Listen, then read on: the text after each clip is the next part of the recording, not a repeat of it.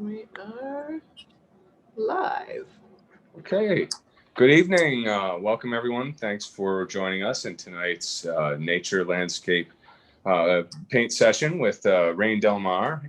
Rain joined us earlier this summer for a fantasy portrait workshop. This evening's class is going to be a little bit more open-ended. We've got our theme, which is kind of natural landscapes, but kind of do whatever you want. And Rain and I and the other artists that'll be joining us will be talking a little bit about what we're doing, and maybe you can learn and sort of apply some of that towards whatever your own personal vision is. But really, we're just here to paint and hang out. Rain, you want to tell us a little bit about you're a fantasy realist. You want to tell us a little bit about how landscapes kind of fit into that scheme of things? Yeah. Hey everyone, good to be here. I'm Rain.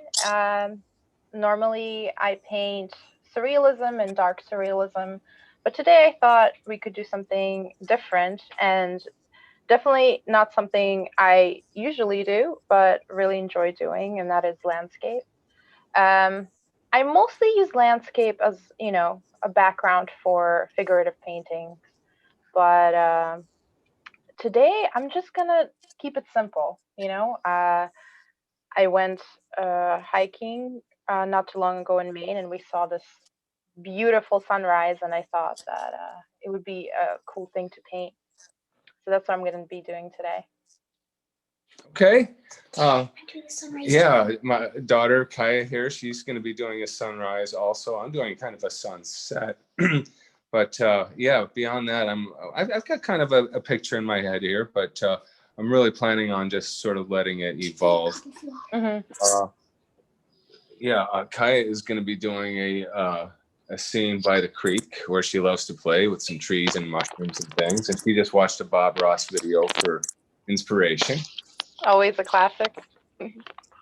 And I'll show you what I'm doing here real quick. I'll reverse my camera. I've made a gradient, and I am still just very lightly sketching in pencil my scene, which isn't not very clearly defined yet. I've got an idea of how I want it to all balance out, but I want to I want to make sure that my pencil drawing is pretty open-ended so that I kind of finite line painting. I think we're going to be, it looks like we're going to be using very similar color palettes. Nice. I haven't, so far I only gessoed my board. I found this cool little wooden, frame that I bought in Michael's forever ago, and I was like, oh, that would be cool to paint on. So I gessoed it, and I painted over it with some acrylic, and then I'm just gonna start, I guess, freehanding the rest. Okay. Where I'm at. So I guess you're working in oils. Yes. Yeah. And I guess I'm going to be doing the same. And so we're inviting other artists once we kind of get into the groove of things here. We're inviting other artists to go ahead and join us. We'll be sharing the Zoom link. And I know one of the people planning on joining us is another fantasy artist, Leo Gonzalez. Right? Yeah, you know Leo? Okay, yeah, I do. He's an awesome guy. Yeah, and I really love the painting that he's working on right now. Yeah, I just saw it today. Pretty crazy. And I'm excited to see what he does with that. He's really been making the most of the unfortunate work situation. And he's been pretty prolific. So that'll be cool to see what he does. And I know that we've got some regular participants that we can pretty much count on being at most of these, including Melissa, who worked on her fantasy portrait throughout the summer. I don't know if it's actually officially finished or not yet, but she'll probably be here as well. And anyone else who's joining us tonight, there's no like secret club or anything like that. We'll be sharing the Zoom link, and I guess, Rain, just let us know when you feel like we're settled in enough to do that. I mean, I'm pretty much ready to go, you know. I could just keep talking about my process. Yeah, let's talk a little bit about your process, but you know what? Usually when we have groups on here, there's plenty of room for everyone to explain what they're doing. Most people are so quiet because they're focused on their projects, you know. Right. Yep. Kind of hard to be too chatty when you're, you know, especially like the stage that I'm at here. I'm really going to try to remain conversational, despite the fact that I'm still kind of figuring this thing out.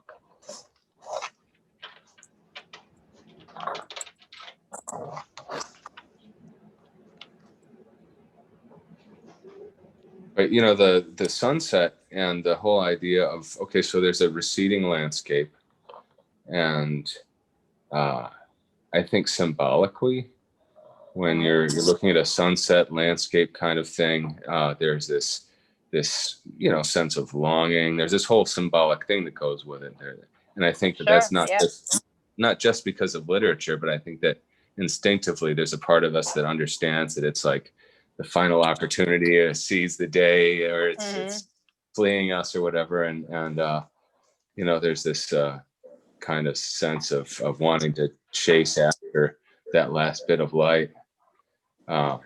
And so I think that a lot of artists have really used that to great effect. Yeah, it's a very pensive time of day. And there's something to be said about sunsets and sunrises alike that makes you want to be silent. So, you know, it's almost like nature's doing all the talking for you. Okay. Yeah.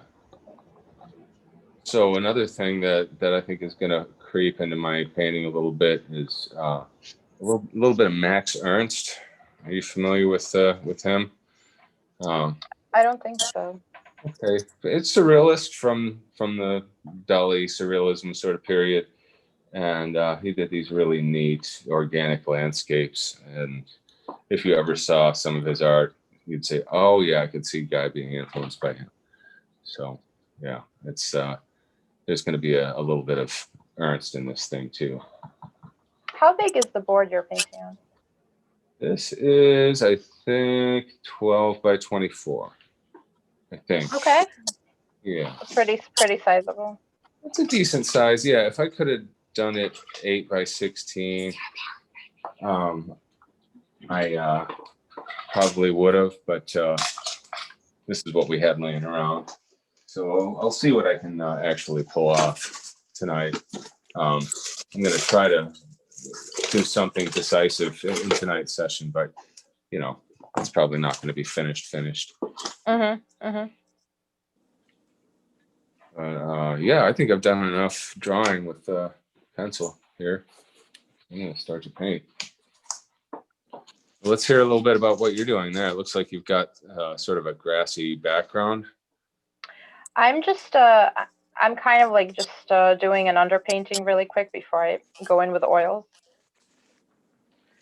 So I'm just like mapping out where the sun's going to be, the water. So in the foreground, we're gonna have this almost black silhouette of land with a single tree, and then we're gonna have the water and the sunrise with the clouds, and a lot of it I think is going to be just clear sky, like a gradient from pinks to purples. Yeah, you know, you got me thinking maybe I should do a little bit of acrylic underpainting here, because I think that will sort of expedite things. That's what Kai is doing too, so heck with it. We've also got Leo who's joined us. Outstanding. Hey guys. Hey Leo. How are you? Good to see you. Yeah, totally. Excited for this. Yeah, we've been doing little things like this at least once or twice a month, in addition to the weekly exercises. But you know, I think that there's going to be a little bit of an increased need for it this winter. You know what I mean?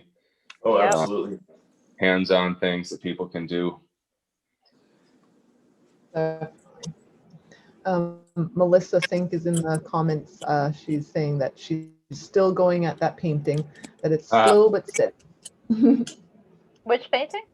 The one from the VTG, the virtual tattoo gathering, the portrait one that you did. Oh, cool. Yeah. She's been working on making that perfect, and it's looking really cool so far. Oh, I'd love to see it. Yeah, she's just at her shop, and she's closing up, so she's gonna be joining us a little later on and probably break that out. Sweet. So Leo, you pretty much do a very detailed underpainting for yours, right? Yeah, it's something I've been doing it for maybe the last like 8 years. I never used to do an underpainting, and it was after attending a LuxCon, which me and Rain have both attended over the years, learning and studying with some of those guys. It really changed the whole playing field for me, and since I've been, it allows me to get rid of all the a lot of the guesswork. You know, it's an extra step, but really it's a time saver in the long run. Right, because you're still going to cover the entire canvas with oils. Yeah, correct. But you're also able to go a little bit more translucent with it, and you're not going to have to build it up quite as much to get the same nice finished look. Yeah, and it's a lot of the time I'll end up with a little bit of the underpainting showing through some of that thin oil, and get some cool effects that I wouldn't normally have gotten without the underpainting. Leo, you work in glazes? That you work pretty thin, or do you, right? I work pretty thin. I do a lot of glazing, but for the most part, I still put down like a solid foundation for the most part, and then slowly glaze stuff out over that. But it really depends on the specific piece or what I'm currently working on. Really, I'm winging it the whole way through and hoping for the best. I think we all are. There's so much more of that than I think a lot of people realize. So anyone who's thinking that they're stumbling along, we all are. But you know, you start to learn how to stumble less and get more predictable results. But you know, even if you read all about it and watch every video, it's only really going to gel when you've spent those hours doing it. You know, the last painting I did was so effortless for the first time pretty much ever. It just flowed out and happened. And then I started on this one, and it has been a wrestling match the whole way through. Oh. So what's been tricky about it? Because it seems to me that you've got a pretty clear composition there. Yeah, I mean, I started working on I got an iPad recently. I've never ever worked digitally ever, and so I did the first color study that I've ever done digitally and worked a lot of stuff out.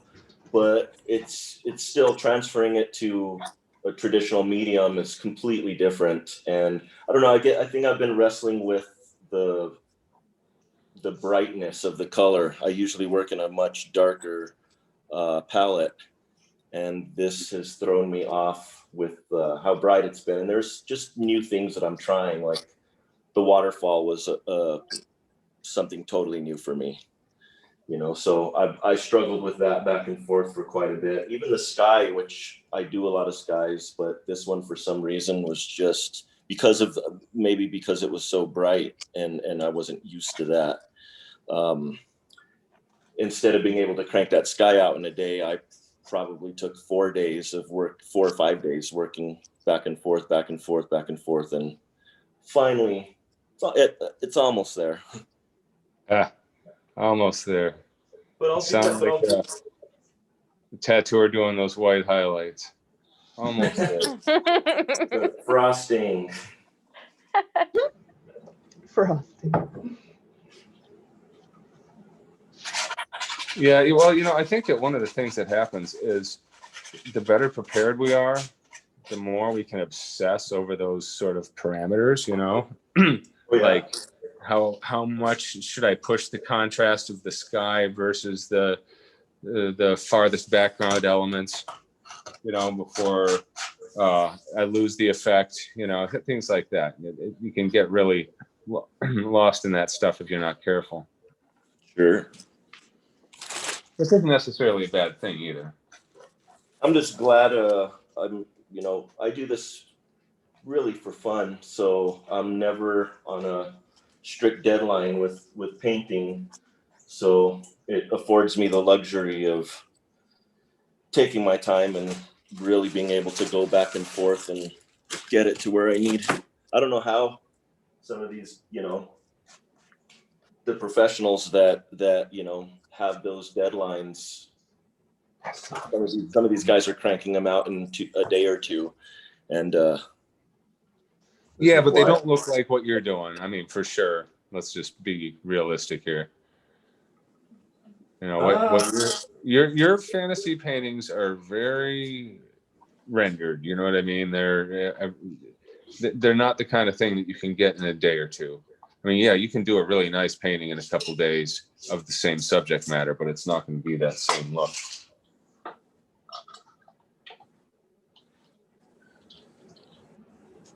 Well, I guess. How many hours are you in already, Leo? Oh, I have no idea. I'm probably at least. Well, not the stuff from Craig Driscoll. It's too thin. I've probably been working on it for about 2.5 weeks on and off. Oh. But as far as hours, I mean, I could spend a few hours in a day. I could spend 8 hours in a day on it. So quite a bit. The only painting I ever kept track of was one painting that I did, I think it was like 2010, and it was over 300 hours, and I decided I'll never keep track of the hours again. Wow. Man, I'm painting for like $2 an hour. Yeah, well, I can never look at it and those. Yeah, it's best not to think about those things. Like Yeah. the early album cover art that I did, I got paid for the whole album what I got paid for an hour of tattooing now. Oh yeah. But I'm happy to have gotten the experience, and the sort of compulsion to keep taking it farther and farther. I mean, I think that's one of the things that if you do illustration for a living, you understand exactly where that threshold is. Just like we learned that with tattoos.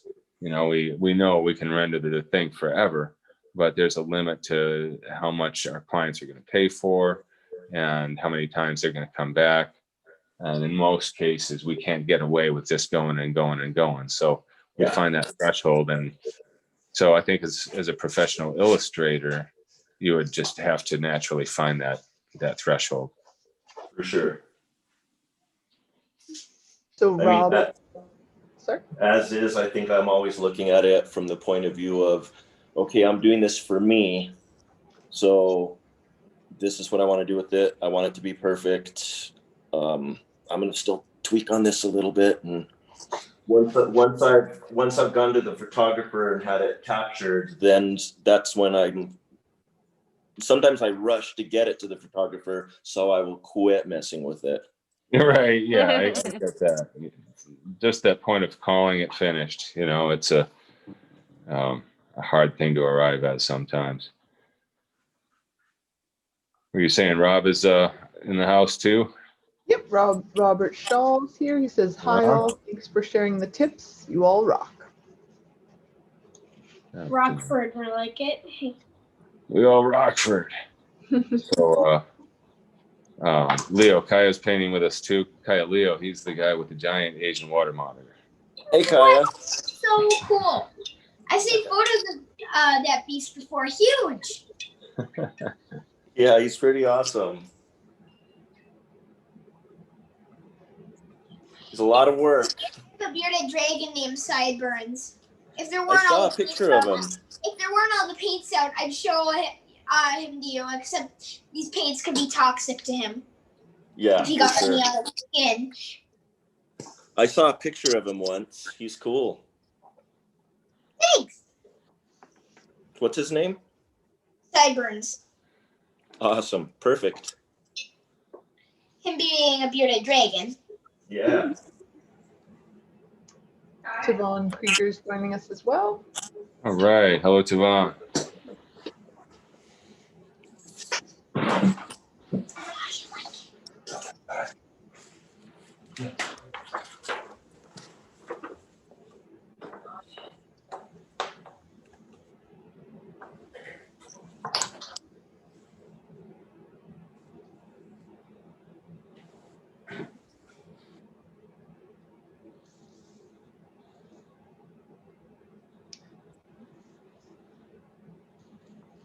When we decided on the idea of a nature landscape, I figured I was probably going to be using something from like a hike that we had gone on. But then the night, like last night, I had this epic dream with this unbelievably beautiful landscape. And so then I was like, well, I guess that's my challenge tonight, is to try and draw that ridiculously beautiful landscape. We'll see if I can do it. What is it of? It was this beautiful, I'll turn my camera on so you can see a little bit, because I've only just got the pencil out here, but whoops. Oh, figure out how that's gonna work. There we go. So there was this river that was coming along, and it was surrounded by these giant green lush mountains, and they meet in the middle. Mm-hmm. And then they were like dripping a little water from the moss. Oops. and then there was like sunlight coming in behind and stuff, and making all of the water really pretty. So we'll see. Nice. We'll Nice. see. I've never done a landscape, so. Do you often dream of landscapes? It was definitely like part of a larger thing. I have a lot of very vivid dreams quite often. Mhm. So, but and sometimes with pretty mystical landscapes. But that was pretty notable as like something that I was like, I gotta draw this now. How perfect is it that we have a paint night with landscapes? Mm. Yeah. It's like it's meant to be. Yeah.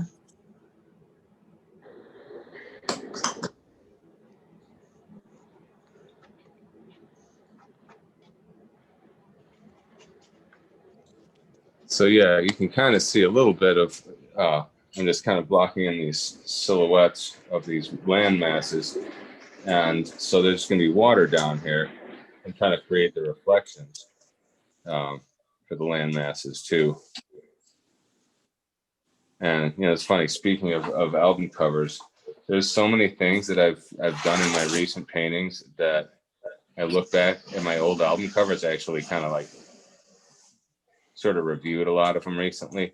And there's some of the very same tricks I use now I was using back then, which was in my teens. It was like, oh man, I've grown that little. But, you know, they were good tricks. I stole them from the best, people like Michael Whelan. What tricks are those? Oh, okay. So some lighting tricks in particular, like using different colored light sources from different directions, like that warm, cool thing that you see in new school tattooing so much. Yeah, the first yeah, time yeah. I had ever seen that was Michael Whelan.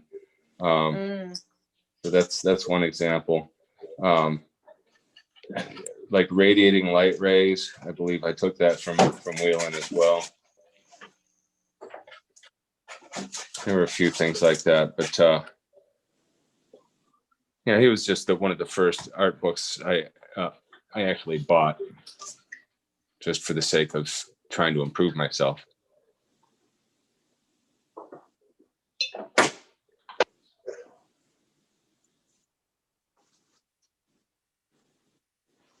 So Michelle is here painting too. She's not painting a landscape. She's painting something that she had laid out That one is.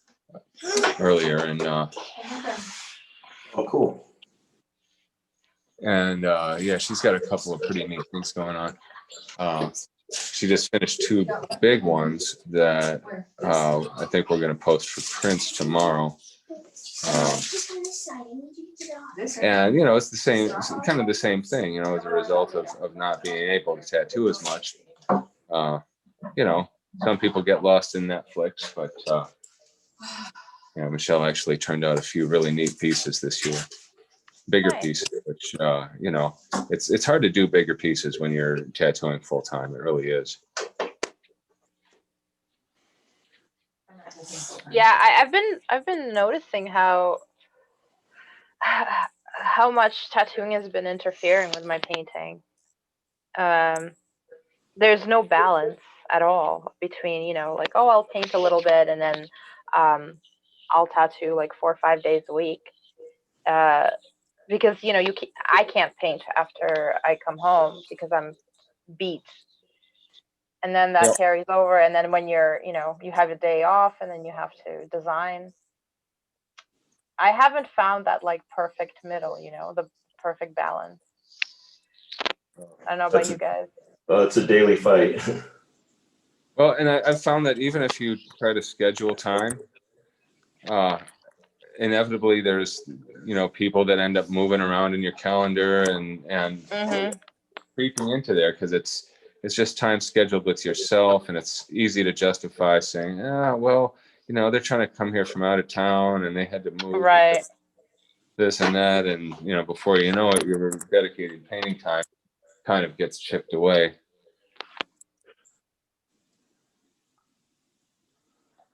I think I've got more painting done due to the pandemic this year than I have in decades. Yeah, you know, it's been a strange painting year for me. I had meant to do this major thing that I built a model for, but you know, partly as a result of the pandemic, I felt a need to reach out to my peers and take on some online collaborations, and ended up having a bunch of those in progress. Still have some in progress.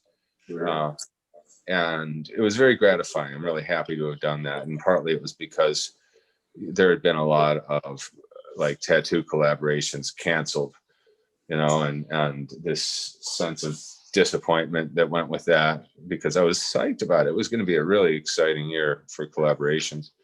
And that's a lot of my social life and everything, you know what I mean? But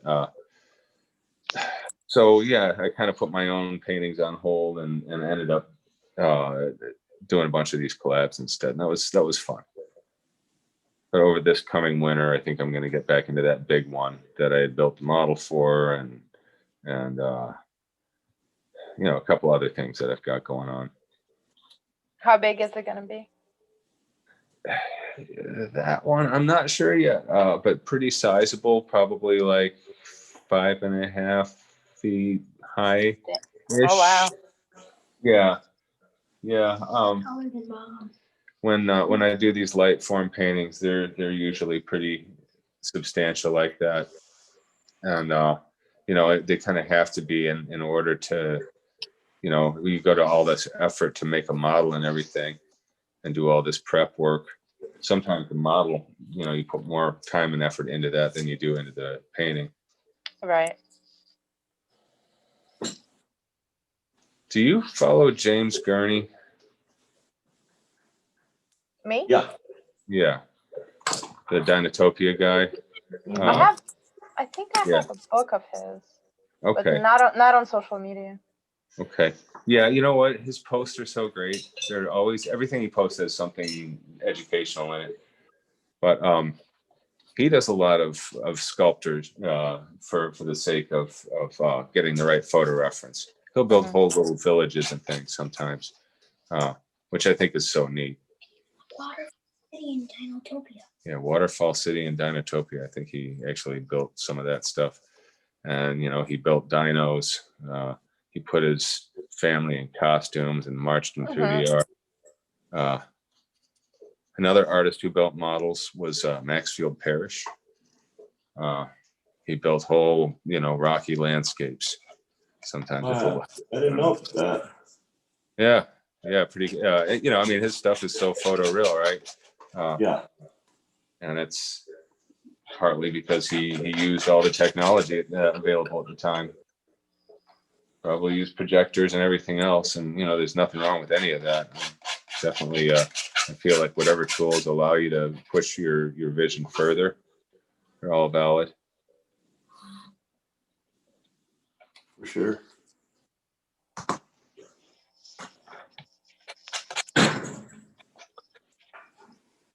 It's interesting. Parrish is one of those artists who, kind of like Norman Rockwell, you don't really see his name associated with being a fine artist. He's an illustrator, right? And it's sort of interesting how some painters just get that label. I mean, but what was Michelangelo, you know, but an illustrator? Right. Yes, exactly. That's a good point. They don't consider him that, but that's what he was doing. It's like it's a dirty word, you know. Only Yeah. for like pretentious fine artists. Totally, because my favorite artists are illustrators. Yeah, same. Well, I certainly would never dismiss somebody because they've been labeled an illustrator, you know. Oh, you're not a fine artist. I'm just not even looking. Wait, a lot of the time they have the best work. Well, one interesting thing about illustration, you know, I mean, what makes illustration, I think, you know, the literal definition is when you have some kind of, you know, usually you've got a client who's saying, you know, I need you to make this illustration for my book or whatever. And so that's what that is. And like Leo's point about the ceiling of the Vatican, you know, I mean, that's an illustration taken from, you know, stories in a book. And it was hired by, you know, a client.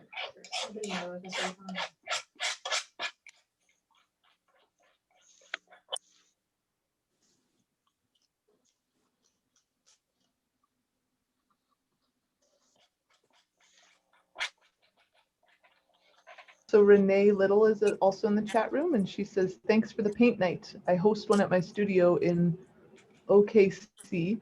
It's nice to finally be the student. Everyone's work is amazing. Well, thank you for joining us. And yeah, we are actually looking for people who like to host things like this. And if you want to get in touch with Sandy later on after this event and talk a little bit more about that, we'd love to hear from you.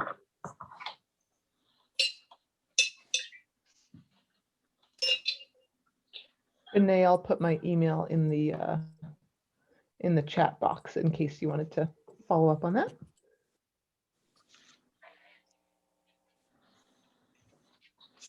Yeah, I think it's great when shops, you know, kind of, you know, find some sort of common activity, artistic activity that everyone there can sort of do, and you know, it's not work, it's after work or before. Jesse Levitt in his shop, they have an afternoon paint session once a month.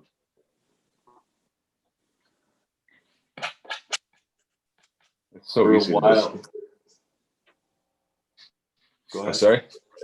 I was It's just just saying, easy to get into a grind, you know, and it's a great way to sort of force yourself out of it a little bit. many years back, me and the guys at the shop found this. It's like a little private club called the Press Club here in Albuquerque, and they've got an old like 3-story cabin, super cool, super atmospheric. And we ended up joining up with the club so that we could do paint nights over there. We were doing them like once every other week. And then we ended up having several other shops that started joining in and showing up and painting or working on whatever, just hanging out, you know, having some beers. And most of us were doing art. It was That sounds awesome. yeah, it was super fun. That was pre-COVID. Oh yeah, that was it's probably like 10 years ago. Okay. Yeah. Sometimes I feel that's how long it takes to get your coworkers to do a paint night. Right. Roughly 10 years. We've had a couple of nights since then, just hosted at my house and stuff. But yeah, sometimes it's like pulling teeth. Yeah. I get it. Well, yeah. Everybody has, their own lives. Yeah, for sure. Yeah. Asking people to take time away, and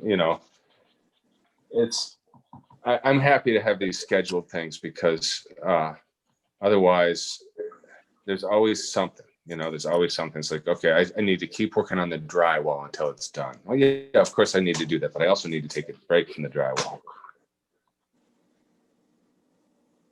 That's why I haven't been able to participate in any of these paint jams up until tonight.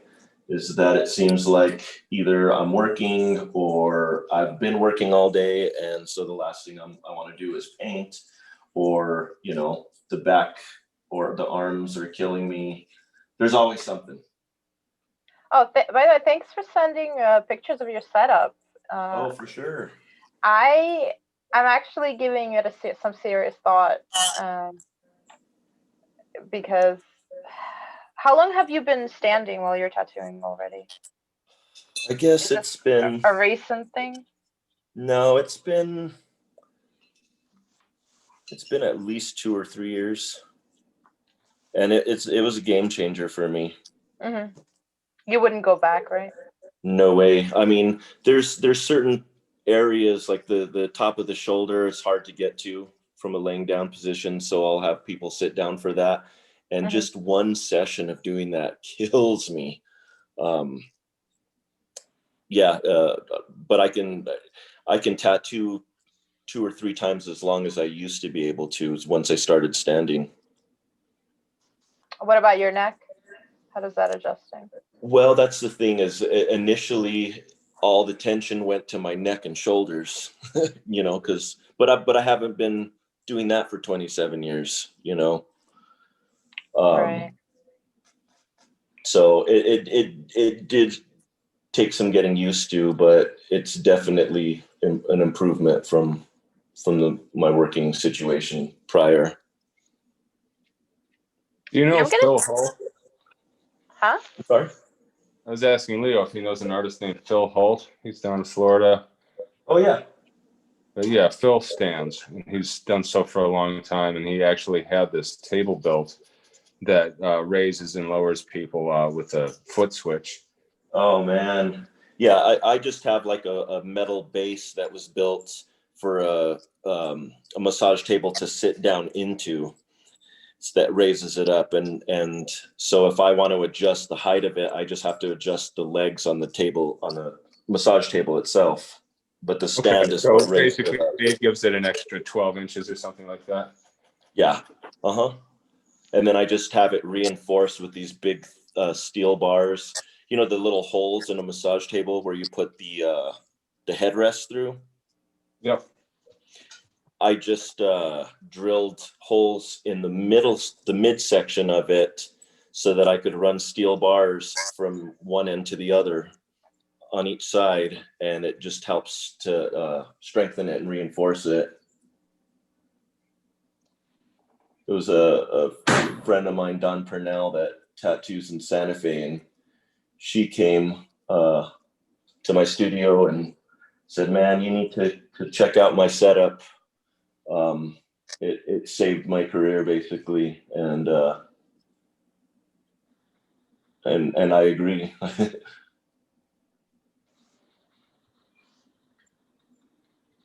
So how long of a session can you do standing? I mean, I can do 6 hours or so. That's about my limit before everything's petering out for me. But I've been usually trying to keep my sessions to about 4 hours or so. I guess I have a different situation. I'm not tattooing a lot of people coming in from out of town, so we can just go month by month and slowly chip away, you know.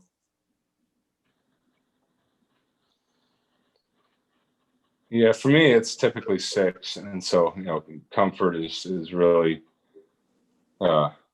key. And Yeah. I've been lucky that my back hasn't been an issue.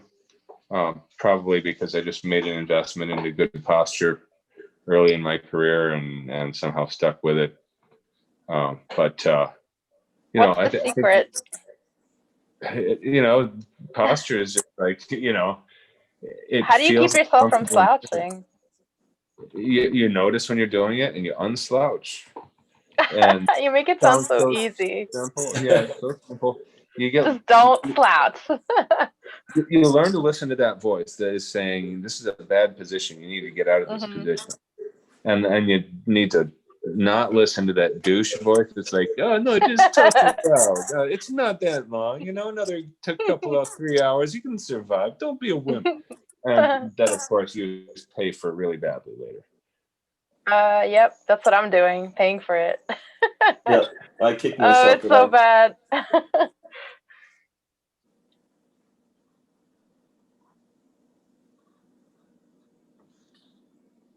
But yeah, I mean, it's kind of like that silly thing, like you just floss your teeth, it's no big deal. But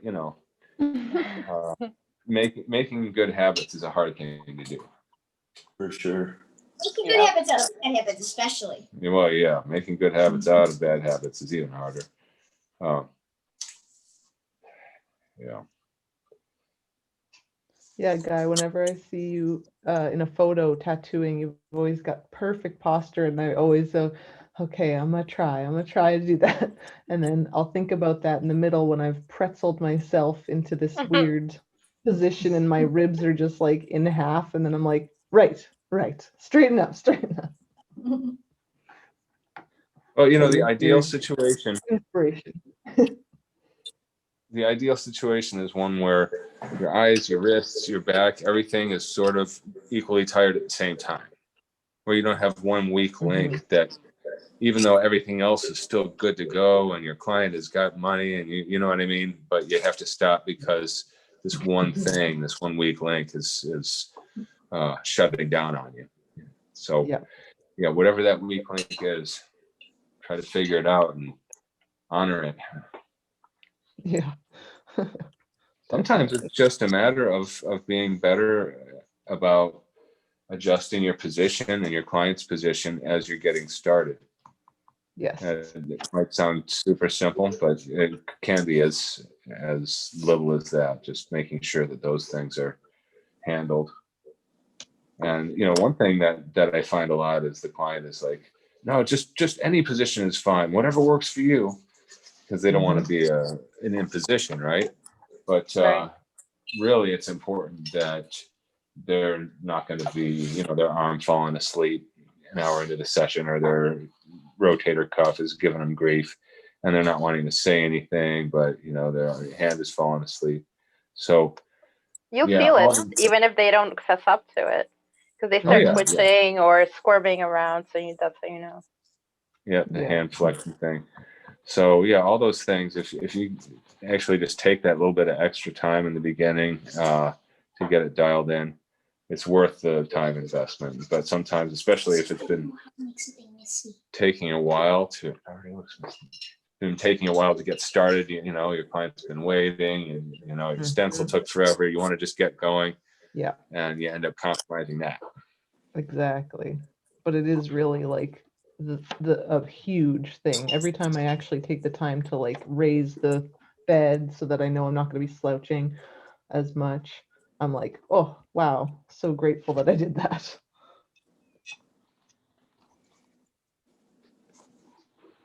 And with the clients as well, once you convince them, actually, if your arm position is more comfortable for you, we both benefit. So then I'll just have them rest their arm on that armrest, and I might only tweak the angle of it a tiny bit, or the height of it a tiny bit, but just enough to give them a choice. Let me know. Go a little higher, go a little lower. What do you think? And they'll be like, oh, I want it to be comfortable for you. I'll be like, don't worry, my seat raises and lowers. Let's find your sweet spot. And so we'll find that, and they'll have a chance to have a little input into it. And I think that does help. We get longer sessions that way.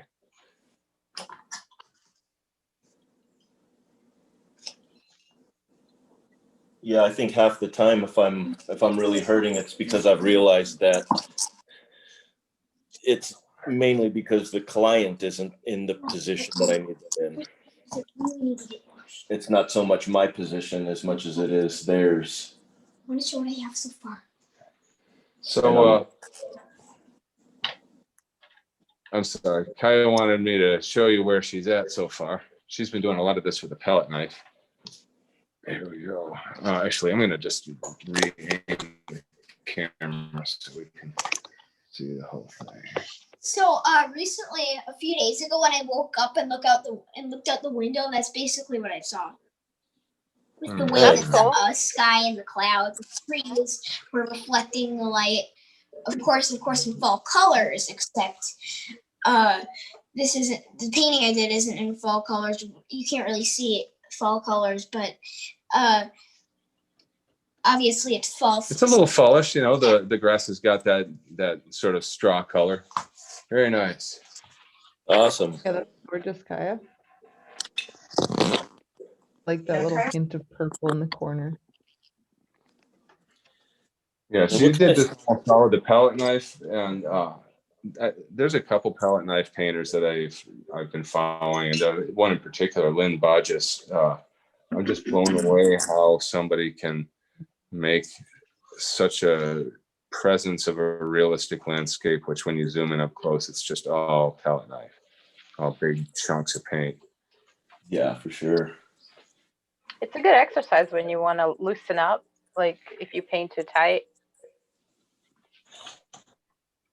Yeah, that's yeah, if you paint too tight, that's an interesting problem, right? Because we're tattooers, and I think a lot of us sort of we default to tight. That's my biggest adversary. Yeah. And here I am doing it right now, going in with my liner, you know. How do you guys have it? How do you guys have it set up so that it's so close?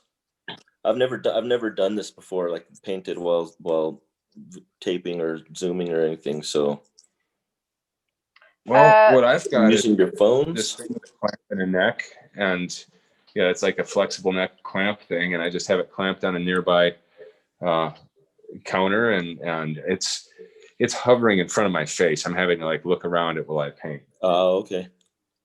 So yeah, in order to get that kind of a view, that's what I have to do. Sure. I have like a gooseneck arm that's stuck to my table, and then it's supported by this totally jerry-rigged half easel that's supported by a weight. So and with tape, so it's very, you know. If it doesn't involve tape, it's not in Heart Studio, right? I know, right? I would love to see like a photo of the behind the cameras for like a bunch of artists doing these sorts of zooms.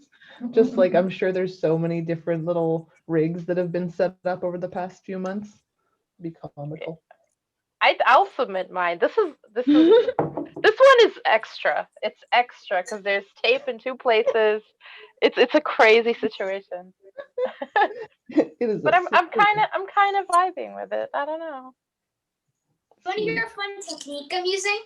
I'm actually taking paper towels and putting a little bit of white paint on them and dipping them in water and basically just buffing out a bunch of white paint and blotting, and I'm able to basically make a misty effect. That's cool. Early morning scene. Yeah, the early morning mist. That was her objective. Get that look. Awesome. It is a beautiful look. So magical.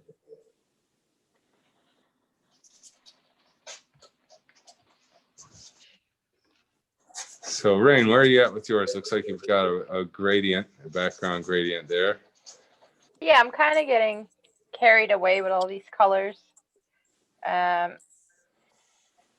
yeah, that's what I'm building up and just kind of a gradient in the sky, and then I'm going to do a gradient around the sun. And then once I have that settled in, I'm going to start and going in with the detail in the sky and the clouds. Ideally, something like this, I think I would need 2 sessions. And then, I don't know, because the paint is not really gripping to the surface right now. I think it may be a little too smooth.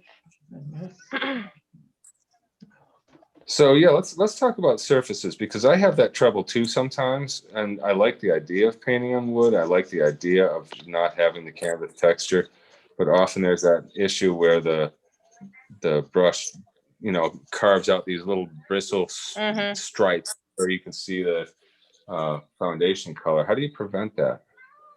Layers. Yeah, layers, Michelle says. Yeah, that's actually it, I guess. I think sometimes it also depends how much paint you have on your brush. Because sometimes if you put a lot of it, that almost covers the texture. But a lot of times, if you really want that super smooth, I just use a makeup brush. Like I would apply a gradient, and then I would take a really, really soft, like fluffy brush, and I will just buff it out. Okay, you brush it and stop it over me. So basically, a very soft brush, because that won't carve. Yeah, like a really large one. Let's see. Actually, not all of them are pretty large. There are some that are pretty small, like something like this, right? You see that the tip is very soft, and you could buff with it. Yeah. There's one like this, also a little bit bigger, that I often use. Yep, I use stuff like that. For the sky, right? Yeah. Mm. Exactly.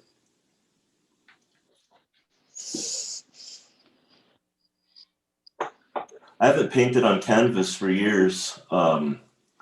That's what I predominantly used to paint on, and really grown to love ampersand gesso board. It's smooth, but it has Oh, make it darker. Or go darker. Yeah. It's some contrast. Yeah. We're layer it, kind of, we're to finish it all today. Take a break. Finish it tomorrow. So Leo, were you a painter before you started tattooing? Yeah. I've never formally trained or anything. It's just something I've always been obsessed with. When I initially got into tattooing, it really was it wasn't something that I thought, well, this is what I'm going to do with my life. It was another medium to explore, really. And once I got started tattooing, it took over my life. And painting became kind of the secondary thing that I was doing. But initially, that's where I started. Was I wanted to be a painter. Yeah, I mean, my thought was I wanted to do science fiction book covers. Yeah. And then that sort of morphed a little bit into album covers. I wanted to do album cover design, and ended up doing that a little bit before tattooing. And that is every bit as like tight, and especially at the time it was that that 80s Iron Maiden kind of style. Everything was very airbrush looking, and tightly detailed. It wasn't loose and expressive and painterly at all. Yeah, that's I was doing a lot of that at the beginning of my tattoo career. That was like a little side gig that I did. Yeah, I think I remember you showing me some of those one time when you were visiting up here.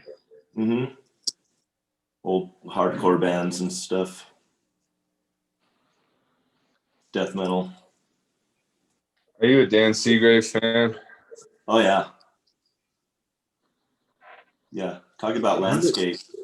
Oh yeah, yeah. I mean, his stuff is just such a cool kind of like, it's sort of landscape-ish, it's sort of bio-ish, it's sort of, you know, Dante and Inferno apocalyptic, you know, all the above. But it kind of keeps the eye in motion, and you have to check yourself and ask yourself what you're seeing, which is neat. Mm-hmm. Yeah, his stuff is killer. I've seen him post a few things here and there where he had started a painting and felt like he'd gone too tight with it. And then he'll do a session where it's like he's destroying the detail and just making it painterly again. Mm-hmm.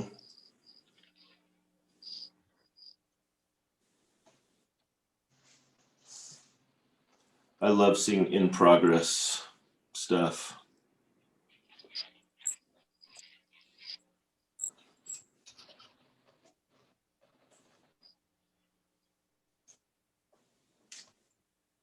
Who are some of your other favorite illustrators?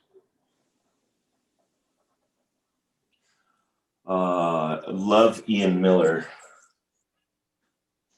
You familiar? Not sure. He did background art for the Ralph Bakshi films Wizards and Cool World. Ah, okay. Yep. A lot of gaming art, but it's all super tight pen and ink stuff.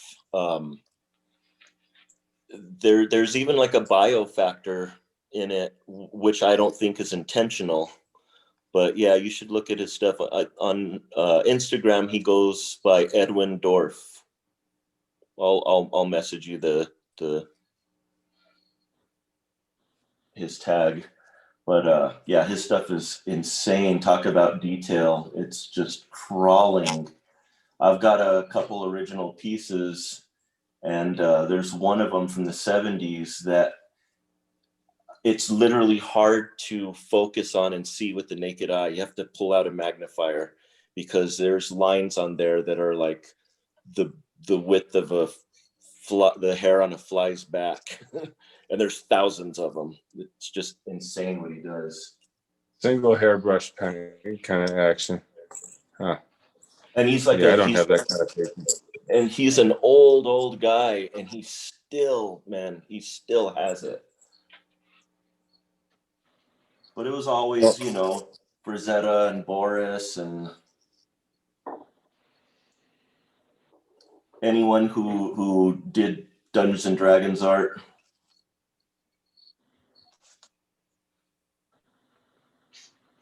Those I think are the guys that made me want to be an artist or want to pursue it professionally. Yeah. Well, and of course, Boris made a couple of really excellent instructional books that, you know, those are out when, you know, back when we were young and trying to figure that stuff out. God, I've learned so much from that. And then that convention I was talking about that me and Rain have done, IlluxCon, the first few years that they were doing it, he was posted up in his booth painting like all day long. And it was like the best thing ever. I was able to post up next to him for like 5 hours and watch him paint and just pick his brain. And he was totally cool with it. He's like, that's what you're here for. You know, ask away. You're here to learn. And so, you know, just learn so much by doing that.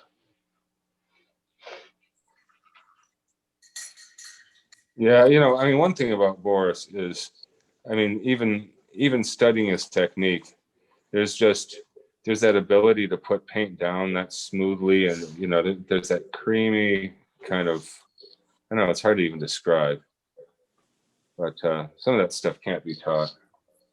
No, I mean, there was points where I would get distracted talking to somebody for like 10 minutes, and then I would turn around and he had like this huge section of painting done in 10 minutes. Like, he's like a sorcerer. So Rain, were you a painter before you started tattooing? Yeah. Yeah, I came to tattooing as soon as I got my illustration degree from college, and then I realized that I don't want to be, an illustrator. That's when I went into tattooing. So what was the Mhm. reason why you decided that?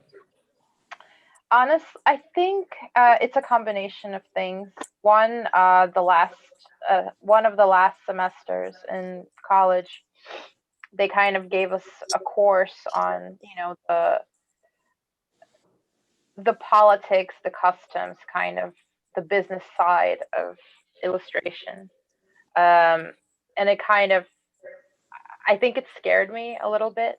Also with the way that I have always painted. I just don't think I'm somebody who can, how do I say this? It felt just for me personally strange to take something that's so personal and so sacred and then change it because somebody else has input into it, which is interesting because I have no, it's very different with tattooing. I don't mind doing it that way because the way that I paint, it's usually very, it's like a diary, so you don't want other people's hands in there. So for me, I just decided that I'm going to keep like fine art for myself, and I'll do like illustration gigs here and there, but primarily, do tattooing. And that's just what works for me, everybody's different. I completely relate to all of that. Oh, nice. Yeah, I was researching H.R. Giger for the encyclopedia feature, and so he had this problem kind of earlier in his career where some well-intentioned, well-meaning patron would drop by and he'd have something in progress, and they'd be like, "Oh, is that sold yet?" And be like, "No." Like, set it aside for me. I want it, right? And the minute that got said, he didn't want to finish it. Like every brush stroke, there's a sense of, someone else owns it. Exactly. Michelle just said, like, could he make the right decision with each brush stroke when, clearly they liked it for a particular reason, and that might not be how it looks when it's done, if you're allowed to just follow your natural course. Right. Yeah. But yeah, I really enjoy the input from my tattoo clients, but it's definitely the same way for me with painting. I'd prefer to not have any expectations. It's different with tattooing because you going into it almost with a mindset that it's a group project, right? And with painting, it's like your own piece of pie.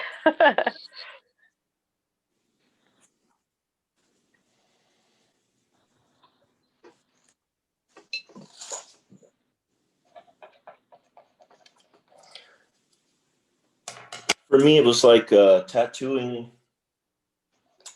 pays the bills, right? And that's my job, and I love it.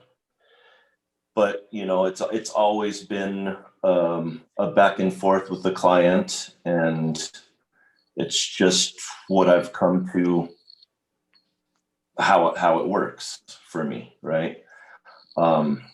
Where, like Rain said, painting is just more personal, and I love collecting art, and I really have, in the past decade or so, I've really used my paintings as a means to fund my art collecting habit.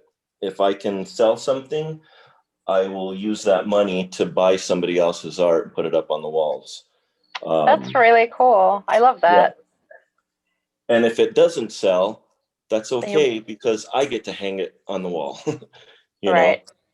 know. But when I sell stuff for money and then, you know, it goes towards the bills or whatever, later on I feel like I lost something. And if I bought somebody else's art in the process, then I feel like I've gained something. So I can give my all to the painting as I'm working on it, and I'm not concerned with the deadline or it has to be done by this or by that or like this or like that. And I do it to where I'm satisfied with it, and then I get to enjoy it for a while. If it sells, great, I get to enjoy somebody else's art. And nice. I like that strategy a lot. You have a Brahm piece too, right? Yeah, I've got a couple of them. I love his work. Yeah, I started collecting relatively recently, only like a few years. And one day I'd love to have a Brahm piece. He's one of those artists who gets a nice sense of realism where the brushwork is still very creamy and visible, but the lighting is right. It's great. And it's cool that the closer you look at his work up close, the more painterly it is, you know. But you step away from it and then it focuses in, you get this hyper realism. Or you focus out, I guess. He had this one painting called Lamia. You know what I'm talking about? At one point I was like, there's no way it's not sold, and I went on his website and it wasn't sold, but it said it was like on layaway or something like that. And pending. I kept pending, something like that, yeah. And I kept on going back to it, wondering, you know, is it going to be changed to sold, or because if not, I was thinking of picking it up, but I'm not sure what happened with that. He doesn't really update his site all that much, so I don't know if a lot of that is truly still pending or if it's just he never bothered taking, you know, yeah, most likely changing status.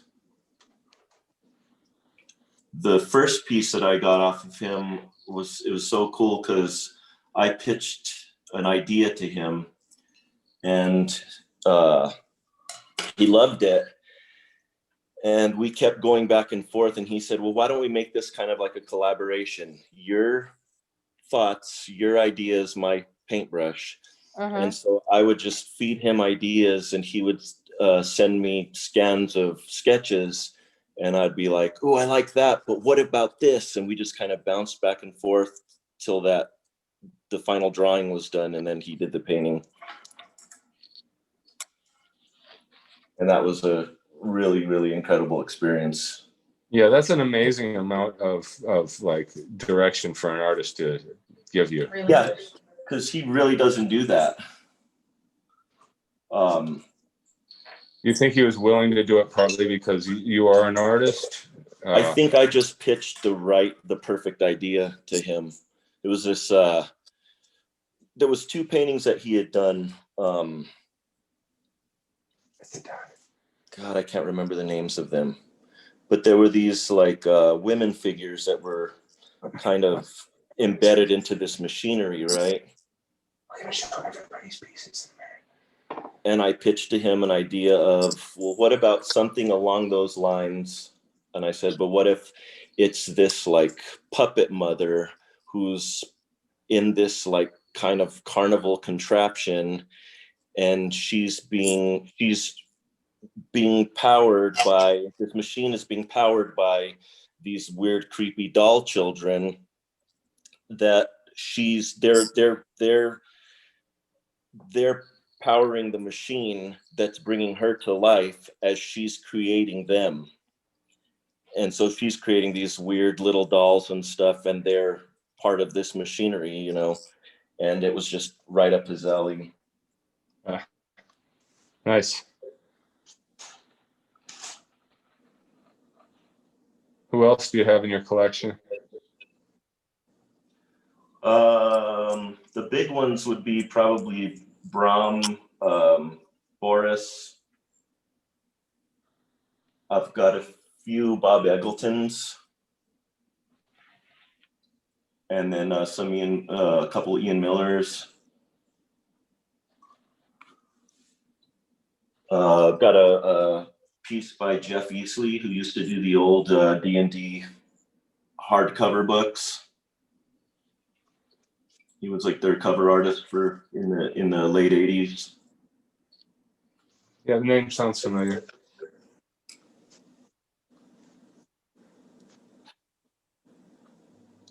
That's quite a collection. I'd love a Whelan. He's way out of my price range. So what is he doing these days? Is he still illustrating, or is he mostly teaching? Or He's mostly just doing fine art. I mean, he'll take on illustration gigs here and there, but I think pretty much he's just doing his own personal paintings and they're selling. Yeah, and they're neat too, you know, because he's got this whole visual language that he picked up as an illustrator through all those years, and then you know, he just has his own. You know, it stops being illustration when he doesn't have a client directing what the picture is going to be. Yep. And they're kind of all over the place now too, you know, like I was familiar with his fantasy stuff and his more kind of horror Lovecraft kind of stuff, but he's also doing a lot of like just weird texture paintings, like, you know, something that looks like the side of a wall or a street sign that's covered in rust and all of this corrosion and what have you. And it's just really texture, really ultra realistic texture, and they're beautiful, but it's totally not what you equate with him. Yeah, kind of. I watched them. Yeah. So I think it would be nice to take a moment to look at everybody's pieces. Sandy, do you know how to do that, where we can highlight one at a time? Oh, Sandy might have stepped away. Okay. Well, when she gets back. Oh, sorry. I was on mute. I've got you spotlighted here. Okay. So yeah, I guess we'll start with mine. So yeah, you can see I haven't gone beyond acrylic, but you know, I'm sort of, I don't know, maybe I'll stay with acrylic for the time being. But yeah, you can see I'm still just sort of building the lights and darks to sort of create a sense of distance with these different elements in the landscape. Ooh, wow. All right, who else have we got here? Let's take a closer All look. All right, Rain, oh wait, this is your face one. Let's go for your painting one. Yeah, I'm still just kind of establishing like gradients. You know, I'm doing the water now, and then we're gonna have a very sharp black contrast right here, and you know, there's going to be a little black tree silhouette going up. After which there would be, like, you know, a sun and the clouds here, but right now everything is just soft gradient, kind of getting carried away with the color. Beautiful. So colorful. It's very pastelish looking. It looks like you used an airbrush almost. Yeah.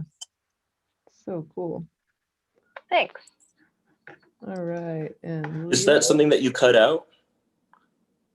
No, I got it at Michael's actually. Oh, Nice. cool. Leo, I've got you spotlighted now. I'll try to move this closer. Wow. Don't drop it. Ooh, This is wow. massive. What the? I'm tweaking on vines right now. Oh, Cool. sweet. Wow. Yep, some incredible detail in there. Thank you. I love the texture. Yeah, I love the little vines. You know, it really, you know, it takes a lot of variety to make that much texture remain interesting across a whole composition. You know, But yeah, for instance, having some of it off in the distant background and separating with that layer of mist, that's really important. But then, like that thing that the creature is sitting on, it's not just a whole bunch of texture. There's shapes of various different sizes in there, and some of them are sort of framed off by that frothy stuff. Yeah, I'll be attempting some new things like moss. I've never really painted moss before, so I want to make this log and the cliff that he's on super mossy. And I think over in this area, I'm gonna try to get looser and get a little more abstract and painterly with it, and then kind of hyper focus in as it comes closer to him. There'll be some foliage detail and what have you being brought out. He's waiting for you. What's that? Very nice. So the area kind of in the distant background below the thing that he's sitting on, you're going to keep that very simple and washed out. This area?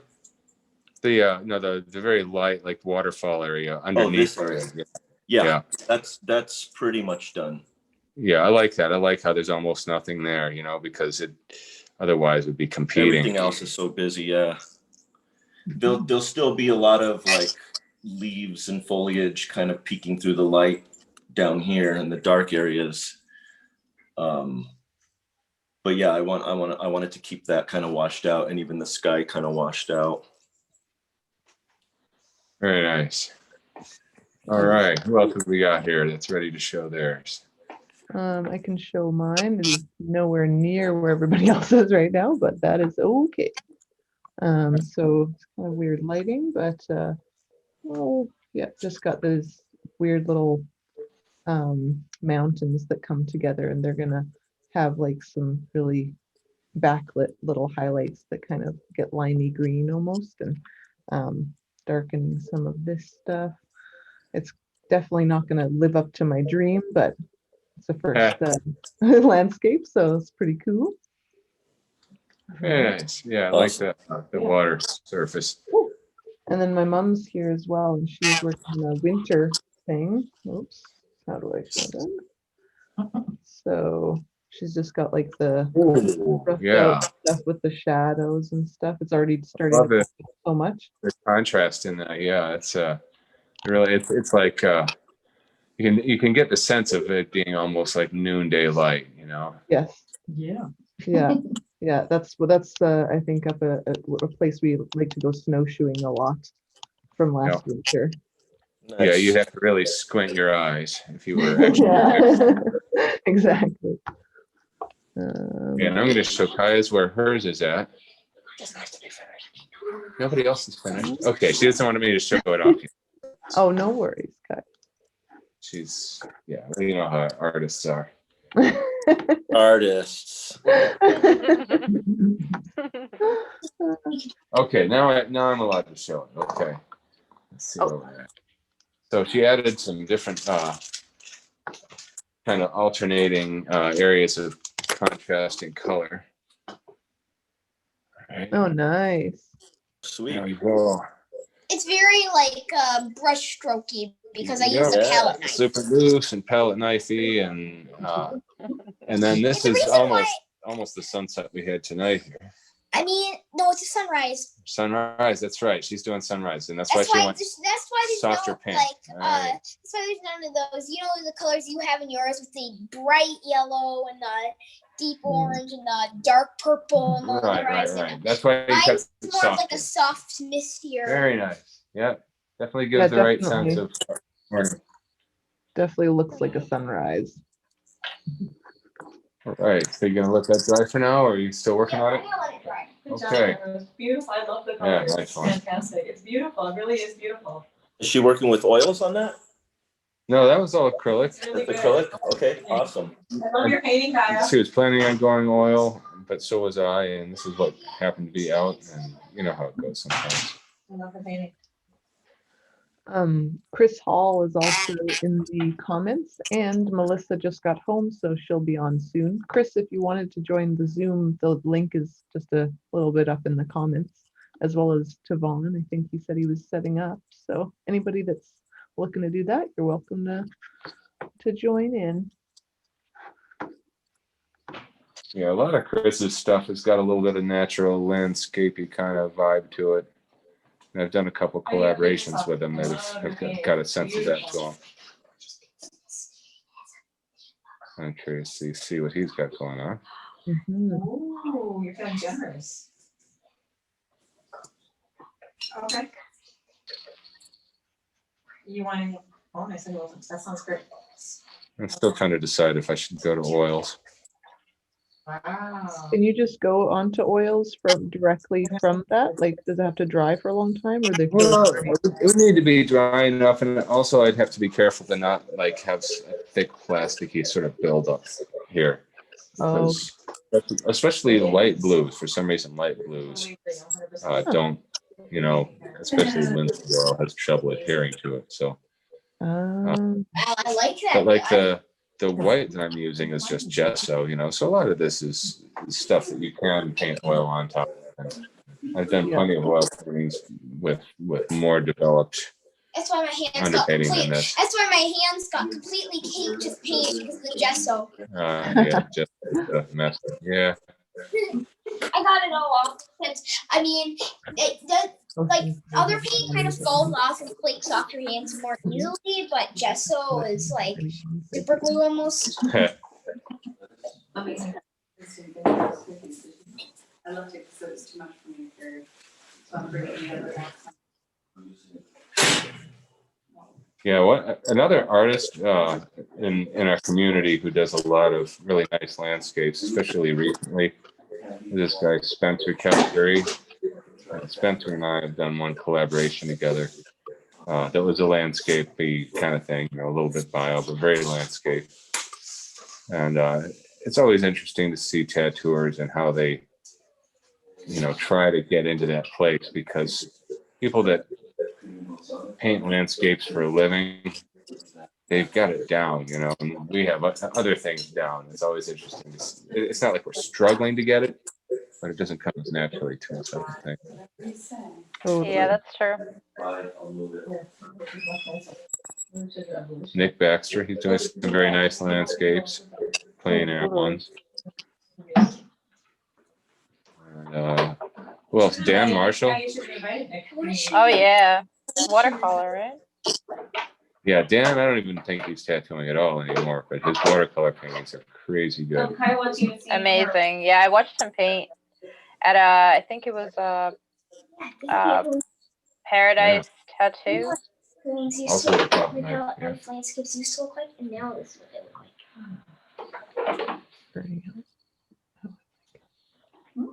It's turning out better and better.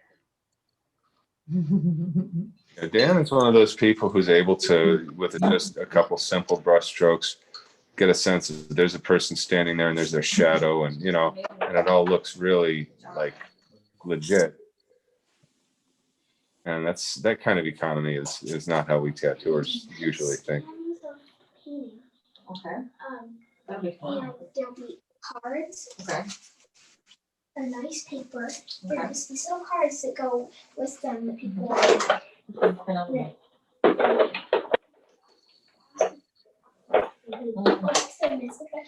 love it, and I love the colors. It's really, really nice painting.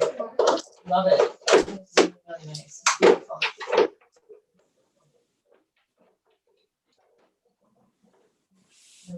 Yeah, I think Dan came out recently with like watercolor boxes. I don't know if you've seen that.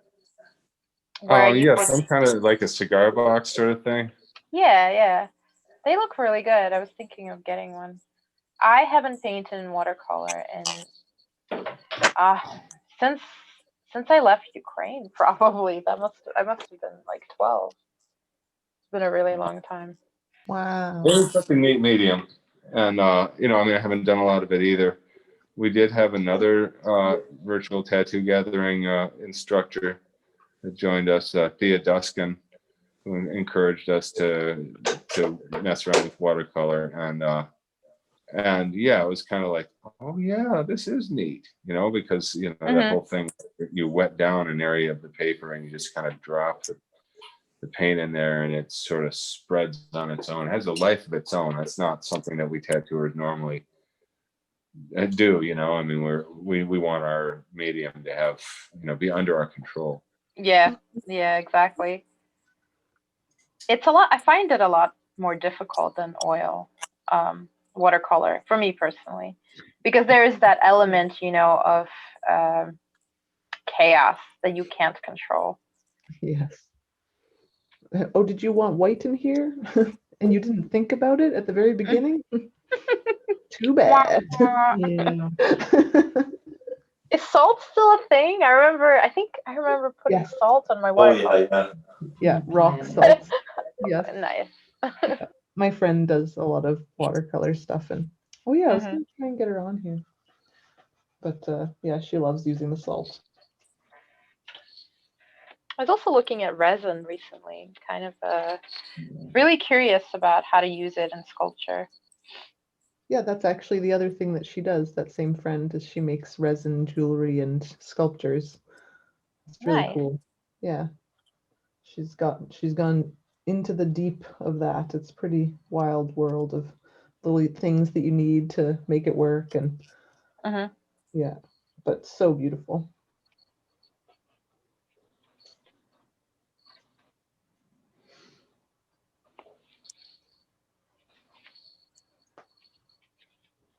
Yeah, the idea of doing a painting in resin where you've got different elements that are an eighth of an inch, a couple millimeters separated from each other by layers of resin, and then when you shift your head back and forth and look at it, it actually has a three-dimensional presence. It takes a lot of patience to do, but it's pretty neat.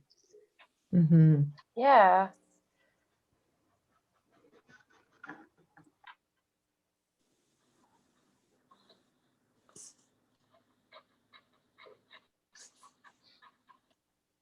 I recently bought a sculpture.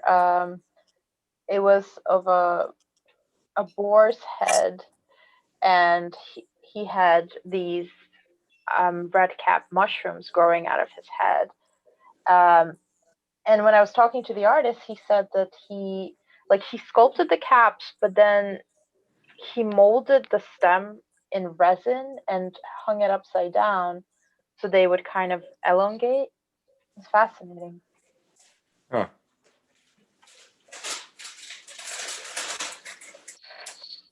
Basically using gravity as part of the process. Yep. I agree. Great. I love your painting. I love it. Look at the highlights in the water. It's so good.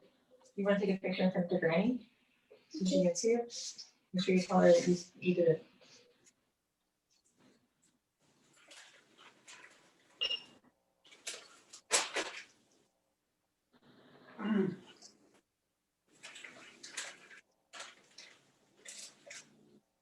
One thing I think, another thing about tattooers is a lot of tattooers, I think, tend to mostly just look at work of other tattooers and don't take enough influences from all the other amazing things that are going on out there.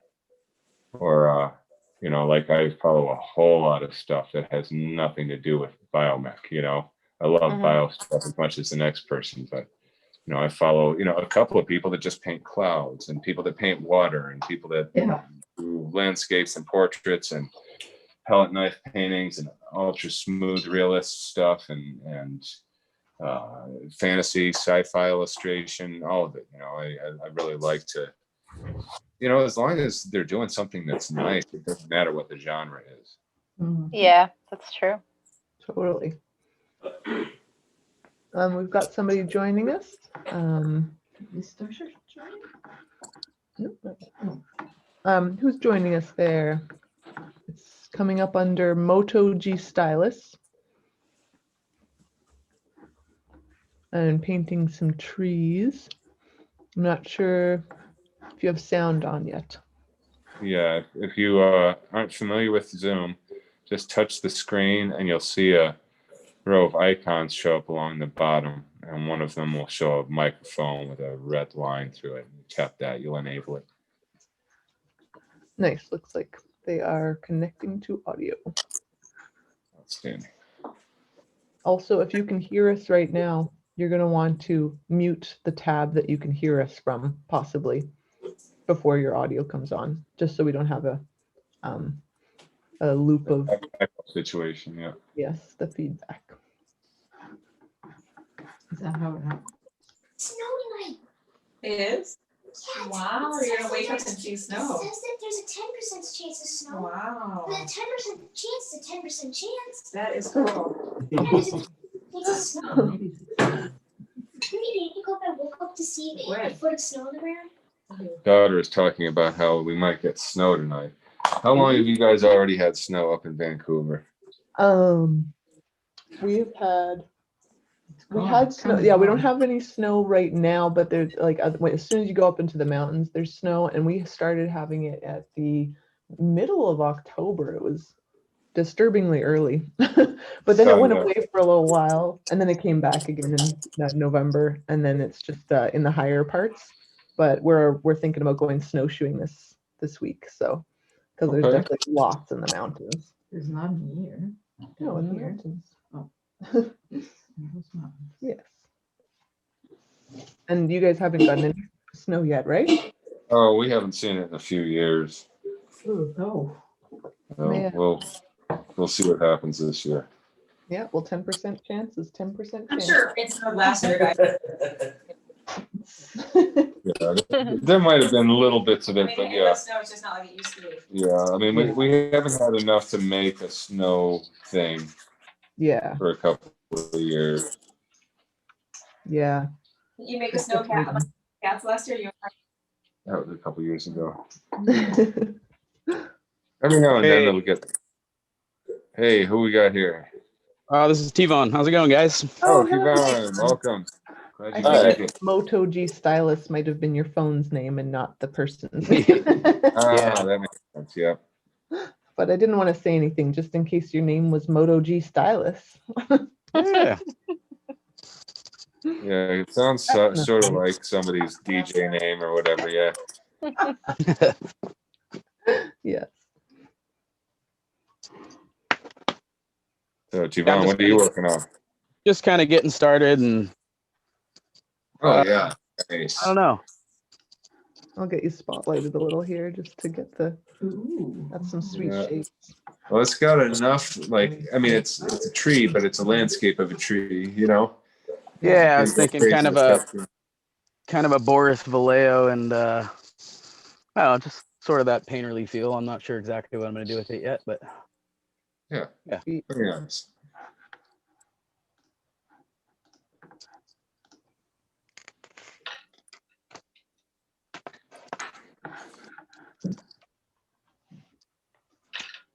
Yeah, a couple of us have like chosen a particular time of day to create a vibe for our paintings. Is that got a particular time of day, or what's your vision for like the look of it? for mine, Yeah. probably a nighttime scene. Got the moon in the background, I think. Yeah.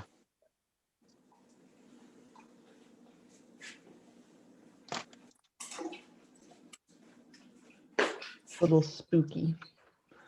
One of those trees that you'd walk up in a nighttime walk and be like, ooh, something's going on here. The heck is a tree? What was I thinking? Just get lost in the. Hey, no.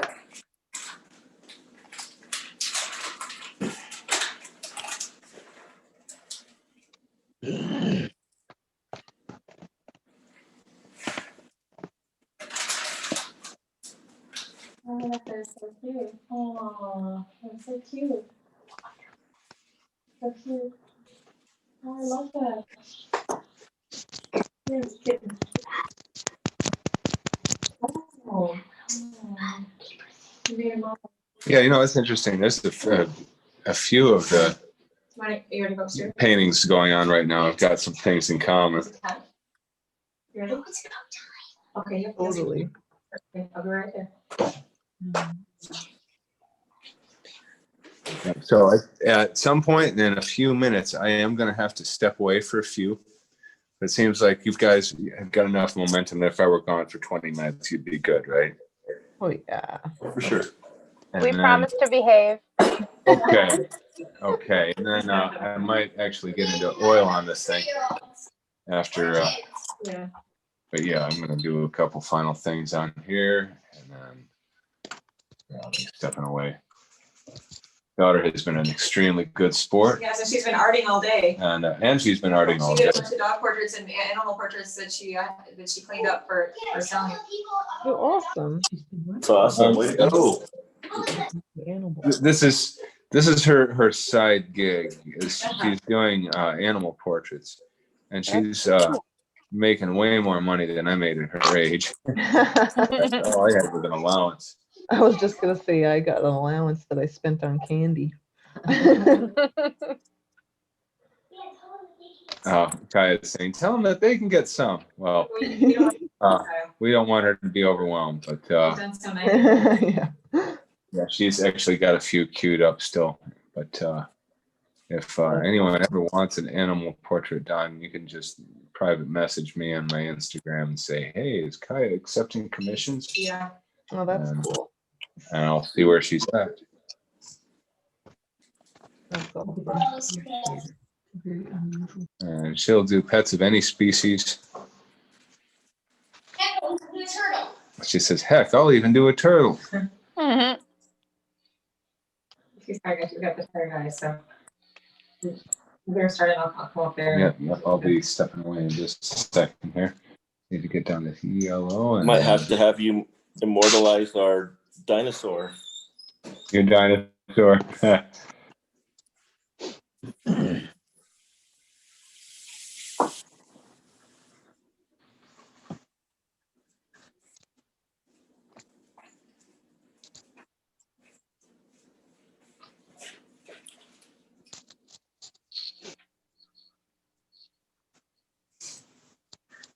And actually, I didn't show off while we were looking at all of our paintings. It didn't show you guys what Michelle is working on. Off to the side there, and it's not a landscape at all, but A mental landscape. it's a mental landscape, yeah. And then, yeah, I guess next time we show things off, I'll try to bring that out.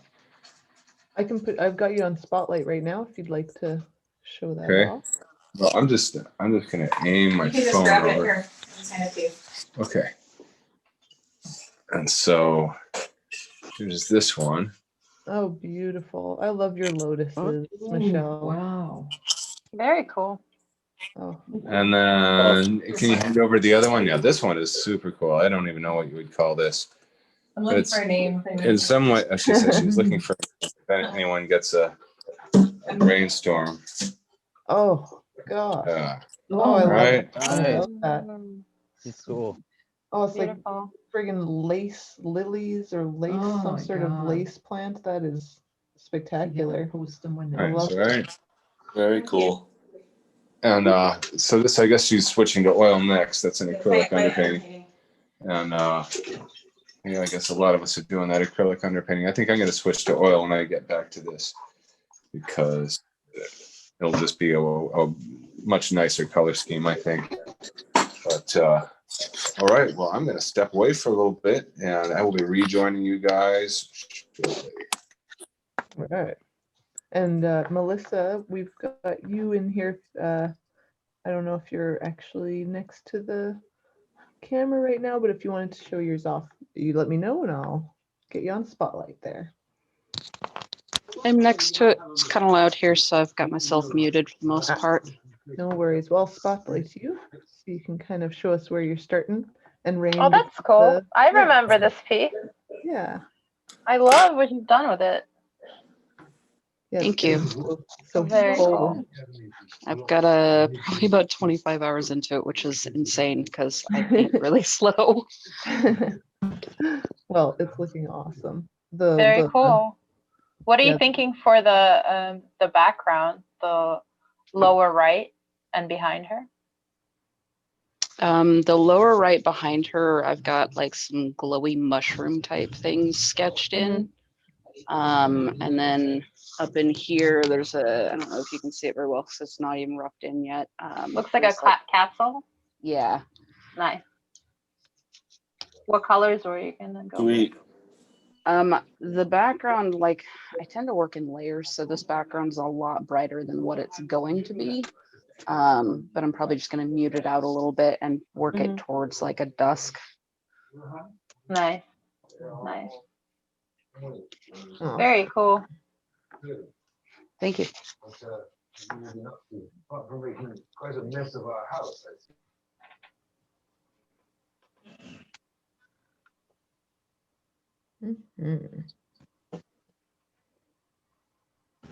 Is that oil? Melissa. Are you asking me? Yeah. Yeah, it's, I think, probably 5th or 6th oil painting that I've done. Good job. Thank you. I can't wait to see it finished. Make sure you yeah, send it to me when you're done on Instagram. I'd love to see. Absolutely. Yeah, definitely. This, because of the virtual tattoo gatherings, I ended up starting to do oils, and I tell you, I love it. They're so much fun.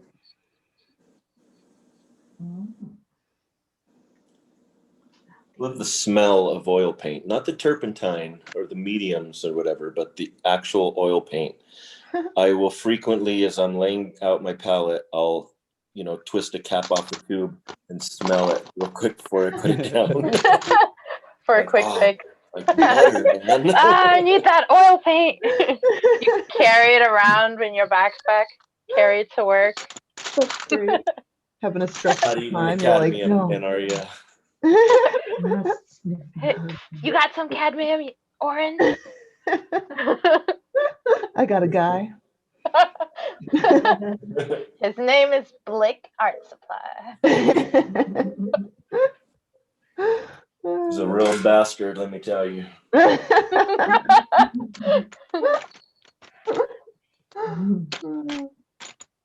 awesome. You gotta get some oil paint cologne. Right? Oh man. You know what? I like that idea. If you want to smell like an artist without putting in the work, Yes, that's bound to make a great commercial there. Artists, they're always getting the girl. Would you like to get the girl without taking all that time? I don't always wear cologne, but when I do. It smells like I've been working on a masterpiece all day.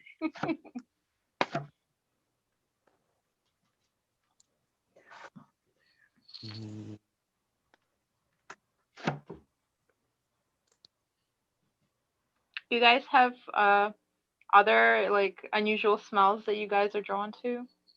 Like Play-Doh. Like what? I What? love the smell of Play-Doh. Oh, there you go. I Yeah, don't my know what that partner smells actually like. does that too. My partner used to like eat it when he was little, and I guess it's a very nostalgic smell for him now. I used to try to eat it. I didn't particularly like the taste of it, but it smelled so good that I kept going back and trying it again. Maybe it'll be good this time. I used to do that with grass because I loved horses, and I'd see horses eating grass, and they always looked so satisfied, and it sounded really good. And I was like, oh, this has got to be good. And I try, I'm like, this is not good. That's Maybe one next of my time. weird smells. Will be kind like the smell of a stable. Oh yeah, totally. I mean, it's really like horse shit probably that I really like. Yeah. But there's a horse there. I don't know. I don't know if it's gonna sell as well as the oil perfume, But don't knock it, I guess. Hey, my favorite smell in the world is fresh roasting New Mexico green chilies. Ooh. And if you're not from here, like? God, heaven. It's so good. Like And we put it on everything over here, man. I mean, if they made green chili toothpaste, I'd use it. That'll feel clean afterwards. I'd probably use the eye drops. I love it so much. Oh my god. That might not feel great. All right. I dare right. you. Yeah, no, that sounds really like I really want to smell this now. You know what else? Like sometimes like concrete. Okay. You know Sure. when they, Yeah. you know when they like pour concrete? Yep. Yep. I had a friend that like loved gas, like the gas station smell. Ugh. Mhm. I know. Jeez, that's I awful. know. Homebrewed Puffer, beer. Homebrew beer. Yeah. Okay. That makes Homebrewed beer while it's brewing is so good. What yeast. does that smell like? Oh man, that's hard to describe, I guess. I don't know if you ever smelt like malt and hops is pretty much what the smell is, but it's hard to find something else that I can say that smells like it. Mm. Do you brew beer at home? I haven't in years. I used to a little bit. That's cool. Yeah.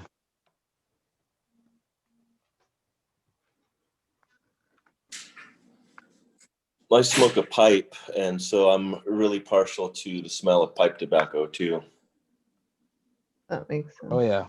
My mom's agreeing. Just like a tobacco store, you know. Like when I was a kid, I used to love going into the mall and going to the Stag Tobacconist, and just love that smell.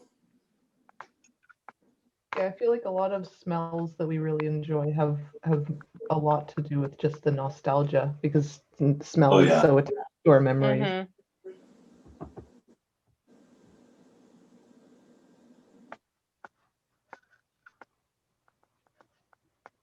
Or like a smell of a fresh book and an old book. Yes, different. They're different, but Good. they're both so good. Yeah. Or a fresh tape cassette from the 90s. There you go. I used to love that smell. I don't even know why, but That's great. Now I'm thinking about cassettes.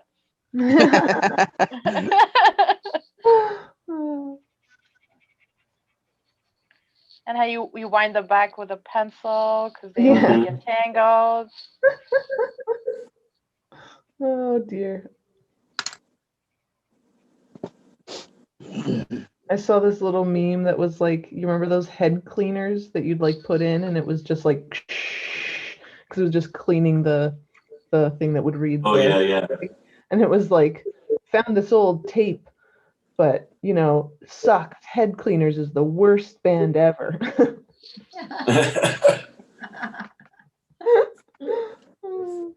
I was like, It that's sound great. like nothing. Yeah, totally. Oh, Rain, I was listening to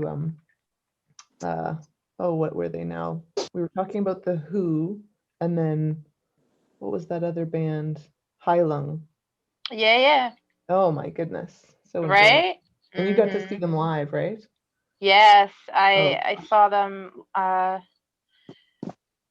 either, I don't remember, it's either early 2020 or 2019. Nice. And it was like a 2 hour long ritual. That's what it felt Yeah. like. Mhm. That's so cool. Especially one of the things that I really loved is that I've never seen a band do this. They, once they perform, they bow to each other first and then to the audience when they finish their set. Oh, that's Which- cool. Which I thought was That's very, awesome. very significant and on par with the kind of music that they produce, very ritualistic folk, Yeah. Atmospheric sound. And then, that gesture that they honored themselves and each other. And what then band was that? I'm sorry, I missed that. The band? Hylung. Huh, never heard. Yeah, check them out. They're super, super great. Oh my gosh. Yeah. Yeah, you're just like the idea of it being a ritual, it really does sound like there's a couple of the songs where you're just like, is there going to be like some sort of wood spirit coming out now? Is that what Oh happened? yeah. Have you ever seen them live? Like, I No. mean, like a video on YouTube. Oh no, I haven't had a chance to look that up. Oh, you're gonna be in for a treat when you see what they look like. I did see a photo and I was like, antlers? Yes. Yeah. Yeah. I got to see Arcona, I think it was Arcona live, and they were You like wearing a did? bunch, yes, and it was They're my glorious. favorite band of all time. Oh my gosh, I they love were them. amazing, and like wearing all those pelts and stuff, and they Yeah. kept saying like my friends. And I was know. like, yes, My I love friends. it. Oh yeah, no, that was, and there was like a flute. I think it was like definitely one of the best performances I'd seen. That was a lucky concert. They came to Vancouver. What's this band? Arcona. Arcona. Oh, I haven't heard them. They're Russian folk metal band. Yeah. Okay. Yeah, if you haven't listened Amazing. to a lot of folk metal, just go dive into that. It is a good time. Yeah. Yeah, there was like, it was really funny that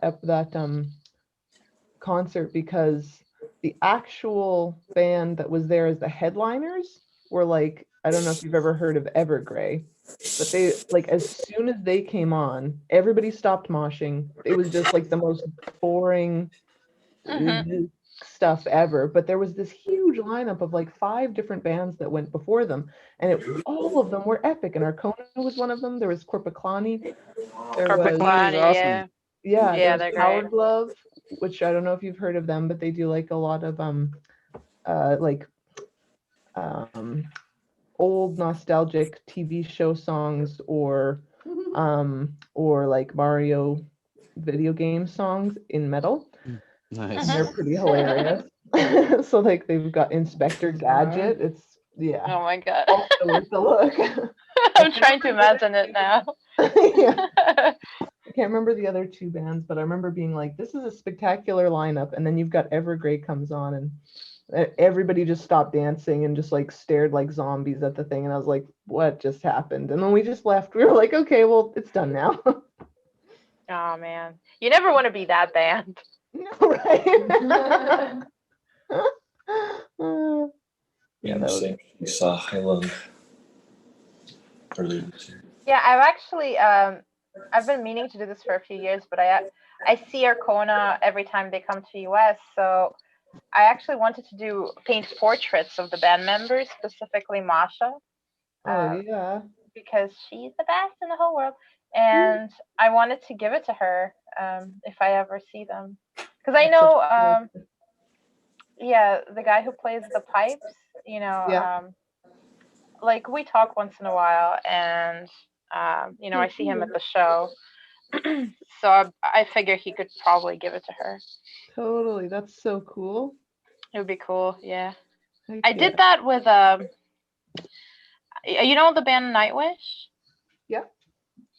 Yeah, I used to be I still am, I guess, a big fan. So years back I painted the portrait of Thomas Holopainen. Awesome. He writes all the music for the band, and I actually got to give it to him. It was pretty cool. So cool. What a treat. Nice. Yes, it was pretty sweet. I was like, oh, thanks for all the awesome music. So cool. It's really funny. It's funny, Guy's not here now, but when I first met Guy, I was getting my tattoo done on LA Ink, and I was so excited, and he said, oh, you should bring a portfolio so I can give you a little bit of critique and stuff. I'd only been tattooing for a year, and I like put a portrait of him on the cover of it, but like turning into biomech. And wow.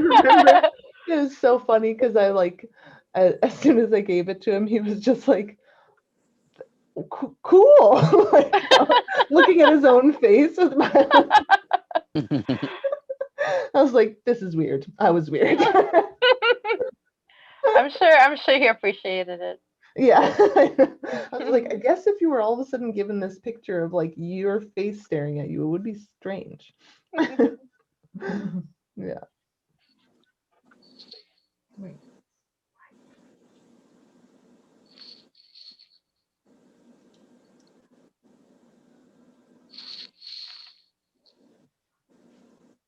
Over here.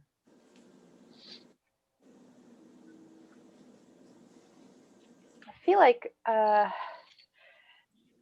the paint is really like sitting on the top here. Just feels wow. really, really wet, but uh, I'm not even using medium for this. Oh, It's very interesting. interesting. Yeah.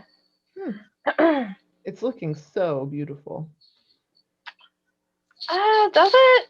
I Oh, feel yeah. like it's Oh, it looks kind of cool. I like it. I love the thanks. water just looks like it's that, you know, when it's like the sunset and it's like looks like it's kind of on fire, but water. Yeah. I'm trying to recreate the sunrise that we saw.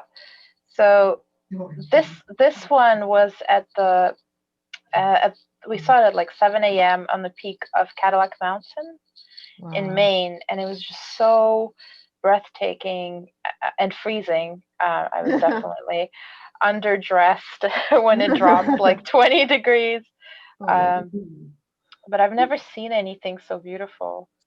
Oh, that's so cool. Well, then that's going to be hard for you to accept it as like enough, maybe.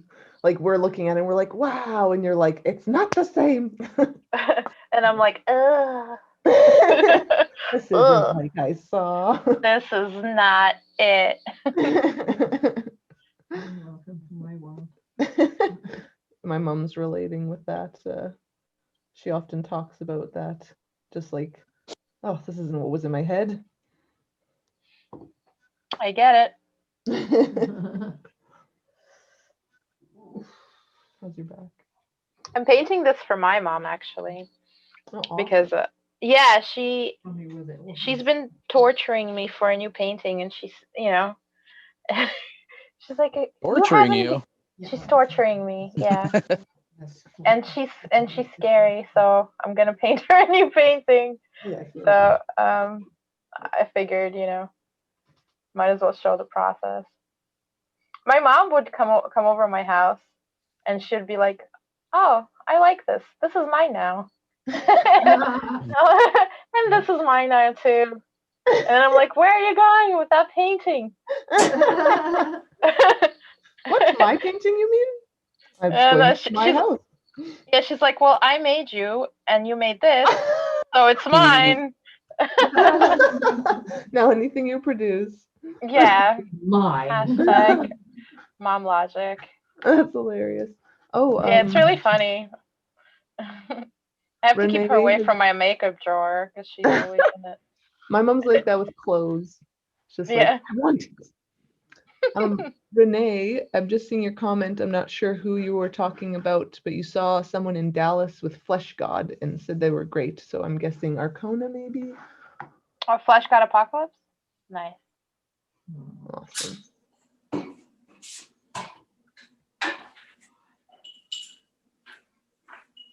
I saw Flesh God last year also. They're great.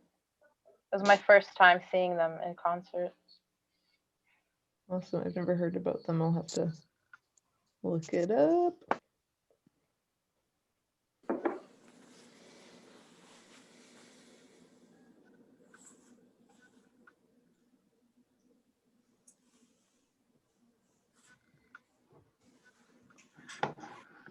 So if anybody's in the chat, I'm just realizing it kind of disappeared up at a little higher up. There is the Zoom link in the chat. So if you wanted to show us what you guys are painting and join in the chat verbally, then you are welcome to click on that and we'll let you in.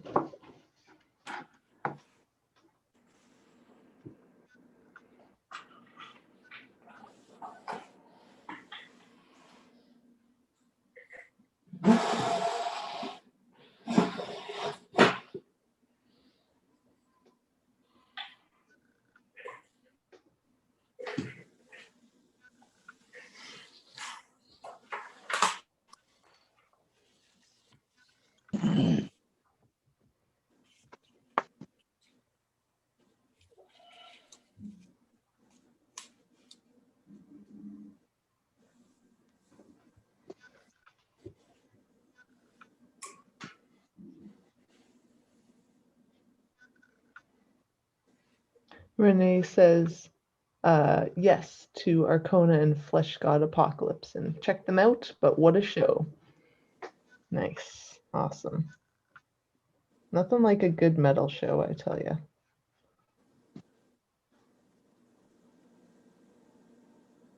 Yeah, I always feel so invigorated after one.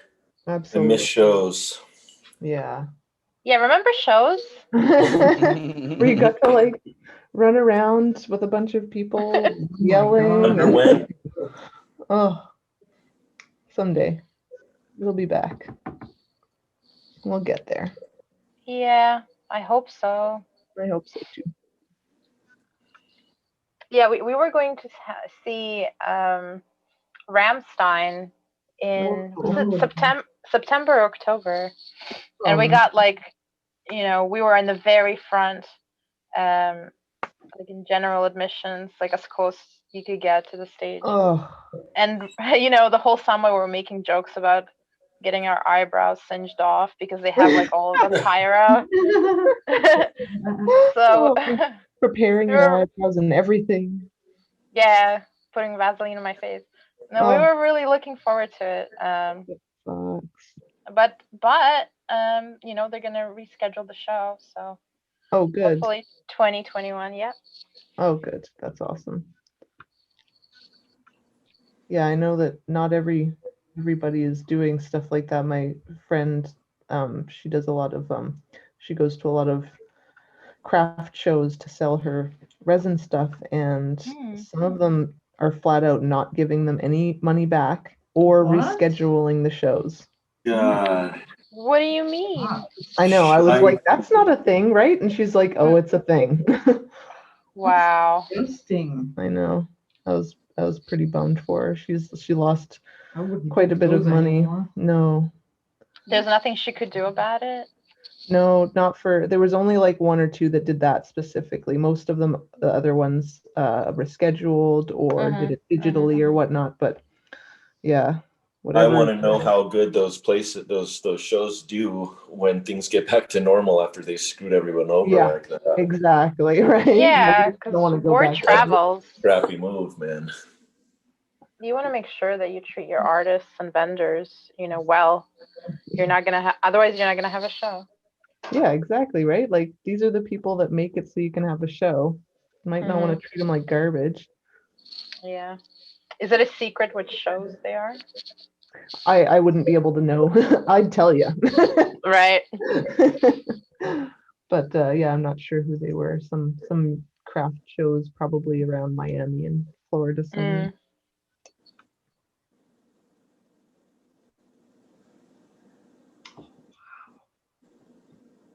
So how are you guys, you know, coping with, you know, the plague and everything? I'm feeling pretty lucky that I'm in a very small town with nature surrounding me, so I can go out for walks all the time, and as long as it's nice out, and so that I'm feeling really lucky about that. But it is sounds amazing. Yeah, so grateful. So I can't complain very much, but I definitely feeling it after this long. Every once in a while, you just get that wave of like, goodness, please go back to normal. Yeah. I've been super stressed because my wife works in the ICU directly with COVID patients. Oh, wow. And so, you know, I've been trying to stay in as much as possible and only go out when I need to. But every now and then you run into, you know, you go into a store and everybody's wearing their mask except for that one guy. And it takes everything in me to not completely lose my shit on them because, you know, she's already risking her life every day that she goes into work. And I just feel like all that just raises her danger level, you know? Of course. Yeah. We've been having problems with our delivery guys, like, you know, we at work because every time they come in to, like, you know, they knock on the door, we open the door because we're locked, and then they don't wear a mask and they just come into the shop And every time we have to tell them, like, hey guys, you know, can't come in here without a mask. Oh my God. That's when you spray them with bug spray. That's a great idea. Yeah, there's been some like crazy Fast solutions by Leo. Well, my neighbors, when we first went on lockdown, the neighbors in the backyard were that day threw a huge party with all kinds of people, and like every few days they had these big gatherings. What the hell? And man, I was every evening I was stopping myself from spraying everybody with the hose from my yard. And I kept saying, bad neighbors. Bad. Yeah, exactly. Like a cat. And spray everybody, man. That's, I mean, you got to do what you got to do, right? Oh with goodness. soap and water. At least we can stay clean. Maybe get me. Yeah, there's been some unfortunate things where people are going into stores in some of the cities and like getting really angry at the people at the store for making them wear a mask because it's mandatory now. So ridiculous, man. There's been people that spat on somebody. It's just like, what? Oh yeah, or like purposely cough on them or what have you. Yeah, like get out of here. Terrible. Get those people taking care of people in the ICU. Like, oh yeah, you don't think that this is a problem? Well, then you won't mind not having any PPE while you go and change this person's bandages. Sure. I saw this guy lose his shit in a store that like he claimed that he had like a medical reason that he didn't have to wear a mask, and like they were like, sorry, you have to wear a mask in the store, and he like got all pissed off and he's like, well, you're gonna hear from my lawyers and this isn't right and da da da da, and I'm like, dude, just fucking put a mask on. Yeah, you know, the people that actually have issues aren't going to give you a problem like that. They're not going to be jerks. It's not like we're asking you to wear a Nickelback shirt, dude. Right? We're not monsters. Oh, that's hilarious.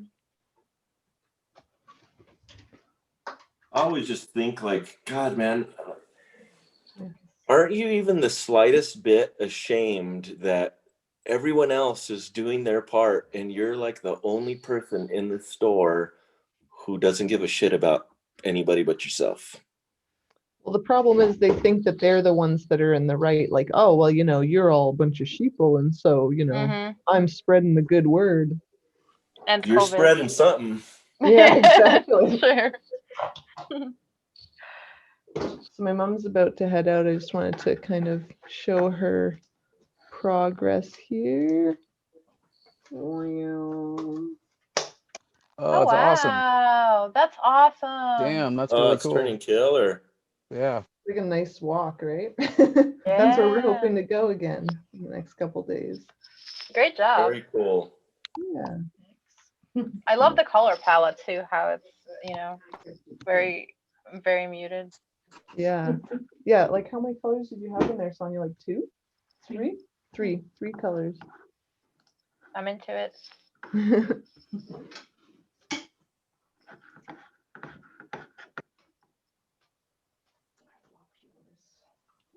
This was your theme. It's pretty close, eh? So where's everybody from? Where are you guys all at? Originally or living? Well, like, yeah, where are you guys living right now? I'm What in part of the Queens, world? New York. Okay. I'm in Grand Forks in British Columbia, in the Canada. I'm in Albuquerque, New Mexico. Nice. Okay. Cool. I'm out in Oregon. Yeah. And I'm in California.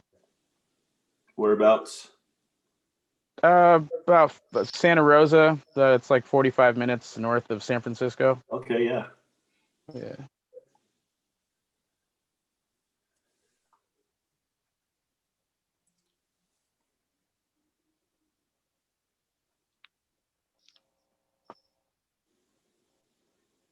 I really want to visit Oregon one day. I hear it's really beautiful there. All the pictures I see from Oregon are just Oh out of yeah. this world. All the waterfalls and It's beautiful. I'd say come in like late spring, early summer, you won't get rained out. mm,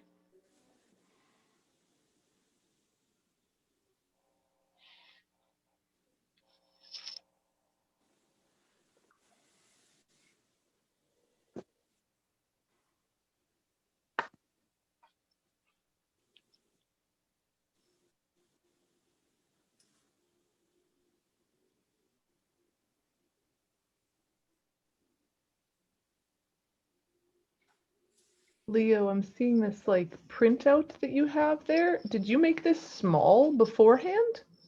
I did it digitally on an iPad, and Okay. it was the first time I've done that. I've done in the past. I've done just small color studies, but even those turn into like a month or a month and a half of work before I even get to the painting. Wow. And I finally broke down and got an iPad, and it was awesome that, in 4 or 5 days, I had a color study to go from. Yeah. Yeah, the iPads have been very helpful, but that is pretty mind-boggling that you did that in a few days on an iPad. Phew. Very impressive. Thank you. I'm still very much learning. Like there's points that I was trying to go over it in certain areas and it wouldn't take. And I'm like, okay, try another layer. And it wasn't happening. And I haven't figured that out, why that was.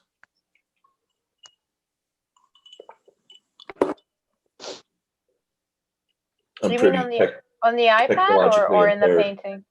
On the iPad, Mm, Procreate. So totally learning it, yeah.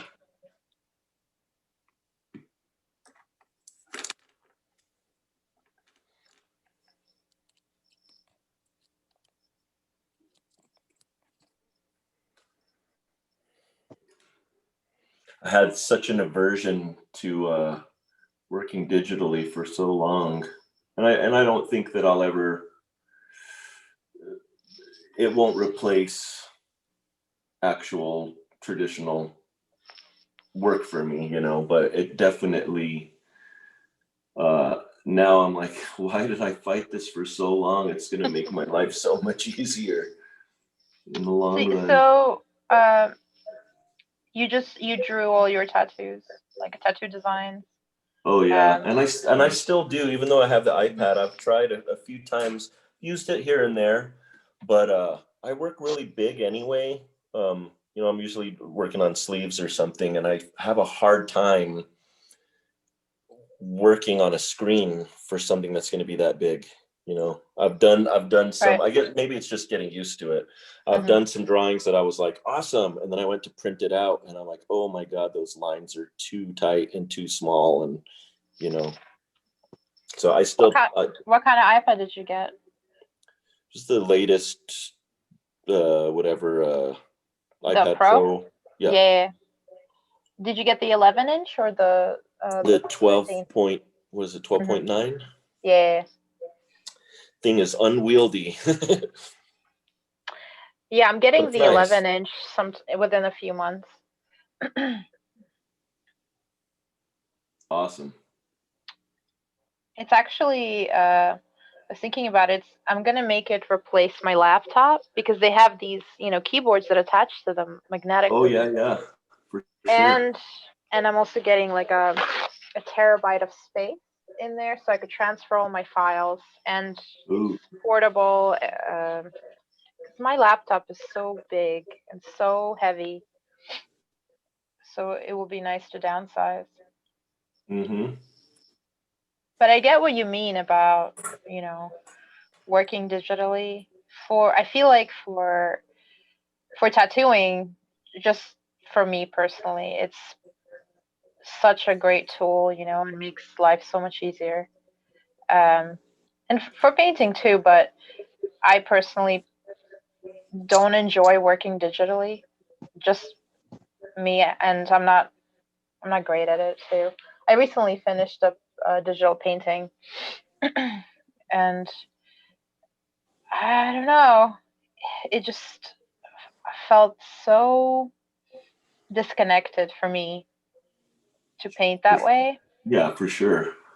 I guess I like, I like getting my hands dirty. It's the smell, man. The smell. You're gonna be putting oil paints on your iPad. Totally. Or nose oil on the screen as I'm trying to smell the iPad. Oh my god.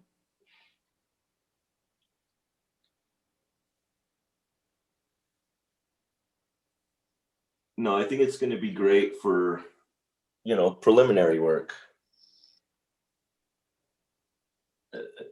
for my own methods or whatever. Are you working on a series, like a thematic series? No, I mean, I guess kind of, but it's not, I didn't set out to do that.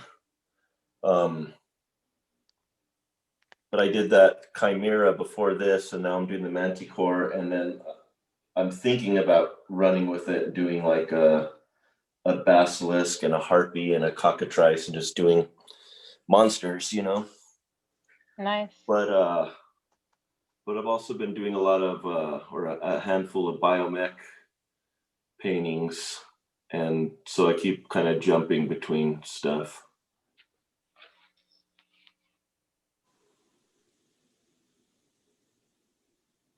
Mech and monsters. Yeah. Has anyone ever heard of Robot Pencil? Or he goes by Robot Pencil on Instagram.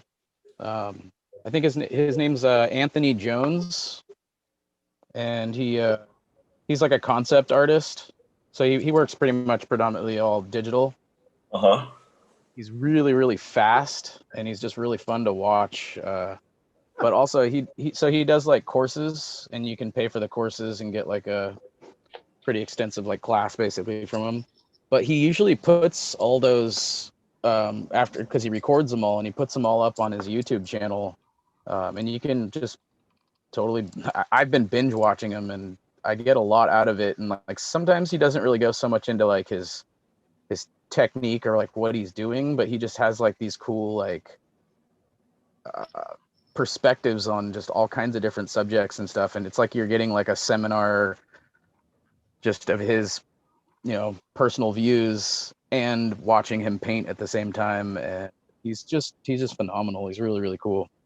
But he does like lots of robots and lots of I don't know, like kind of gnarly mechy kind of looking stuff. Mm-hmm. It's really, really cool. Robot Pencil. Robot Pencil, yeah. Is Isn't his it so YouTube cool? channel? Sorry, what was that? Sorry. His YouTube channel is under the same handle? Yeah, I believe so. Yeah. Got it. Isn't it so cool at this day and age? We've just got that, Yeah, art school online. it's pretty amazing. I've been watching some Patrick Jones anatomy videos. He does a lot of like Conan, sword and sorcery, fantasy kind of stuff. But he's like master anatomist, and that's something I want to eventually move towards, is doing the actual human figure, because I haven't really done that except a whole lot. And so I'm trying to study that a little bit more, and it feels like I'm in school again. Yeah. Have you done a lot of figure courses, like figure drawing sessions? I mean, I've done it. It's never been my thing. Yeah. And I would like to eventually have some humans fighting some of these monsters. Totally. Then we'd have min monsters and mech. Yeah. Hey everybody, Is my audio on? Hi, Yeah. Renee. Oh, hey. Hey, everybody. I'm Renee. Oh, Renee. Hey. Oh, cool. Hello. Hey. Hello. I'm the metal girl that commented on Flesh God Apocalypse. Oh, Hey. cool. I've got an underwater landscape. I don't like of coral. I don't know if that works with It the does. Yeah. It does. Yeah. Welcome. Sure. Thank Well, you. Thank you. I was kind of working late tonight, and then I found this piece. I was like, sick. A landscape has to be there. That's awesome. Yeah, and you guys were like, I don't know. I was like, oh, they're talking about cool stuff. I got to get on there. Excellent. Yeah, it's really been so nice to just hang out with everybody on these, because it's just like, I was listening to podcasts yesterday while I was cleaning, because it was just nice to have some voices going on. Oh, So I'm it's nice to addicted. actually Yeah. hanging out to people actually talking. Yeah, I've just been a listener. I think I've forgotten how to speak. Like, Yeah. oh, hey guys, hey. What's I up, think fellow humans? Yeah, what's up, fellow humans? We got stuff in common. We're humans. What's up? Oh, no, I'm gonna thank you step for. away for about 10. I forewarn you, my fiance is here and he will do nefarious things with the camera. So that's on him. I will not. That is untrue. He's warned us. He does So if sound you see a very guy with a beard on my screen, that's him. She's lying. So, oh, that's awesome. I'm like alone in my studio. If you guys hear like a howling, whistling wind, that's literally Oklahoma. It just Oh sounds. my. Yeah, it sounds like a horror film sometimes. So you guys hear that? That's just the wind. Oh my. That's funny. And it's been really loud tonight because I think we are getting a cold front in too. It's been weird cold. Oh geez, yeah, it's pretty chilly out here too. Mm-hmm. Where are you at again?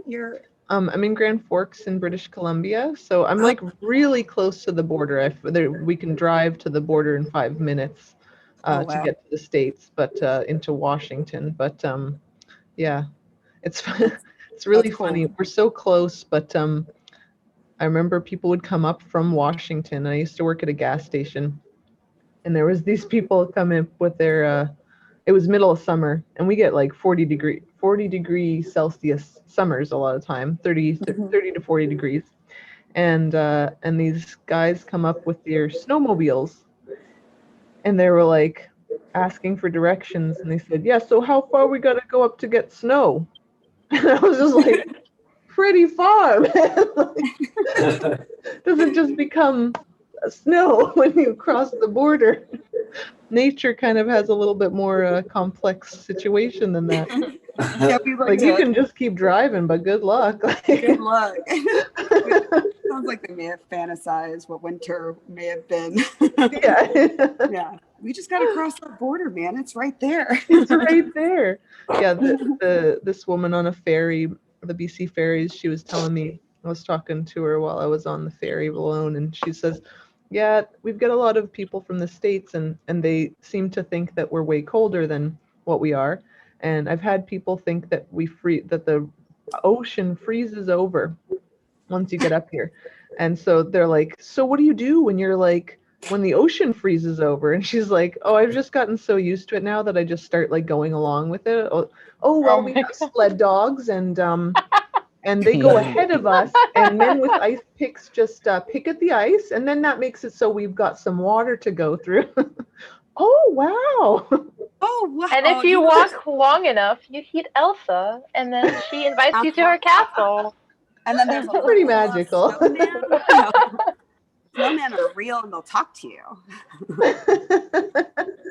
Oh, that's amazing. Salinity has nothing to do with it, Yeah. Oh man. Yeah. I think. Yeah. The only time I've ever been like that north, I remember just being as like I grew up in Florida, and when I looked down and I saw like -5 Celsius, I was like, what does that even mean?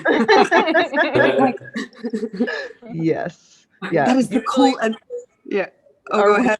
Our winters will often get like, you don't have this the whole time, but there's a section of time where it ends up like -20 Celsius, and it Oh, is like my nightmare. And everybody says, "Oh, you should be used to it. You've lived there for so long." I'm like, I don't care. If never used to it, it always sucks.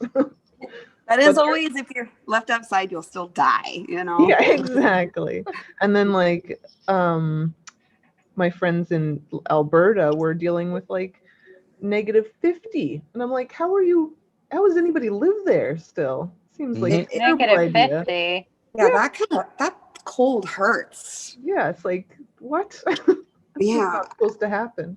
I got snowed in once at the Minneapolis show. I can't remember what year it was, but we got snowed in. And I remember like I was so fascinated with it. I just kept going outside and like feeling the moisture in my nose start freezing over, and like, yeah, exactly. I was like, this is a winter paradise, but then it started hurting, Yeah. run back inside. But Yes. that was the greatest show ever. We all made money tattooing each other. And yeah, it was more of a nice introduction to everyone. And yeah, it was kind of weird, but it was kind of fun at the same time. That's cool. Yeah. Yeah, I'm pretty over the cold, but I've learned to like get into snowshoeing because I'm not a fan of my family. A lot of my family are into snowboarding, and like I tried it. It's just not my thing. I get too freaked out about the fact that I could break my hands or something, and I'm like, Yeah. I can't break my hands. Yeah, we can't do that. Yeah. And so I'm like, you know what, the risk does not outweigh any sort of like, I don't get the benefit that everybody talks about, so I just don't. But I like snowshoeing a lot. Yeah. Very quiet and sparkly. Ooh, all the sparklies and the crunchies. Yeah. Yes. I like that. Yes. Yeah, a bunch of my friends moved to Denver, when Denver started legalizing weed and being the next cool place. But they're all into snowboarding, and I'm just shaking my head like a little mom, like, what are you thinking? No. Your tatters, what are you doing? Yeah, right? Important body parts that can get hurt. I don't know. Oh, yeah. I mean, I trip just turning right. I don't understand how they get on a snowboard. Yeah. My nephew's 10, and he's been doing it since he was 4 or something. And I think that if I had maybe done that, maybe I could get away with it. I think when you're young and you get used to it before you kind of have an idea of all the horrors that can happen, then you can get good at it. And then by the time you're an adult, you're probably not going to run into a lot of the horrors because you're really good at it. But Right. I didn't ever try it until I was 15. I did not do well. And then the next time I tried it was like 27. So it was like, did not really get the chance to do it when I was all bendy and like breakable, not as breakable, Oh, and taller too. I mean, yeah. I think I remember being like 10 and going to Utah and skiing and thinking I was like a professional at it. And then going again later and just realizing again, I've been tattooing forever now, and I'm just like this broken version of my youth. And then, yeah, I kind of like stood there for a second. I'm like, hey guys, I'm going down, but not very slowly. So this is not my thing. Yeah, I was wrong. Yeah. Yeah, and that's okay. Yeah, exactly. That is okay. And that's why I like snowshoeing, because I mean, I've got to accept the fact that it's going to be cold and snowy, and I don't want to just be inside the whole winter. So might as well get into something outside. And snowshoeing is awesome. Pretty glorious. Yeah. As long as you're like putting lots of warm clothes on, then it's just pretty magical stuff. Right. Listen to some metal, chomping. Yeah, definitely. Exactly. Yeah. I'll definitely be bringing some high lung, because that just like it makes it feel like everything you're doing is just absolutely the most epic thing ever. Like, well, you might like Wardruna if you like high lung so much. What was that? Oh, it was. I think you texted me that before, and I didn't get a chance. Wardruna, right? Yeah. Wardruna with a W. Wardruna, yes. Ooh. Yeah, I'm gonna have to look into that one. Yeah. Thanks. Yeah, always nice to have good recommendations. And also maybe Elevati. Ooh, Elevati. Gotta write all these down. Yeah, they're spelled weird. ELUVEITE. I'm not sure. They're really awesome. I'm sure Google would replace something if it wasn't right. It'll be like, did you mean this? Did you mean this really obscure metal band? Yes, Google. Yes, I did. Yes. Bless you, Google. Bless you. You always know. I really do miss shows. That's like, I don't know, I think I've just been going to shows since, I think I was like 16 or something. And now I like hiding in the back, having my little cocktail and just listening. But man, really, that's like the one thing I really, really miss is shows. Yeah, I've lived in a very small town, so I haven't gotten to go to a lot of shows since I moved from Vancouver. But yeah, they were definitely excellent time, especially metal shows. Mm-hmm. There's nothing like it. There's nothing like it, and if you've never gone, like it's like such an energy. Yeah, and people always think it's gonna be violent or something, and it's like the most friendly vibe that you ever go to. Yeah. No, that is true. And you're being they're tossing each other around in the mosh pits. Like, yeah, but if you fall, somebody will pick you up before you even exactly. Yeah. Yeah. My friend. Oh, go ahead. Oh no, I was just gonna say how there's such camaraderie there, and it's unspoken. You don't have to know people, but it's like a brotherhood, united under the same banner of music. And then the one, and then especially I like to stand in the front because I want to be as close to the front as I can. But then you're really squished after a while. Like there's everybody's sweat is on you. Yeah. How do you? I can't. I just can't. And then everybody's farting because it's beer. Nobody will know it's me. There's so many people. You're like, come on, switch to vodka or something. No, I started going to like sludge metal shows, kind of like Sleep and Bongzilla and like these nice droney shows. And I realized one thing that was different is that everyone like completely respects the bubble. There's no one that touches anyone, and we're all just standing, just chill, like really getting into closing our eyes and getting into the music. My friend took me to Sleep in Philadelphia, and he's in a slam metal band, so he's like really used to that aggressive. It's called like swine rot. It's like real. What? Wait, is that a genre? Is it a genre? Stop. Check out swine rot. I just hold on. I just want to make sure that I'm hearing it correctly. Swine, like pig. Yeah. Rot, as in rotting. Rotting pig. Yes. And that's a genre of metal. I've never heard of that either. It's like the pig squealing, like.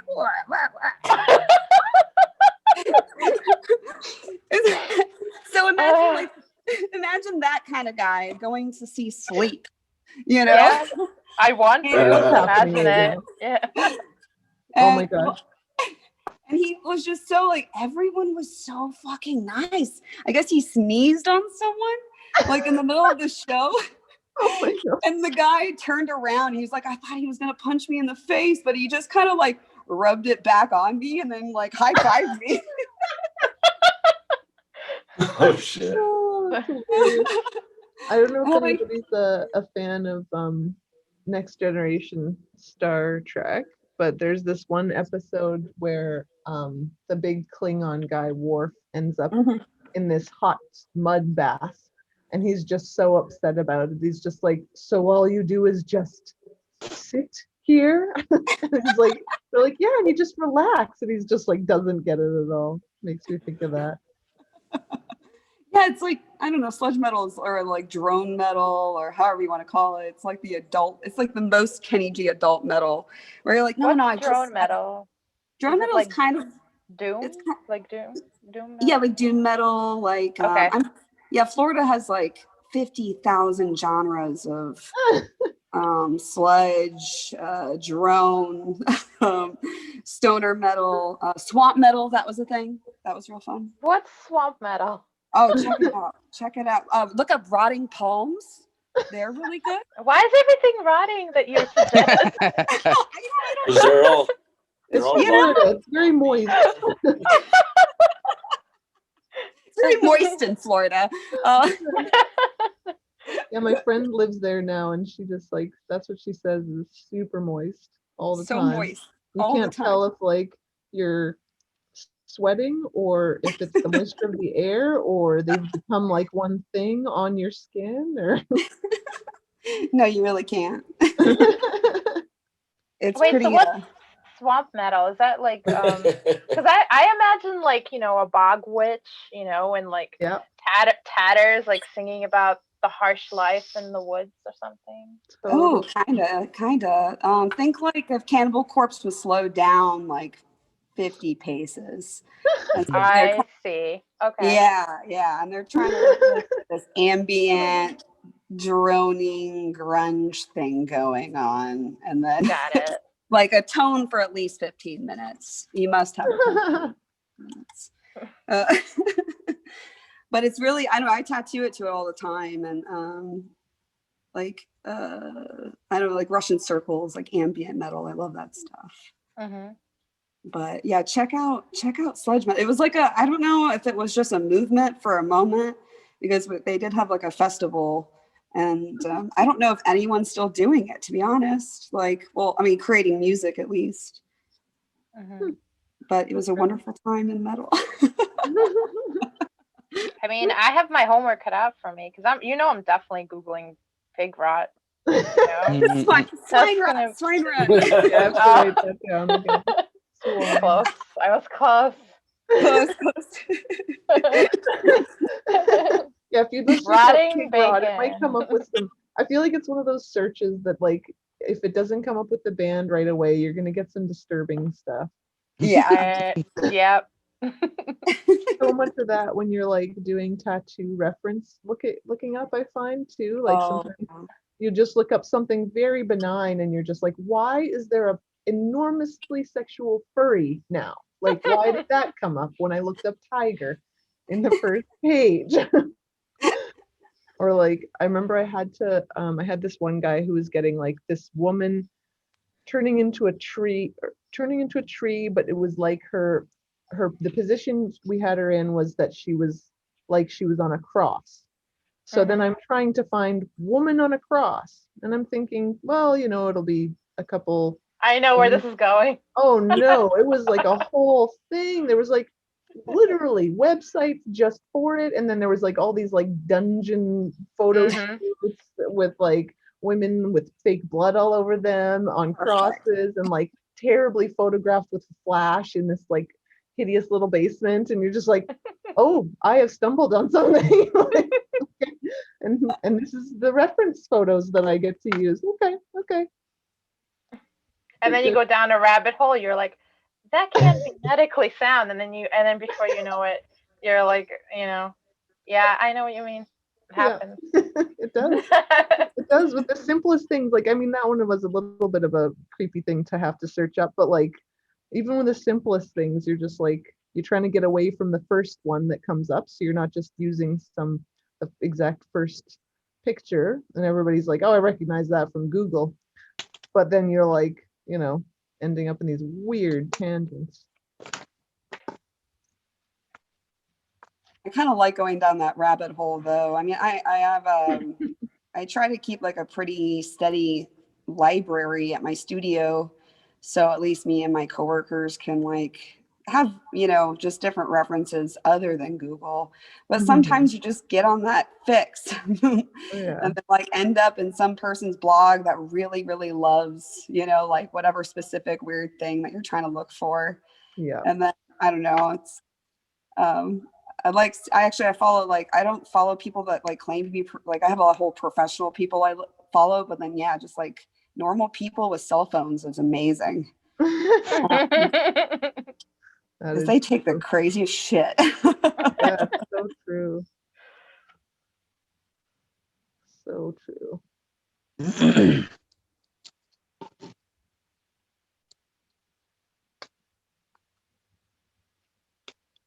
I'm just gonna throw out a band at you, okay? Yeah. Okay. Now I'm only saying this because there's no kids here, and I feel like it's relevant to swine rot and the BDSM websites. I can't wait now. You got me. So it's called cock and ball torture. Fuck yeah. All right. Writing it down. Yep. Yeah. Cock The and ball band. You're not just sending this on That's some sort of spelled- Google thing. Yeah, you're welcome. Yeah, how are Yeah, you should totally look it up. It's a band for sure. I'm just gonna look. I want to go straight to Bandcamp. Oh God. Oh God. That's not a band, by it's the a way, lifestyle. just so you know, I don't think they have good music. You know what I mean? Don't make the mistake Just that relevant. no. It's for the name and for the crazy, insane lyrics / sound that they have. Yeah. It's very that like pig squealing situation. Oh yes, yes, yes. Yeah, and Yeah. their content is just, oh God. Well, it is actually exactly what you would expect with a name like that. So Yeah, perfect. You're not walking into it totally blind. yeah. Also, when you Google it, you're also gonna probably Yeah, get exactly. really Oh, yeah. really terrible results. So be careful. Yeah. Oh, it's too good. Watch out for anything that might, get attached to your phone when you look that up. Just saying. You've been warned. Say it 3 times and it'll show up on your Instagram. Yeah, exactly. That would be a very interesting ad. You know. Yeah, cock and ball torture. Like I'll be curious to see how Facebook spins that one. Yeah, exactly. What ad did they find for me about this? It's like that whole like myth of Bloody Mary or whatever you say there Yeah. in the mirror, but it's like now it just happens on our phone. Yeah. Or especially when you're talking to someone and you're not really Googling anything, Yes. and then it shows up in your ads. It's so Yes. creepy. I know, right? Oh yeah, if you want to freak out your clients, because I have doubters, and so like in the middle of the session, I'll just like have them just open their phone and then I'll kind of word into it like Mr. Rogers cat litter. Mm-hmm. And then by the time like 6 hours go by and then they finally leave and I'm like, open up your Instagram, and then they're like, holy shit, and it'll be like some ad for cat litter, and then they'll text me later and they're like, for some reason I'm being advertised. For some reason. Yeah. You're like, You get yes. ads for cat litter and pictures of Glenn Danzig.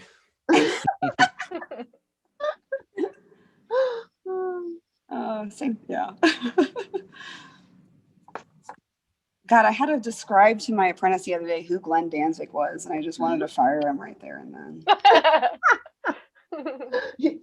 This isn't gonna work out. Yeah, I don't know if this is. It's like I'm kind of creating new rules because they just keep getting younger, and I'm like, if you haven't played Sega Genesis yet, I don't know if it's gonna work out. How old is your apprentice? Oh man, he just turned 18. Oh, what a baby. Yeah, what a baby. He's been like harassing. He's doing all the right things, but he's just been, let's see. It's still new. Oh man. We haven't freaked him out yet, so. It's too funny. Is it the first time that you've had an apprentice, or? No, I've always been like more of like we've had shop apprentices, and I was always kind of the one left at the shop with them. So they thank me a whole lot, and that's awesome, even though like their paperwork is under someone else. But this is my second attempt in Oklahoma, and it's a little different out here. So I'm just kind of like getting used to, being an East Coasterner in the somewhat South Midwest. but we shall see. I don't like having apprentices, to be honest, but we're getting to that point where I'm like, I just want to hire some, or I just want to train someone myself, because I think that would be easier than trying to deal with some of these cray-crays out there. But we're a little limited. Tattooing hasn't been legal very long here, so Really? yeah, there's not a whole lot of like long-term training unless they've just been doing it out of their house. That's wild. How long has it been legal? Well, I think we're like comfortably within the 10-year mark. It's been a little bit longer, but the states made it so hard to actually get licensed. There was like a good couple year gap that, you know, if you weren't pristine on paying your taxes or your licensing, or if you're coming from a state that already had individual licensing, you could do it, but not a lot of people did it. So yeah, it's crazy out here. It's like the Wild West. And this is Oklahoma? Uh-huh. I actually went out there to try and get an apprenticeship, and I came back 7 months later and was like, nope. Where'd you go? Nope. I was in Pryor, Oklahoma for about 7 months. Oh shit. Yeah. I'm in the city. Yeah. It was very different over there. It's yes. I know. I don't know how to quite word it, because like I'm from a, you know, meth town. I'm from like, you know, the swamps. So I'm very used to crazy, and it's like a very mild manner kind of crazy. It's like you're not sure what kind of crazy you're going home with. Yeah. Yeah. You picked me. Quite sure. I see red flags, but I'm not sure. No, I mean, my clients are fucking wonderful out here, and that's really all I care about. Yeah. Yeah. I just stay at home and paint. Melissa, did you bring home someone from this? No. Oh yeah. Okay. I was like, no. your partner sounds hilarious. What brought you out here? I actually had a friend of mine who had a lawn care company out there, and he offered me a position paying twice as much as what I was making here, salary. And he was like, hey, I know this tattooer out there. We can probably get you an apprenticeship, blah, blah, blah. And this is before I was tattooing. And things just like didn't happen the way they were supposed to. Yeah. I basically came home after 7 months without a job and barely surviving. I was like, yeah, no, I'm done. Oh no. Oklahoma will do that. Yeah, and made really good decisions until she picked me. Dare. I have peanut gallery here. But no, Yeah. it was way different. Way different. It's just a different culture out here. Like I don't, you know, it's business wise, it's real interesting because they are kind of like behind. Don't let her lie to you. She put a spell on me. We're all witches. No. Yeah, exactly. She knew what she got when she picked me. It's kind of, you know, it's funny when you think that you're in a crazy part of the world, you know, and then you move to somewhere that's seemingly really docile, but then you find out that it's just as crazy as where you left. But it's definitely different, and it's got a little bit more older values. Which I mean, I was raised in kind of like a cult, so it's kind of similar, but I'm like, oh, I know this. I recognize this. Yeah, I recognize this chaos. I can work with this. But I found like, I don't know, I never knew about like, I don't know, just assumptions that people would have of me just because like, oh, you from the city. Who is this city girl? Oh my. And I'd be like, hi, I'm Renee. This is my building. Hi. And they're like, hi. And they were like, oh, she's got to be like, I don't know. There was like all kinds of like just weird assumptions of like, oh, she must be an heiress or something, or she must like have a rich dad, or she might like, who's your husband? I'd be like, no one. Whoa. Yeah. An heiress? An heiress. I kind of That's went cool. along. You should have. Yeah, I was about to say. Oh, I did. Oh, I did. Just to get them off my back, I totally did. Oh yeah, no. Yeah. Oh yeah, but no, they ask for your husband a lot, and it's just kind of like, he is here right now within me. Let's go. On to the Couldn't have next. possibly Okay. made it this far without a man. Like, okay. But no, I mean, it's beautiful sunsets, and the people get really rad tattoos out here because it's like they're finally like, oh, we can have them. We don't have to drive to Texas. Fuck yeah. So it's kind of like a little bit of a little gold like rush here. You can get yourself in line, you know, you'll be fine. Wild. Yeah. I like a frontier. I'm a frontier woman. Awesome.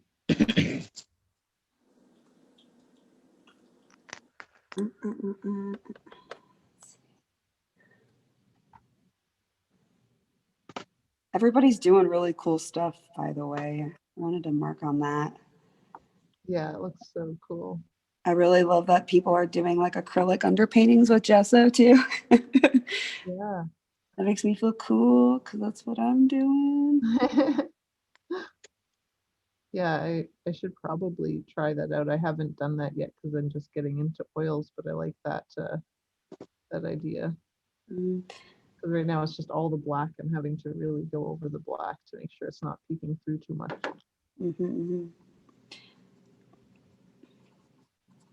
I also just sometimes will draw it out and use like a clear gesso over.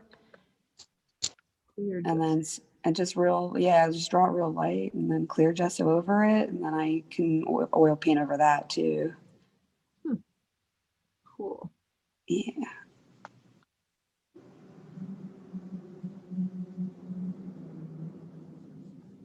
I haven't actually worked on this painting in several years, so it's kind of cool getting back into it. Nice. Oh, cool. Yeah. I have a lot of those. You guys do that too? Oh yeah. Okay, good. I'm like, I've got like a pile of them. Everyone always asks if I'm like, oh, you finished with that? Can I buy it? I'm like, no, I'm not done. That sounds like my mom. She's always like, it looks finished to the rest of us, and she's like, no. Yeah, no. Not yet. Yes. I haven't signed it yet. So it's not done. Yeah, that's when you know. If you signed it, it's done. Yeah.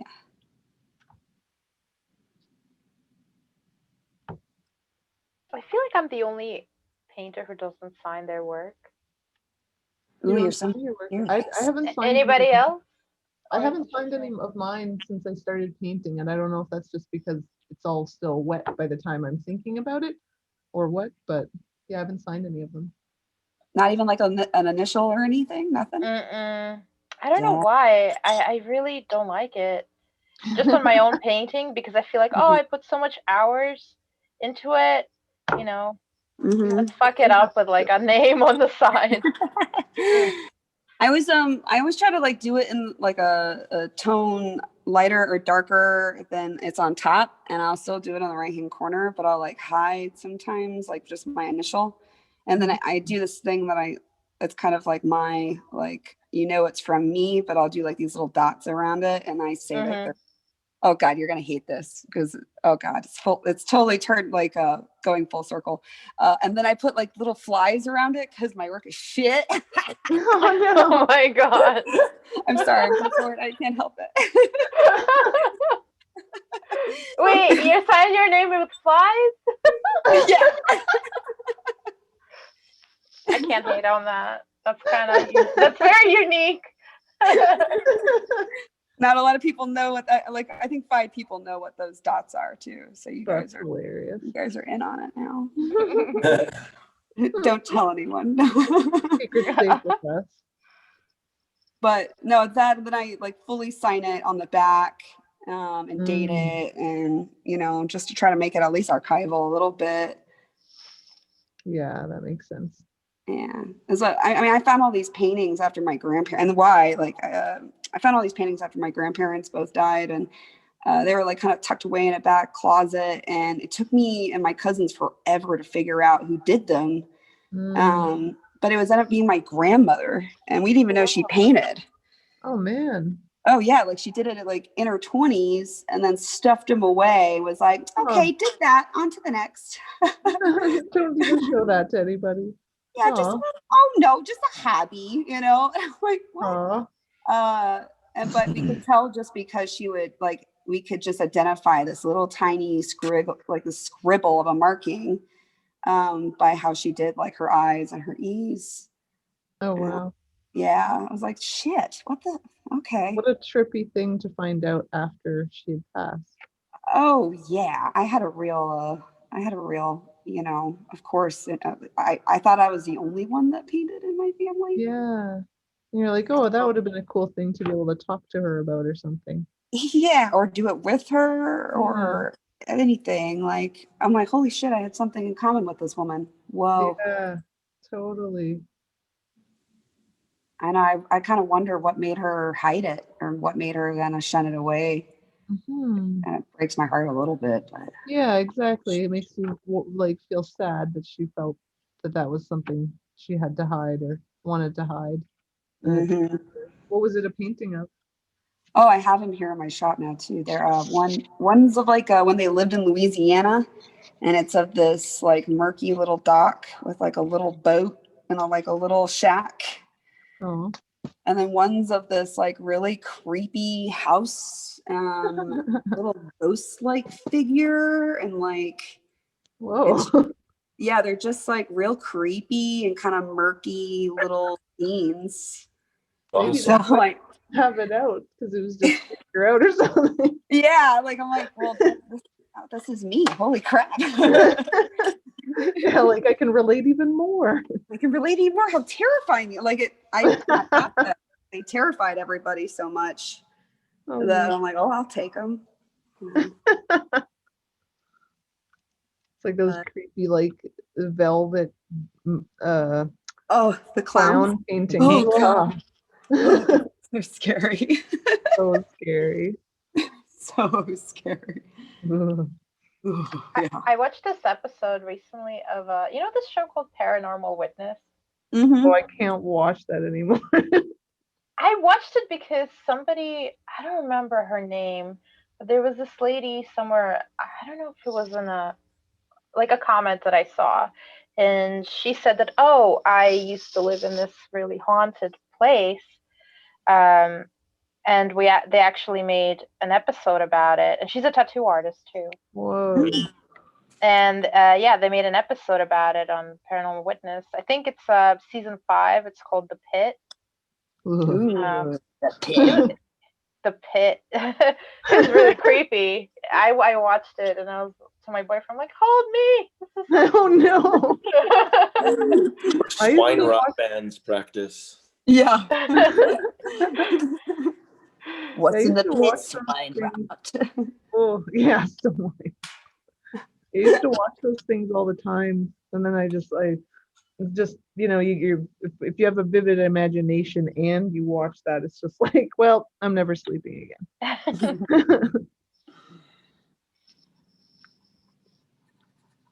And I think I was like, when I was younger, I could watch all kinds of shit. Now, now I have like the softest little stomach.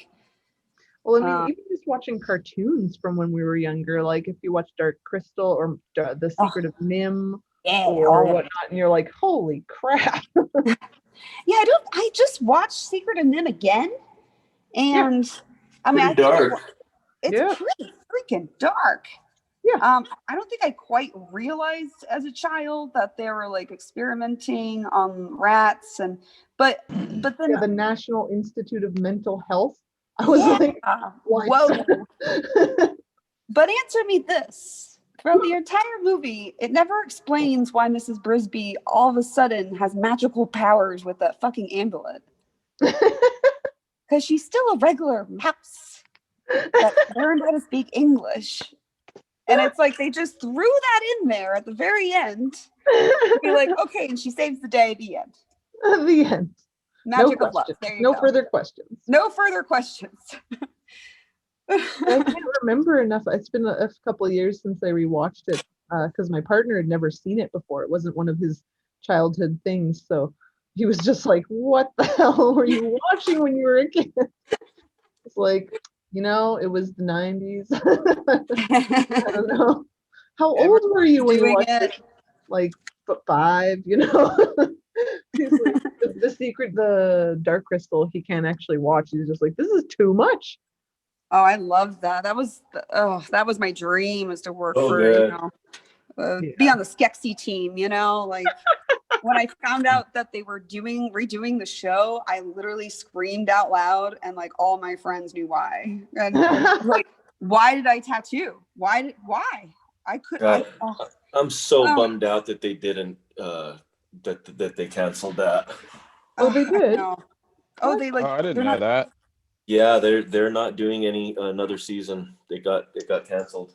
Oh, and they really shot themselves in the foot. They didn't advertise it for crap. No. I mean, most people, even fans that I know, didn't know about it. Damn. That should have been the first thing on the homepage on Netflix when it was out, Yeah. That would have been a runaway hit. Yeah. And it wasn't. I feel like I remember it being pretty big and a lot of hype around it, but you probably just knew people that were into it, because I had quite a few friends as well, but I wouldn't have. I don't think I saw it on the Netflix until. Yeah, I had a lot of friends like not even know about it. Ugh, that is disappointing. Yeah. It was super expensive to make, so I guess that plays a factor, but man, still the coolest thing they've ever done on Netflix. Yeah, everything is gorgeous, and so they did such a good job with that entire production. Mm-hmm. The costumes, so incredible. Oh, the costume, yeah, the weird animatronic tongues in the mouth, just like little nod of detail, or no, those were CGI, weren't they? I think, yeah, there's like one part of the Skeksis that were CGI, and I think they're their tongues. Oh, there you go. Yeah. But to have such a full scale puppetry like that, think of how many people were on board for that. So many people. Yeah, I can see how expensive that is. I wonder what they'll do with COVID though. I thought like maybe, the world, the CGI is just going to explode. Or just computer graphics, or like Pixar or DreamWorks or something like that, because they can't get actors together because of COVID. Totally. Yeah, I think they're even moving back Dune. Oh, are they? Yeah, I heard that they're just like pushing it back because they put so much money into it that if they don't have it in theaters, they don't think they'll make enough or something. Oh my god. Yeah, and I've been waiting for that forever.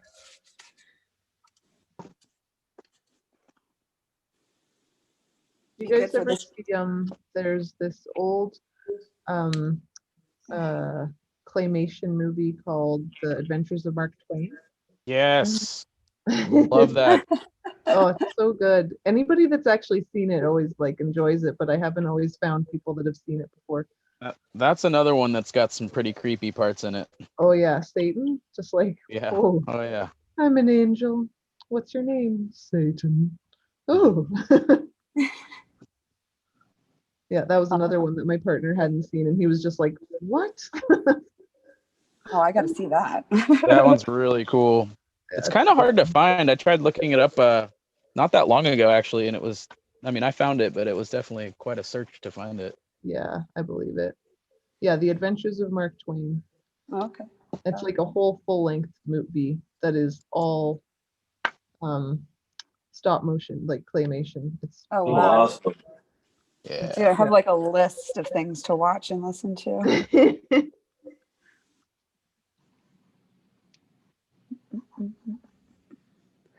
Ooh, everyone's work is coming out so cool. Mm-hmm. I know. I love these for just looking up every once in a while. You're just concentrating on yours, and then you peek up and you're like, oh wow, that one has gone so far. Yeah, I haven't used Zoom a whole lot because I've just been, head down. This is my second Zoom experience. Nice. Nice. Awesome. Enjoying it? Absolutely. Excellent. Excellent. Yeah, I had never used Zoom until we started doing the virtual tattoo gatherings, and it was like definitely a learning curve, but it's so cool because it just creates this like, whoa, we're just all hanging out and chilling, doing art together.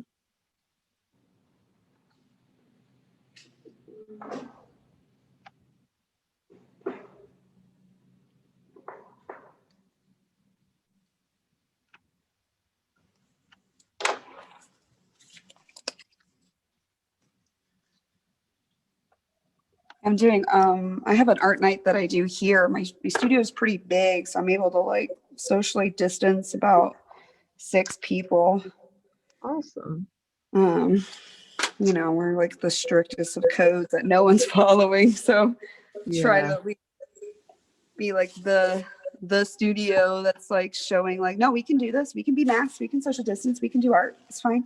Everything's fine. Totally. It's like just do it so that you can keep doing it.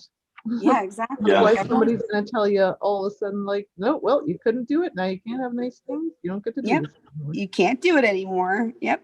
I mean, they used to be huge, but now it's like, okay, who's really serious about this? And it's great, but man, I think with diligence it will be fine. Yeah.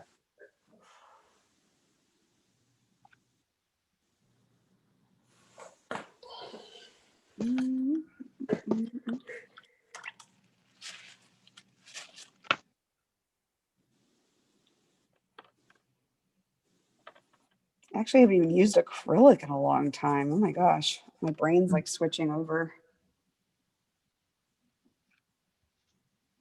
Yeah, it is definitely a brain switch.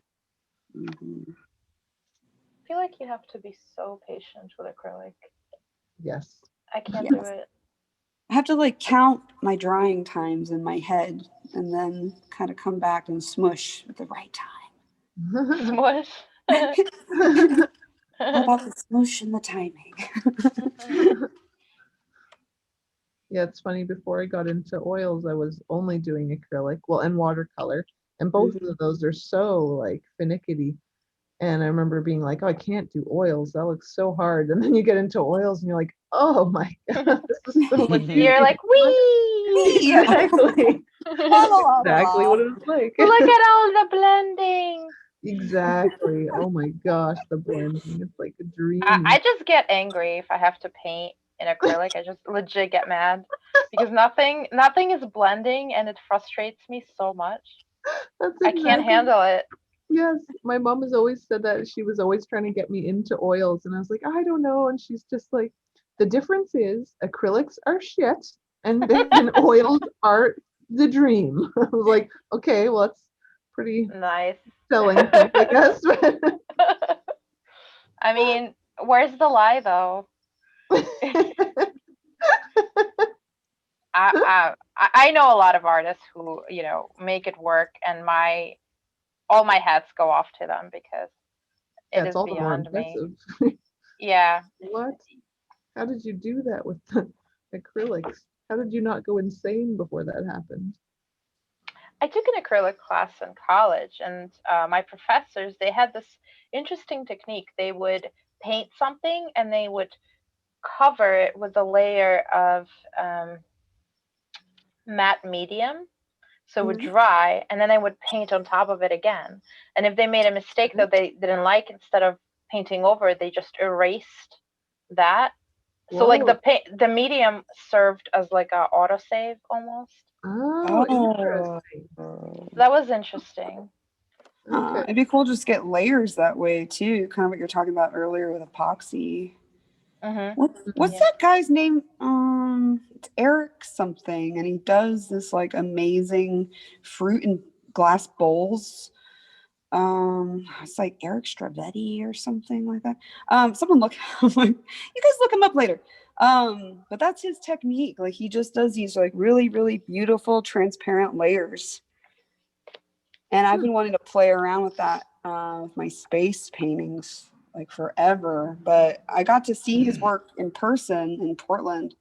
And I just like stared at it. I kind of moved my head around and like, wow, like there's these beautiful, beautiful transparent layers. And everything looks real jewel toned. And like, I don't know, I want to play around with that so bad. Were you saying in acrylic? No, he did it in oil. In oil, yeah. Yeah. And I actually, oh my God, that was like one of the things, like I tried to get like, I don't know, this crazy bowl for my aunt so he could paint it and one of those things, but no one would give it up. I'm like, trust me, this is going to be great. Yeah, you know. Hand of my bowl. Yeah, hands off the balls.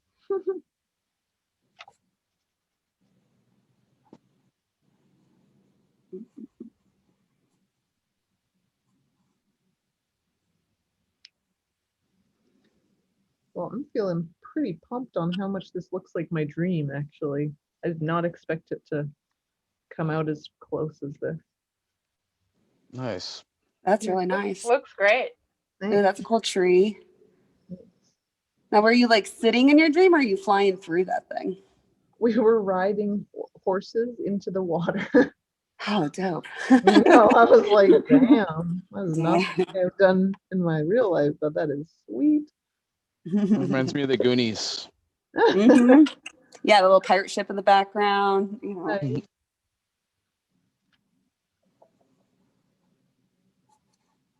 Yeah, I had this one other dream that I thought, oh, now if I'm getting into these landscapes, I've had a lot of like lucid dreams and stuff. And there was this one with this dragon, this water dragon, and I was in this incredible scene on the ocean, on like in like a kind of a castle that was in the water. And this enormous water dragon came out of the water and was talking to me, and he told me that I had to eat his flesh and like gave me a piece of it. And I think I ate it. I don't remember anything that happened after that, but like the scenery was just so like otherworldly and cool looking. Definitely would be fun to make. I don't dream anymore. Really? No, I'm sure I do. I never remember it. It's been very far and few between that I remember my dreams. Yeah. Do you smoke canvas?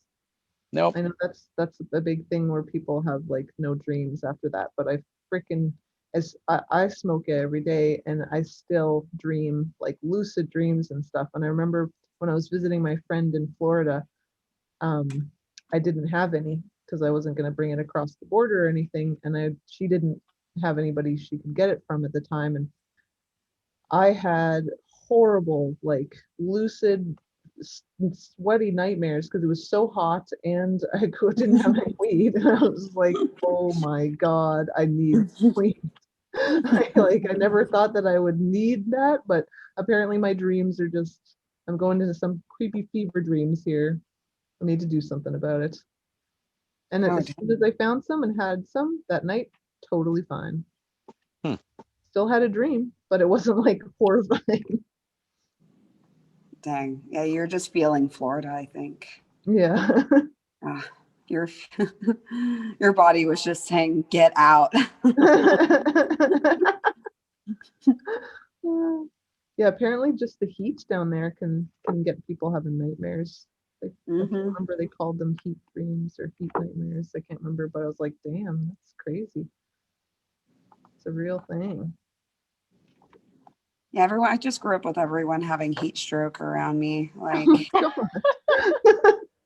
you know, you have like the cool cousin from like, you know, Ireland come down and she's like, oh, I'm fine. Like, no, really, you need to drink this water and you need some shade. And they're like, no, I'm good. And then like 2 seconds later, they're passing out. And you're like, I told you. Yeah, definitely. Worth listening to, that's for sure. Oh, yeah. Heat stroke's no joke. That's scary stuff. Mm-hmm. Mm-hmm. Well, that's wild, though. I mean, yeah, I'm a little bit of an avid smoker myself, and I still kind of dream pretty lucidly. Yeah. But it's more if I'm stressed. I don't think I dream at all. Which I mean, for sure, the last year, my dreams have just been real short and weird. Yeah. But no, I think I've always like like even as a kid, I used to have these wild, the wildest imagination that even as an adult, like, can I please get some of that back? That shit was crazy. Yeah, I used to dream when I was younger and totally remember my dreams. I just, for some reason, haven't in the last 10 or so years. Do you do that trick where you're in the dream and you like tell yourself, I'm gonna remember this dream? Yeah, no, I have tried to do stuff like that, and it's not like I don't dream at all. I know I do, and every once in a while I will like wake up and be like, oh, that was weird, that was cool. But yes. But for the most part, I really just don't remember my dreams. It's weird. Yeah. Somebody told me once that if you don't dream, that's when your brain is really resting. So when you don't dream, oh, there you go. Yeah, so maybe you're lucky. Yeah. Yeah, we're just not actually resting. We're just hallucinating when we close our eyes. I've talked I don't know. I have terrible dreams all the time, so I'm like, no dreams? That sounds great. Yeah. I've talked about this with some friends, and like we decided that it's basically because I'm such a dreamer in waking life that I just don't need to dream when I'm sleeping. Yeah, I already did that there today. You go.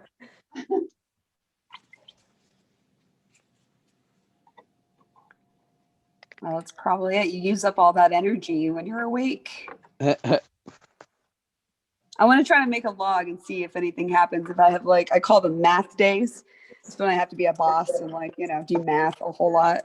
And I schedule those days because I realized that I couldn't go back and forth and do it correctly, like tattooing all day or painting all day. If I try to balance the spreadsheets, it's not going to freaking happen. So I wonder if it's something to do with that too. Like maybe I'll have more lucid dreamings after my math brain has been exhausted, and then maybe I'll have more stable weird dreams if I've been painting all day. Maybe dream experimentations with tattooers. Yeah. Rain, have you always had really stressful dreams, or is it just something that's going on lately? Or no, I've had it since I was born. It's kind of an everyday thing. That's brutal. I went through such a phase of having those, and so I definitely can relate to long periods, but I've definitely also had lots of nice dreams. But I remember having a lot of sleep paralysis. Have you ever had to deal with those? Yep. That's the worst. Yeah, I had, and the worst dreams are when I fall asleep in my room and then I dream about I'm watching myself from the ceiling sleep in my room, but everything is exactly the way I left it. And then my dream self wakes up and then all these horrible things are happening. So it just adds this extra layer of realism to it where you don't know that you're dreaming. Exactly. So when you wake up, you freak out.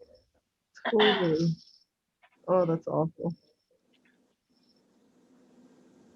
Yeah, that's terrifying. I've never had the sleep paralysis before. I had for 2 years in a row.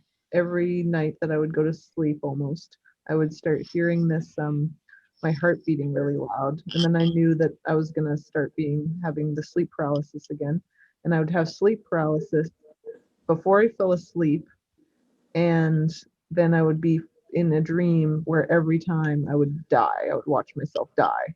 And I was just so terrified to sleep for those 2 years. It's oh, I just don't want to go to sleep now. If that could happen again. But then if I don't sleep, I'm sure other things happen. So. Man.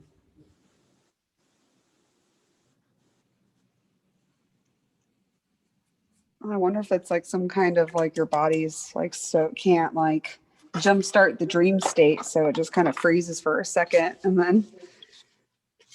Yeah, I just read that it's a what was it?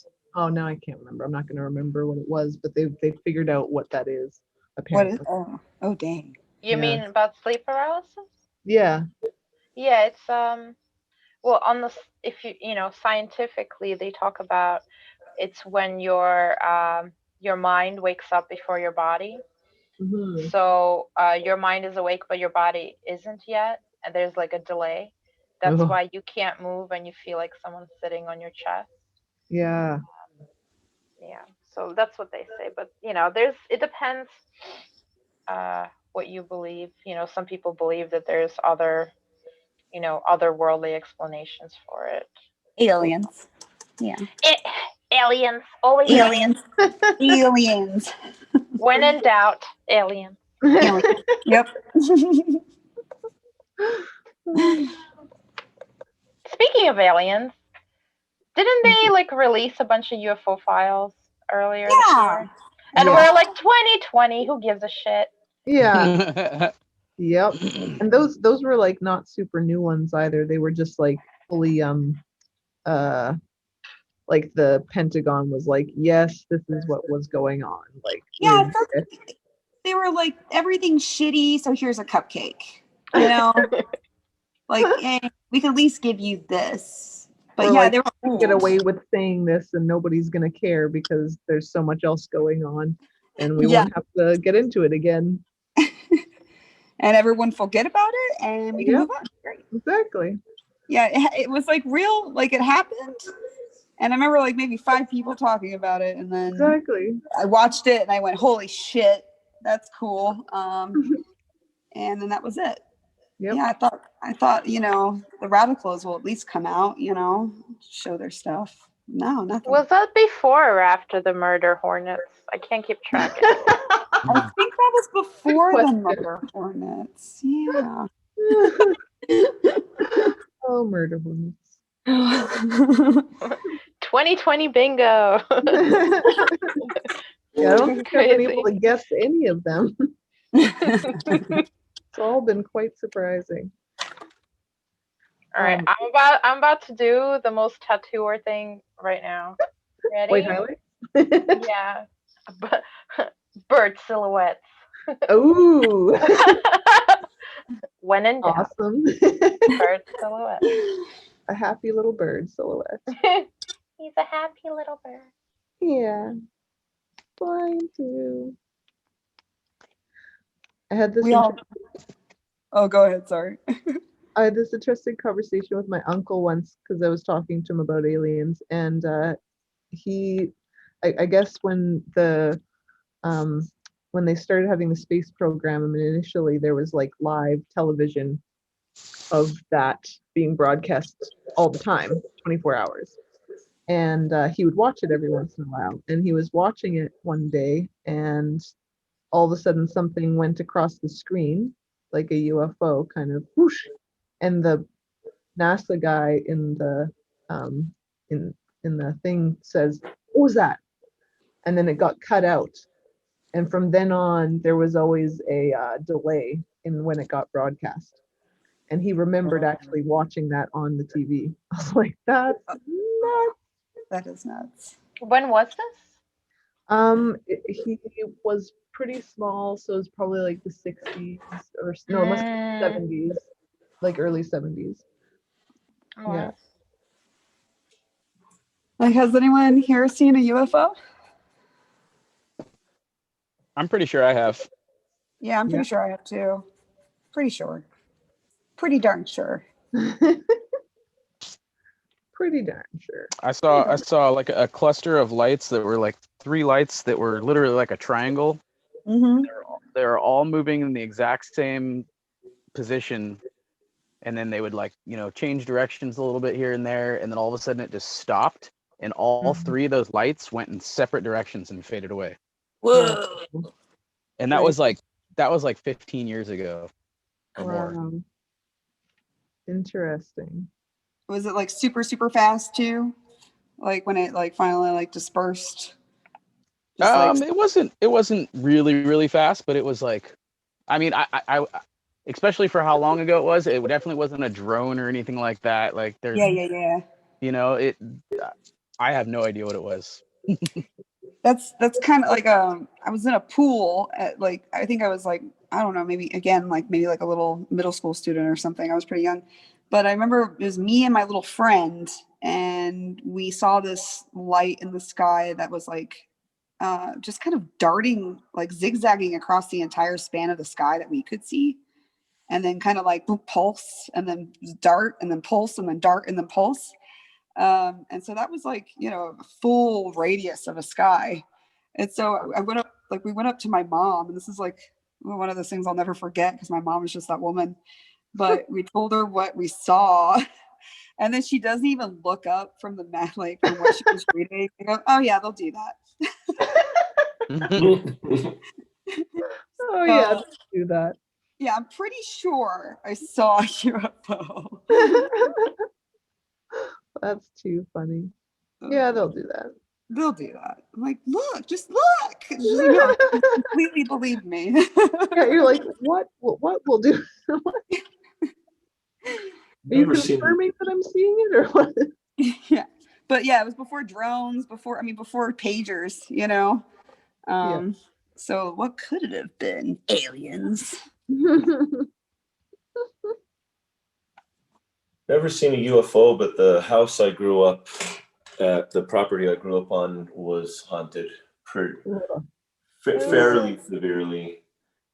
Oh geez. And then my parents sold it and moved away after I left, after I graduated from high school and left the house. And I ran into my neighbors, the next door neighbors. It must have been like 15 years later. And I was catching up with them. And then as I was like making my way to leave, they got kind of weird and said, hey, we wanted to ask you something. It kind of sounds kind of strange. And I was like, what do you mean? What's up?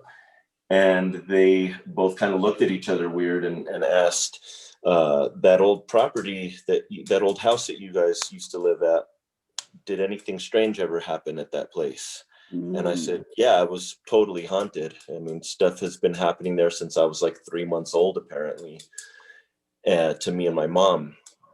Anyhow, they got like their eyes got all wide, and they said that about a month or so after I moved out of that house, that their youngest son started having these experiences at their house. Oh God. And they related everything that we had experienced over the years had been happening at their property. Oh my gosh. Yeah. Wow.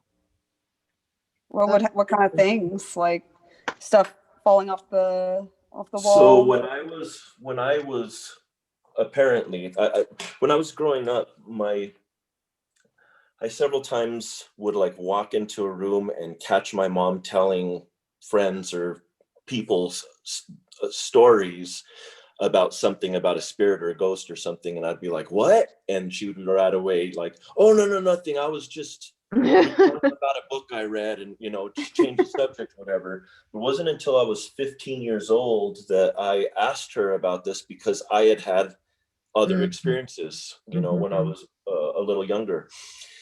And she said, okay, I think you're old enough to know. And she said that from the time that I was 3 months old, that she was waking up. So we lived on a trailer on this property. And then eventually my dad built our house and we moved into the house, right? But when we were still in the trailer, when I was a little baby, my mom and me were waking up in the middle of the night, just about every night. And she was seeing this mist in her room and in my room next to her. It wasn't in the rest of the house. It was just in her room and my room. And my dad thought she was crazy because there was nothing there. He couldn't see anything. She was like, how are you not seeing this? Oh my gosh. But I was waking up at the same time, screaming and crying from my crib, right? Then as time went on, my dad wasn't seeing anything, but he was waking up with my mom and could feel something in there. And he would be like, they're here, aren't they? So anyhow, it went over months. It went from being like this thin mist on the bottom of the floor to being like a thick fog in the room. And then she started doing these black shapes in the fog that were like 3 or 4 feet high. And my parents are crazy religious fanatics. Oh, wow. and this is why. Yeah. And they ended up having a Catholic priest come over 3 times. They had a full Catholic mass said at the house on the property and had all these blessings done and whatever. And it would go, and it went away, and it would go away for years. And then there would be another incident. Like I remember, I don't know how old I was, but I was probably late elementary school or something. And I heard something talking in my room and whisper my name right by my ear. Shit like that, right? And anyhow, the scariest thing that ever happened there, and this is the scariest thing that's ever happened to me in my life, was a week before I left their house and moved out to get my first apartment. I just graduated high school. It was about a week before I was leaving the nest.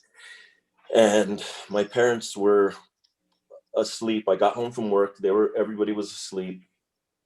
I went into my room. I was listening to music. I remember I was listening to a Carcass cassette, and I got freaked out. Like something came over me, and I just got this freaked out feeling. All my hair stood up on end, and it really freaked me out. And I stopped the music, and I'm like, man, you're just freaking yourself out, dude. So I decided to go to bed.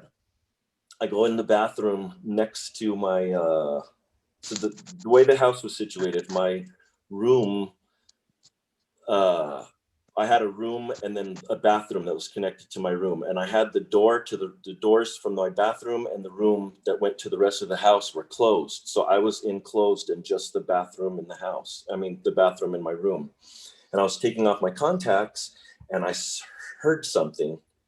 And I thought my parents were talking to me or saying something. So I opened the door and said, what? Into the hallway, and nobody answered. Didn't think anything of it, closed it, went back to doing my contacts, and I kept hearing it. And I asked a couple of times, did you say something? And nobody answered, right? And I kept hearing this thing.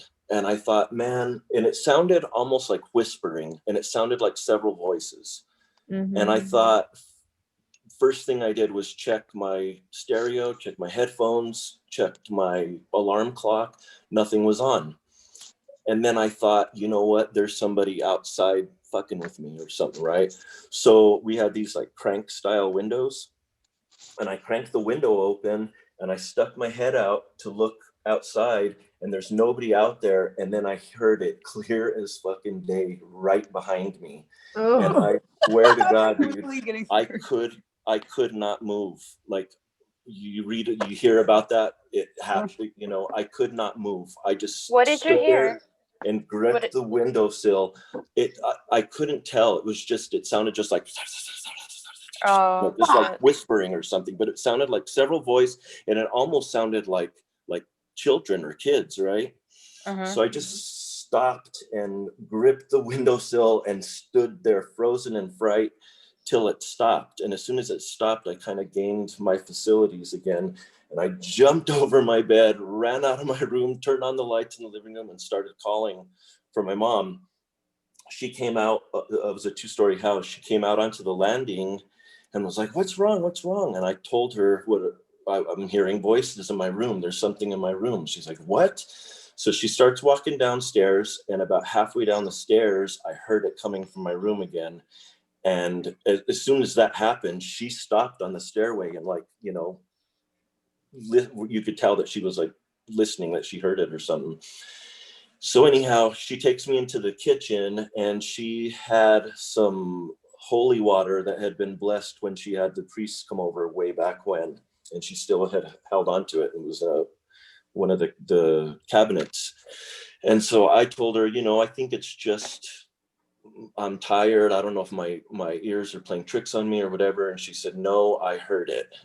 And this was the first time that I had had experiences before in the house, but I had never had a witness, you know, when I was old enough to know what was going on. Right. So anyhow, we went into my room and we stayed quiet, and then it started up again. And then my mom went into crazy Catholic lady prayer mode. And, you know, in the name of Jesus Christ, blah, blah, blah, blah, blah. And when she did that, the voices went from being several voices into being one voice. And it was like, it sounded like a hoarse, gruff male voice. And it didn't sound like garble. It sounded like a language of some sort, but it was unlike anything I've ever heard. I couldn't say, oh, it sounded, you know, it was German or whatever. It was unlike anything I've ever heard, but it sounded like a language. And anyhow, it got loud and it started doing that. And my mom kept on with her prayers and her holy water. And the thing kind of like shrunk into the corner of the room. And I when I tell people this story, I say, it's not that the volume came down of this voice, right? It literally felt like there was like panes of glass or something between us as it diminished, like it was leaving this plane or something, right? Wow. And so it dissipated, and I never spent the night in that room ever again. Even when I would go to visit my parents, I would sleep on the couch. Yeah, it was scary as shit. Wow, that was intense. I literally looked around like 5 times just to make sure. And my neighbors, when I ran into them and were talking with them or whatever, and they asked me this question about it, what they related to me was that they had, their youngest son was hearing voices in the house and said that there was some kind of evil spirit in the house, and he was hearing it. And they thought he was crazy too. They took him to see psychiatrists and blah, blah, blah. And everybody was like, there's nothing wrong with him. Then the dad, he was an old ex-cop. He said that he had a few times seen these black shadow people in the house, like these black shadow figures. And he said they were real small. I said, that's exactly what my mom said she used to see when I was little. And I've heard the voices in our place. So yeah.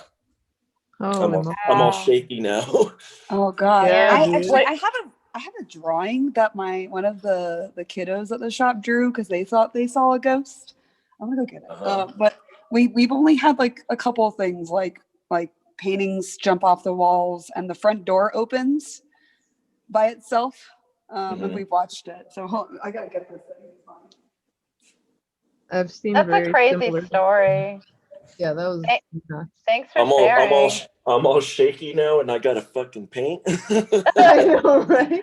Dude, no, you know what? Like a lot of things that you were saying, because I've had a lot of experiences through my life, and a lot of what you're saying, I'm like remembering, when I was a kid, and it's fucking terrifying. So for sure. Yeah, I related to a lot of those stories as well with the shadow people and stuff. And I used to be like the only one in my house that was having those experiences. But like I'm realizing as we're talking about this, I'm like, and my partner is now on a night shift, and I will have to sleep alone. I hope you have pets or something. I don't have pets. There's a cat that's next door. I'm like, maybe I'll just go steal that cat. Yeah, take the cat. And I've had other experiences past that. When I moved out and moved to Albuquerque, I've had a handful of other things, but nothing ever like that. Nothing that terrifying. And we used to live in the mountains out here. We ran it was like a punk rock commune. There was like 8 punk rockers and a baby and countless dogs and cats, right? And we used to have all ages shows out there. And we would tell friends that we had a ghost there, and a lot of people were like, "Oh, you're full of shit." And every single one of them, we were like, "Spend the night, because it happens nightly. You'll hear it." They Yeah. spent the night, and sure enough, holy shit, you know, the thing that happened almost nightly was you would hear footsteps in the attic back and forth from 11:30 till about 12:30 that night. And then sometimes you would like walk out of a room and walk back in, and all the faucets are going, shit like that. But it's still, but that stuff still felt like, I don't want to say natural, but it was freaky at first, and then we got used to it, and then it kind of became the cool thing, you know, the ghosts that we lived with, and we weren't that frightened of it, and it just felt maybe like it wasn't spirit, malignant, you know. Yeah, it felt like a spirit that wasn't at rest and that was trying to get attention for some reason or whatever.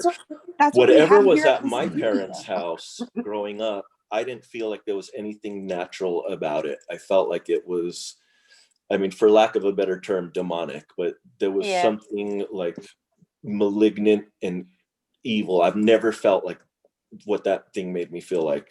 And it was also Indian Pueblo, like, so when my parents sold the house, they found out, and they were not privy to this when they bought the property, but when they sold it, they found out that our property and several of the other surrounding properties were burial ground for the Pueblo way back when it was first established. Well, so there you go. Yeah. And I was always finding like pottery shards and taking them and putting them in I had a paper bag that I was collecting them, and I had like a full grocery paper bag filled with these pottery shards. And I've talked to some people from the Pueblo, and they were like, "Yeah, man, you're not supposed to mess with that stuff. You should have never touched that." You're like, great. Yeah, to hear, yeah, right. To hear audio, I've never heard any like one speak before, but I went to this charter program in high school for art, and we all would stay up super fucking late and smoke weed and do drugs and do art, and it was kind of like we put ourselves mentally to a test. We all saw shadow people like all the time. And the shop that I'm in now, it's a historic landmark. It was built in 1908, and the memorial bombing is like a block away. But I think it's funny that we've all had this little encounter with this little shadow thing, and it's real small, but this is the artist rendering of the shadow ghost, if it makes anyone feel better. And everyone says that they think they see this weird shadow cat, like a cartoon, late at night. And I'm like, okay, whatever. Okay. I haven't seen it yet, but we've both witnessed the doors opening, and the cleaning lady says that there's like stuff that jumps off the walls when she's here early in the morning. And I'm like, oh, okay. Oh my goodness. It's not too bad yet. Like, if it starts talking to me, I'm gonna be really fucking scared. Yeah, dude, this talking is the creepiest. I remember when I was living in that house where I had a lot of it, and I was living in a room where someone had been very troubled. They almost committed suicide in there and stuff, and we painted it all yellow and happy, but there was definitely something unhappy about that space. And I remember I would on the regular almost every night see the shadow people like circling the pool table in the basement room next outside of my room, and I would just like have to ignore it because it was like, well, they're just there and I can't really do anything about this. So they're like weird roommates. Yeah, and so I just like kind of accepted that. And then this one night I had that I would never face my back to the door, and I would always keep it slightly open, but never ever face it. And then one night I just couldn't get comfortable any other way, and I was like, okay, well, you know what, Sandra, it's gonna be fine. Nothing happens when you just face the other way. Nothing's gonna come at you. It's fine, and you'll be comfortable, and then you'll fall asleep.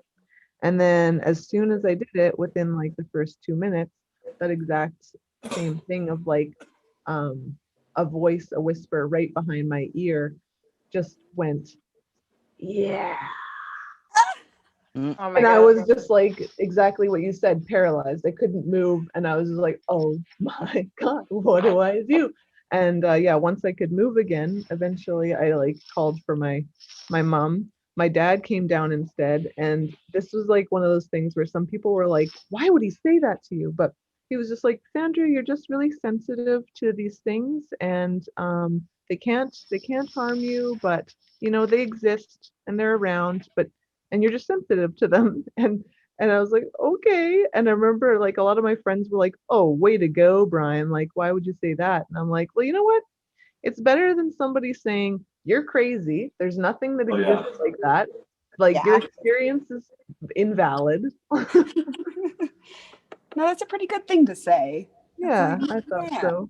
Yeah. It's like, yeah, okay, it's freaky, but at least he was like, I believe you and it's valid and you're not crazy. Yeah, go dad.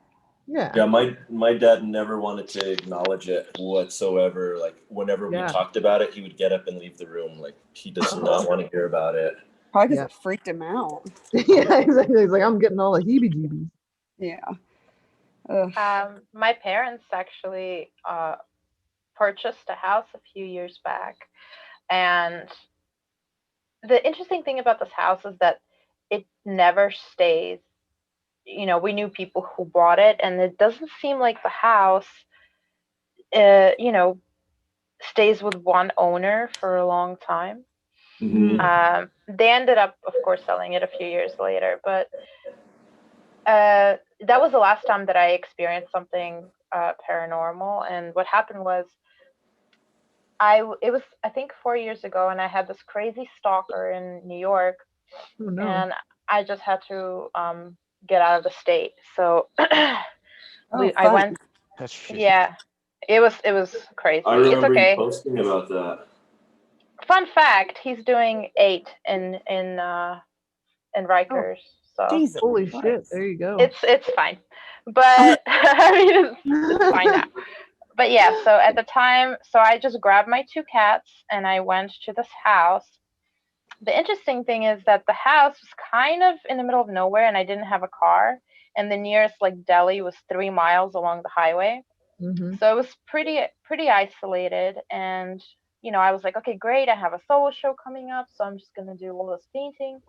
I brought all my art supplies, and when I started unpacking my bags, I remember putting all the gold leaf into the side pocket, right? And then I look in the side pocket, and it's empty, completely empty. And I'm like, no fucking way. I definitely put it there. I remember because I put it on my to-do list, and I can't do these paintings without gold leaf. Oh no. And I'm like, maybe I'm crazy. So I started like looking at all the stuff that I brought in all around the house, and it's just not there. I come back to the suitcase, not there. I must have searched the suitcase 10 times. And then I call my mom, and I'm like, Mom, I don't know what to do. I don't have this gold leaf. I don't know how I'm going to do the painting. And she goes, it's okay. Just, say out loud, please give it back. And I'm like, what? I'm like, Mom, do you understand that the implications are that somebody has to bring me gold leaf? I don't know. I'm not going to wish into the universe for it to appear. She's like, no, she's like, no, it just happens sometimes. I'm like, what do you mean it happens sometimes? She's like, no, just. So what? I'm like, thanks for nothing, Mom. And hours pass by. I do other art stuff, and I'm like, I'm just gonna. I know I checked a million times. I'm gonna check, and guess what's in the pocket? Oh Same my pocket. gosh. This gold leaf, and I'm like, Fuck. okay, not weird. So I go downstairs, and I set up my painting studio, and the first few days I'm painting, and sometimes I listen to music very loud when I paint, but sometimes you just have that feeling like someone's behind me right now. Mm-hmm. And that's when I stop the music and I look around, and like your neck, the hair stand up on the back of your neck, and you just feel uneasy. Yes. So I ignore it. I go back upstairs, and then I hear a loud crash. It was Whoa. super loud, and I run downstairs, and I'm thinking my cat's probably flipped over my easel, and nothing is there. And this keeps happening every night. There's a loud, really loud crash, and my cats are next to me, and nothing is turned over. And then my cats started hissing at nothing, and like just, and I'm watching them, and they're hissing at something right in front of me. And they're very chill cats. That's when you know. Yeah. Cats know. And they just it got to the point where I started ignoring the crash that kept happening. But the last straw was when I there's like this little room that's next to the living room where I was painting. I went in there to do something with a gold leaf. I came back to the living room and I put my iPod with the headphones on the table where all my painting supplies were. And then I went to get like a brush or something from the other room. And when I come back, my iPod and the headphones were across the room on the floor. It's as if somebody like flung them across the room and it hit the wall and fell right there. And my cats were with me the whole time. They're in my view. There's no way that would happen. I was like, well, fuck this. And I called my friends and I'm like, I'm leaving. And then, yeah, that was it. And I was like, nope. Whole lot of nope. And I was also like, if something happened, I'm all by myself with no car in the middle of nowhere. Oh my God. And then there's no. Demonic possession. That's how you get possessed. If you want to. Yep. With no car. That's how you get possessed. No car, yeah. Jeez, yeah, I feel like cats are very handy to have around in those times a lot of the time, because you can blame anything on them. Like, oh, it was just the cat. But then as soon as they're like around you and you're still hearing it, or they look at something, then you're just like, well, fuck. I wish they were more useful though, Animals are the first ones to cue in on that stuff. Yeah. So then if you're freaked out and they're staring at something, you're like, great. So it's actually real. Yeah. Yeah, my that room that I was in, my cat would always stare at stuff. I'm just like, I know, okay? Stop it. And it's horrible when they follow it, like, and they perk I up. don't know where it's going. I don't want to know where. Yeah, and it's like right above your head, and you're like, God damn it! Now I gotta move. I could have lived in blissful ignorance here. Yeah.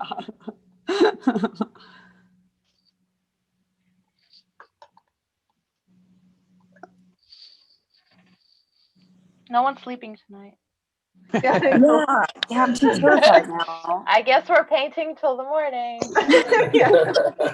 My partner gets back from gonna get a lot of shit I'm done. just like, if I can oh, stop hello. shaking. Yeah. How was that? Maybe that's the recipe all along. Just scare each other shitless and then be productive. Yeah, then you would ask tomorrow how it went. I'm like, I'm so scared. What were you painting? Landscapes. That's the funny thing, right? We're painting landscapes. Yeah, landscapes. Just when you thought it was safe. Nothing is safe.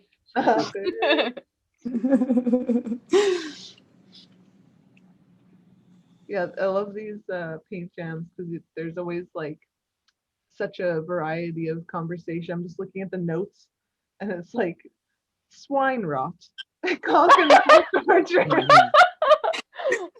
Like, oh, good. Yes, at least I'll have some nice things to look up after. Take my mind off the ghost. Oh yeah, let's go back to metal. I told you my story started with carcass. I know, and I really enjoyed We've that. come full circle. Yeah. Like, of course you were listening to Carcass before you got the shit scared out of you. You should have just kept listening to Carcass. I'm actually curious though. So a few things. So for instance, I've also had this kind of experience where, I'm not a religious person. At least, I'm not Christian.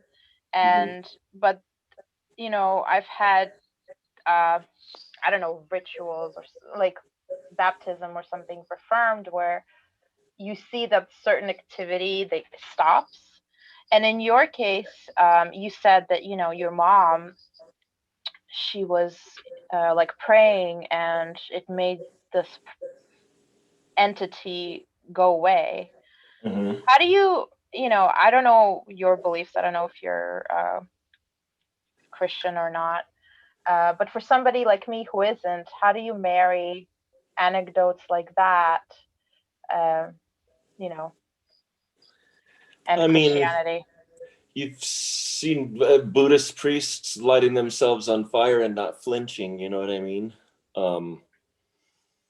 I think that the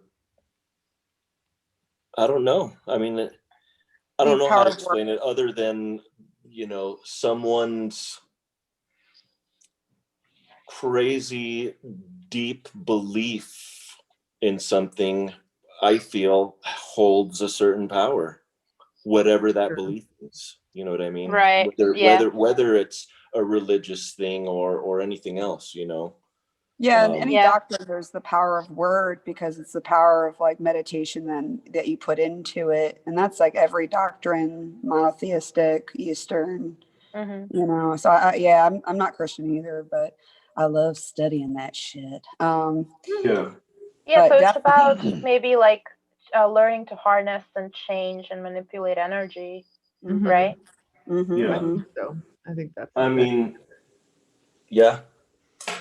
Actually, yeah. On that, Like I said, my sorry. parents well, my family is crazy, like fanatical religious, and I am not.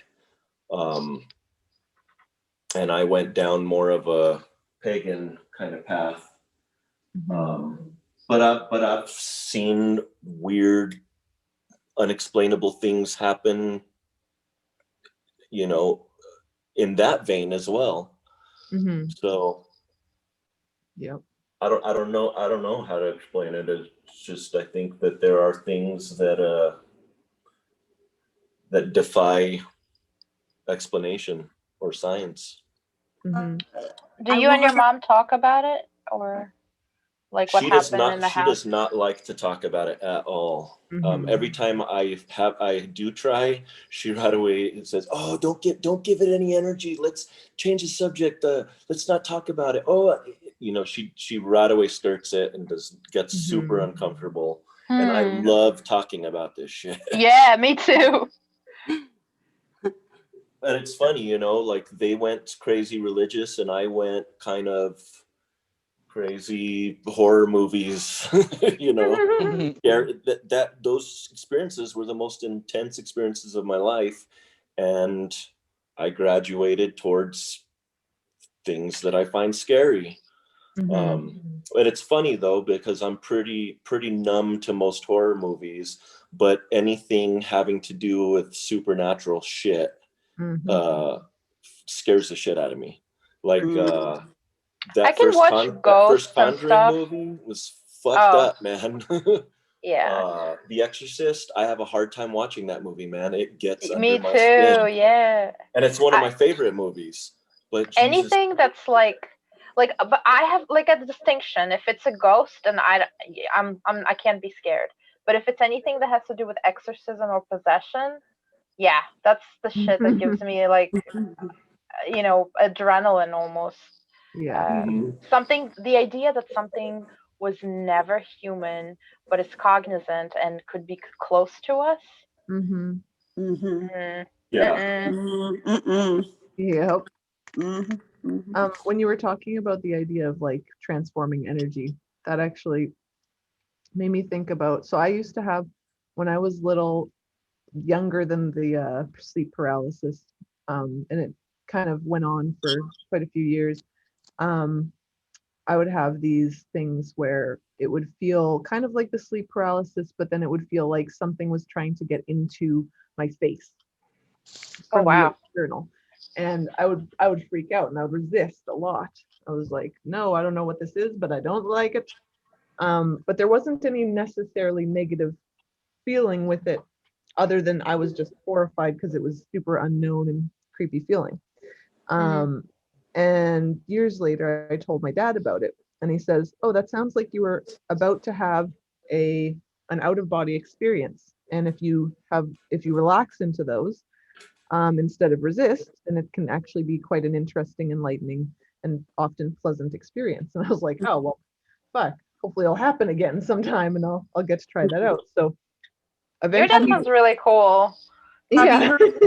Have you read anything on like DMT and like how we naturally produce DMT? Oh, for sure. And I've been doing Yeah. meditations that are all about creating basically DMT Yes. in your brain. But so then this one time, my friend had passed away from cancer at like 27, and I was at this acupuncture place that she used to work at, and I was getting an acupuncture session, and I told the woman there that was giving me the acupuncture session, my friend used to work here. Her name was Allie, and she passed away. And she said, "Oh, I remember her. She was so sweet." And I said, "So I might like have an emotional break here. I don't know. Like I'm gonna be getting poked, and I might get emotional, but don't mind me. I'm okay." So okay. So the way that they had it set up was like one of those rooms where it's just a whole bunch of lazy boys with like warm. It was just super warm, so it was very easy to kind of not feel your body. And and all of a sudden I'm relaxing, and all of a sudden I start feeling that same sensation of the something trying to get into my face, and I'm like, "Oh no, what's happening?" And I try and resist it, and then I immediately was like, "Wait a minute, Sandra, you know, remember, it could be something pleasant, it could be an out of body experience." So I like leaned into it, and all of a sudden I had this incredible out of body experience. And my friend Allie was there on the other side of it, and it was like there wasn't any sort of really anything visual going on. I was just in this space of blackness that wasn't anything, and I could feel as though I was like horizontal, but then vertical, but that like the planes would change a lot. And there was all this talking, and all of a sudden I heard my friend Allie laugh, and we didn't like, it wasn't like I got to specifically talk to her, but I just felt her there. And then she said, "Tell Owen it's going to be okay." And then I came back, and I was like bawling my eyes out, and I was like, I don't know why she had that message from my partner. So I tell him later, she said it's going to be okay, and he was like, "Okay." Like he knew what was going on. I was like, okay. So yeah, the whole transforming energy, like if I had resisted, it might have been a scary experience, but with going with it, it ended up being like this very pleasant, beautiful experience. Yeah, it's called buckle up and go That's for the so ride. interesting. Yeah.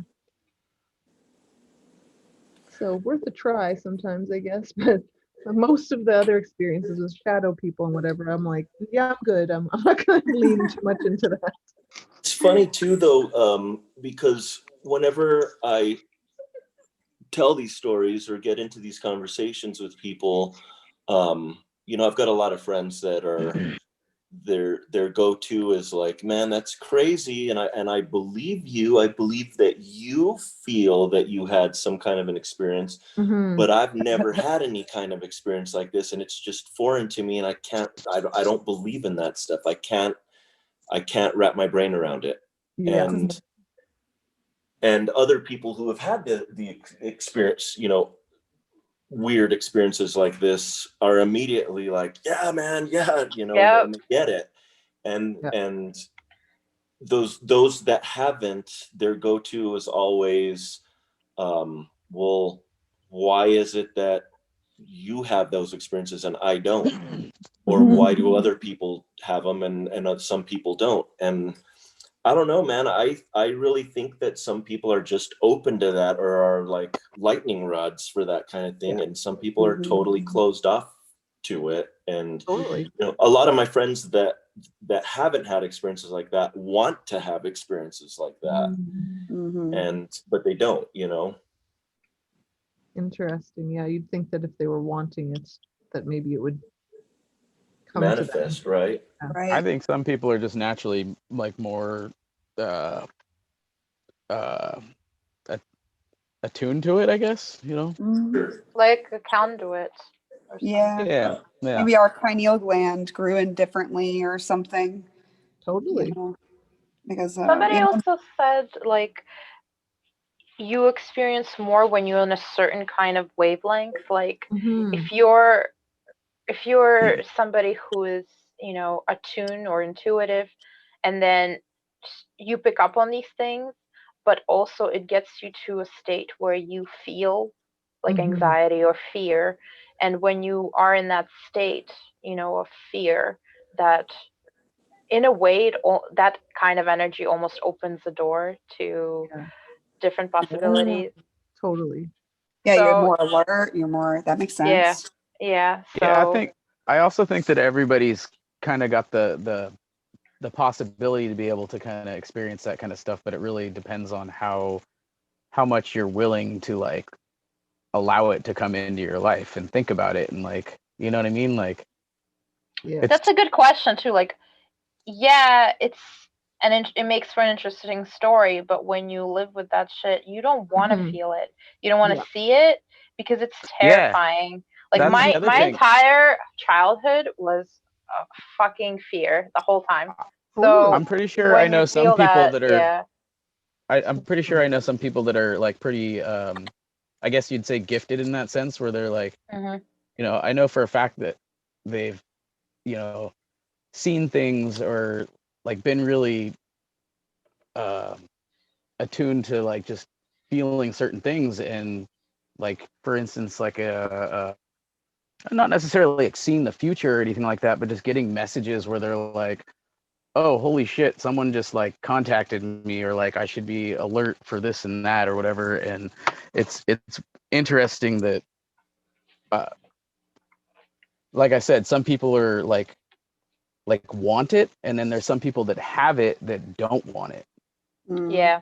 Yeah. I feel like most people who have it don't want it, right? I mean, Yeah. maybe. I've gone to places in my life where I haven't had any experiences for years and years and years, and think, man, you know, not real. I guess in a way, like wishing, like I wish something would happen, you know, to remind me that that shit was for real, and then something happens when in the moment when it happens, and you're like, fuck that. I hope that never happens to me again. Oh yeah, that's what this is like. I hate this. Remember, I remember now. Right. But that's an interesting point too. It's like if you don't have like a real religious background, you don't have that lore, that mythology. It's kind of like when you experience something of another realm, it kind of brings the magic back a little Yeah, bit. that's exactly it. Yeah, and I try to like, I don't know, hone in. I notice when I'm really stressed and I haven't noticed anything too magical.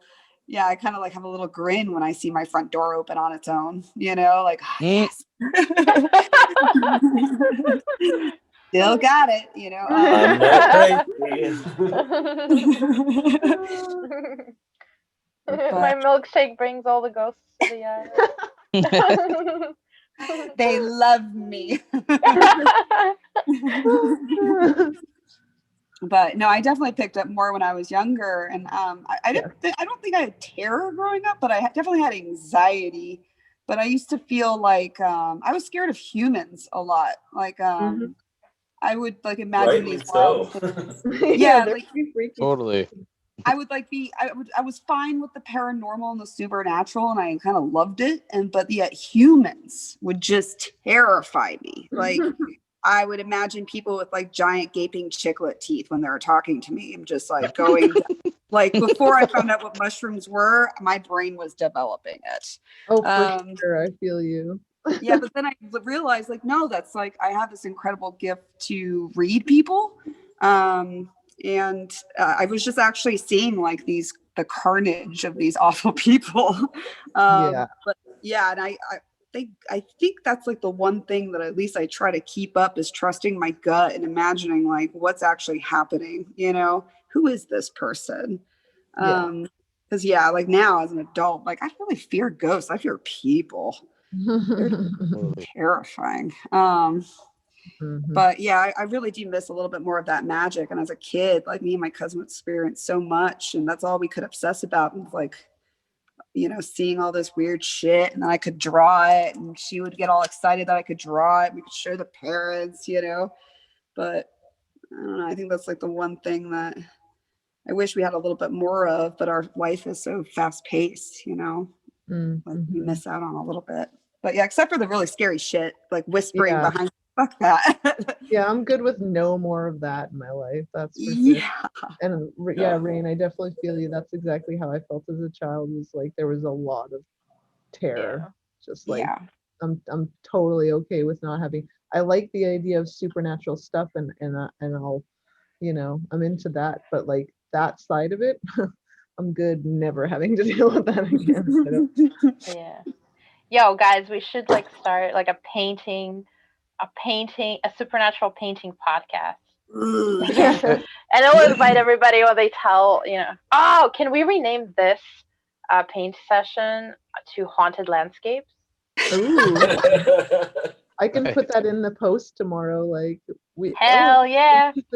Or we could have that as the hashtag. Or no, I guess it'll be. I don't know if guys chosen that, but we could we could be hashtag haunted landscape. And guys out here, he's just like, what happened? Haunted. I leave, and what do I come back to?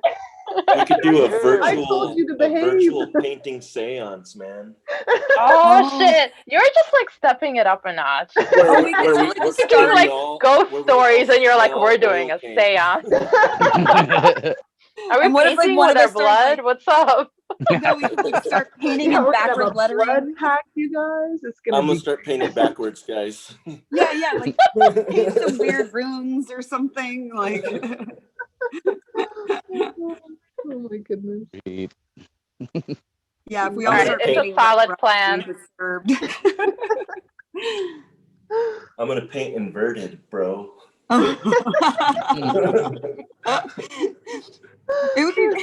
It would be so funny if like a painting like that, like we're possessed, but the whole painting takes like the entire session to like the very end. We all realize, oh my god, he's been possessed the whole time. It's like so intricate backwards lettering. He was painting in a language he shouldn't understand. Oh no! It hasn't been heard in 1,000 years.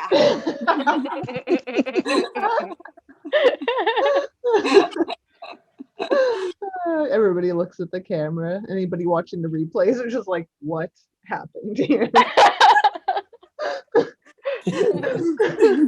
COVID, man, it's been rough. Yeah, I think so. Oh god.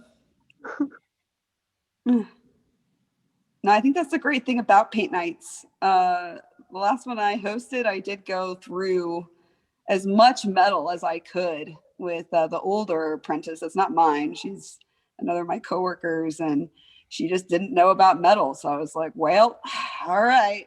My coworker here really loves like operatic. I don't even know what to call it, but like more like opera glory metal. Like you just imagine like symphonic. Yeah. So he went down his whole discography, and then I went down black metal and sludge metal and sci-fi speed metal, you know. And the whole time, everyone else that's not from the shop was kind of like afterwards, you know, it was just kind of like listening. And afterwards, they all like thanked us so much because they're like, I've been around my wife and my kids, or vice versa, for like a month straight, and this was amazing. I want to know who busted out the swine rot. Yeah. Oh, of course, I have to. He's like my best friend. I got to promote, you know. Oh, wait, my favorite is when you. What was the band name for this? It was Swine Rot. Yeah, no, like it's I don't know what to call it besides like slam metal. Oh, but look up Swine Rot. Yeah. Oh, we're all looking up swine rot. Oh yeah, for sure. The lead singer's a tattooer out of Pennsylvania, and he's he also does like the metal font, just like a bag full of sticks spread out on the lawn. Yeah, he does that for people, and it's all great. Nice. Yeah. Did you see that meme about that where there's like a giant pile of branches, and then they say like every black metal logo. Yeah. I know, that's why I'm like, that's the best way to describe it too. It's like, it's true though. Have you ever tried like going down a list, reading a bunch of names, and you're like, I can't. I don't know what any of these people are. I saw one that was like an antler, like a deer's antlers had like a bunch of sticks that had gotten stuck onto it. Smart. And it was like, why does this deer look like he's announcing some new metal band? I was like, touche. He looked so confused, like, somebody help me. Oh man, I really want to draw that now and just do a metal name in it. That'd be cool. No, I love that stuff. Just like more obscure, the better.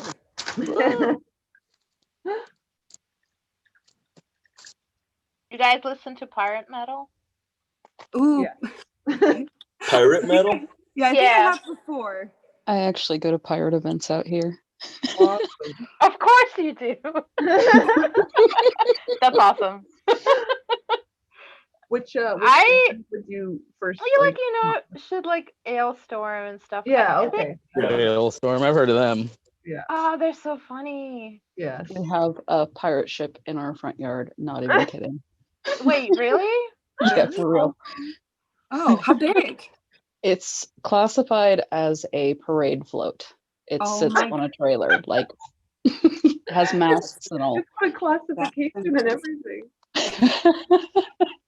That's amazing. It's permitted currently as a parade float. No. Oh, that's amazing.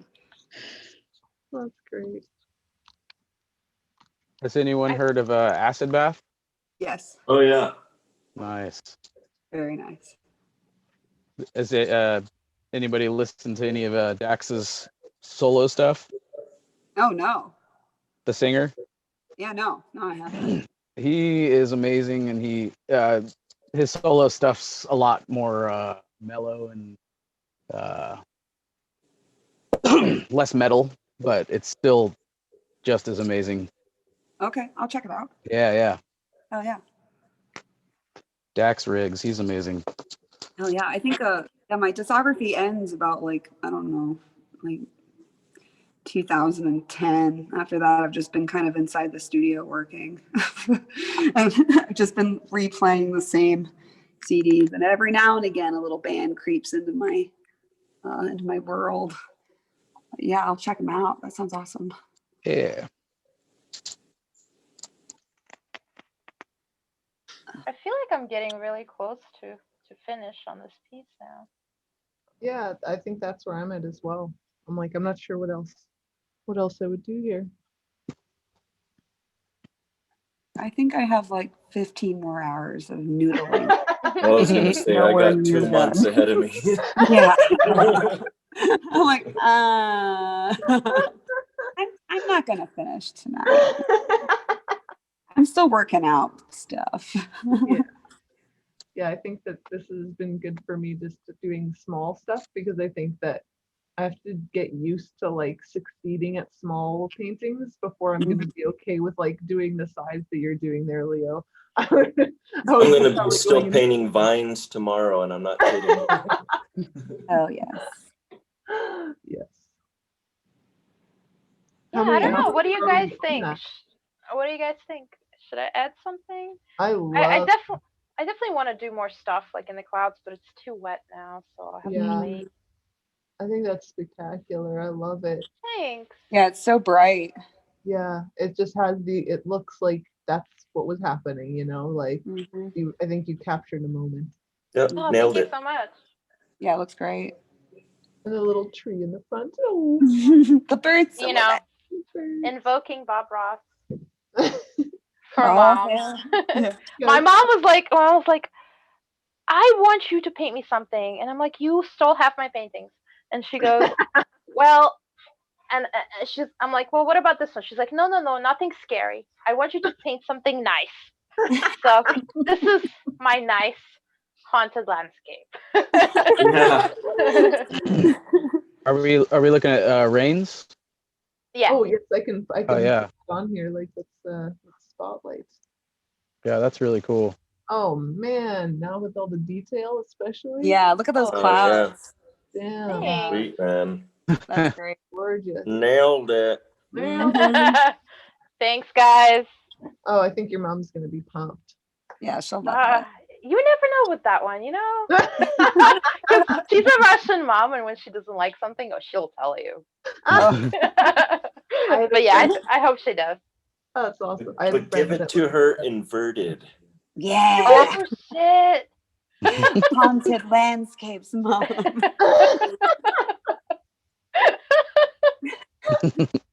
Oh, man. Guys, I think I have to go because I actually have a permit test tomorrow. So wish me luck. Good Yeah. luck. Thanks.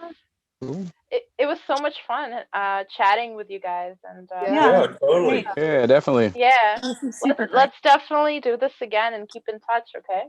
Yeah. This would be great. At least once a week or more. Haunted landscapes. Yeah, haunted landscapes. Woo. Yeah, I'll make sure to put out the hashtag to make sure with the guy first, but we can start with hashtag haunted landscapes. And then it could be like haunted portraits, haunted cityscapes, haunted fruit. Haunted portraits while you wait.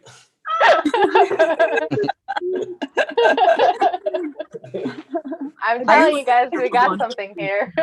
I am so glad that you guys are all so funny. How's everybody else feeling? Is everybody wanting to stick around for a bit? I'm all wet everywhere on my painting. But yeah. Yeah, I I'm think I've got probably maybe gonna like call it just because my back is killing me. Yeah. Ooh, yeah. I do. All right. Well, let's go through everybody's and do that. I'll go to mine next, so you guys can take a minute to get yours ready. Yeah. So. That's awesome. Yeah, pretty pumped on that. It's kind of blurry, I think, but yeah, pretty happy about it. It's like much greener in real life. I don't know how to make it show that part off, but yeah, there was all these little dripping little water droplets. Oh, green. Yeah, so it That turned looks out great. pretty close. Yeah, awesome. Thank you. And then I've Nice got contrast. That's really cool. Yeah. I've got Leo's here. Super cool. Still looking epic. Mm-hmm.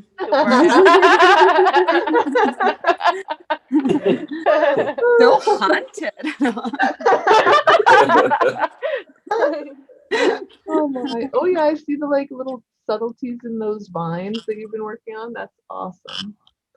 Yeah. Can I see the back portion of the beast? What's that? Can I see the back portion of the beast at the top? Oh, yeah. I want to see his thigh. Like, what's going on? I'm trying to get a better angle on this.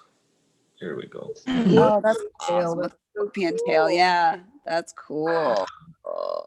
Oh my gosh. I love But that. mainly I worked on that vine right there.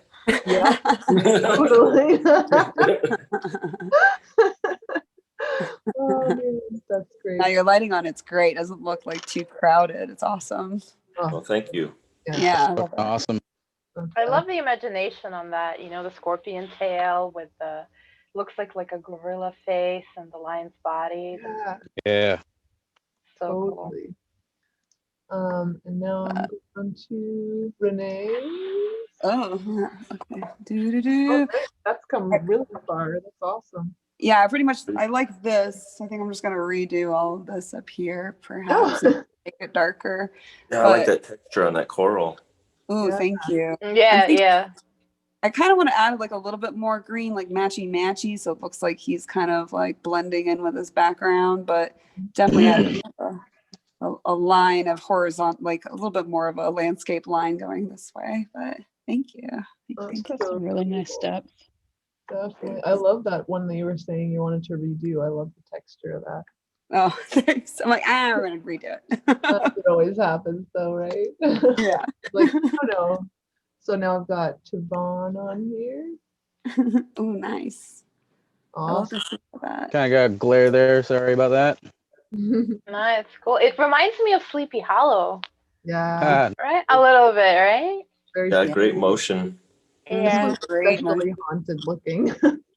I love all your highlights around each little tree limb too, and the bottom. It just makes everything really pop out. Yeah. That's awesome. Thank you.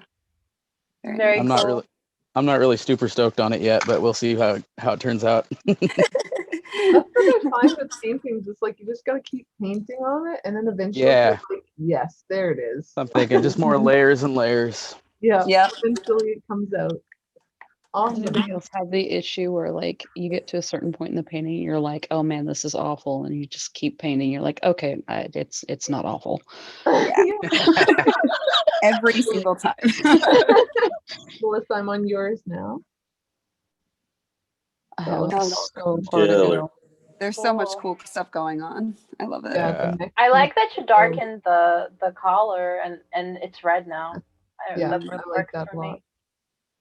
Yeah, I like that. It's like probably my favorite part of, you know how you like get, there's just like a little tiny detail of a painting and it's just like, wow, that's my favorite part. And it's not like one of the main parts, but it's just your favorite little tiny spot. Mm-hmm. That Like collar shadow. I can't wait to see that headpiece too. Yeah. Yeah, the shape of that. How long have you been working on that one again? Well, I started tonight somewhere around 25 hours. I was late getting in because I was coming in from the shop, but it's gonna be a while yet. Yeah. Well, it's pretty big, isn't it? Like, where's your hand in comparison to that? So I have kind of big hands. Let me. We're also critical. I know, right? No, I'm My like looking hand. for something that's standard measurement. There we go. So Okay, yeah, a that's lighter. pretty big. Definitely, mine's definitely quite a bit smaller than that. That's awesome. Awesome. Well, thank you so much, you guys. Oh, thank you. You guys are the best. Yeah, it was fun, Yeah. man. Yeah, it's been fun painting. Yeah, this has been great.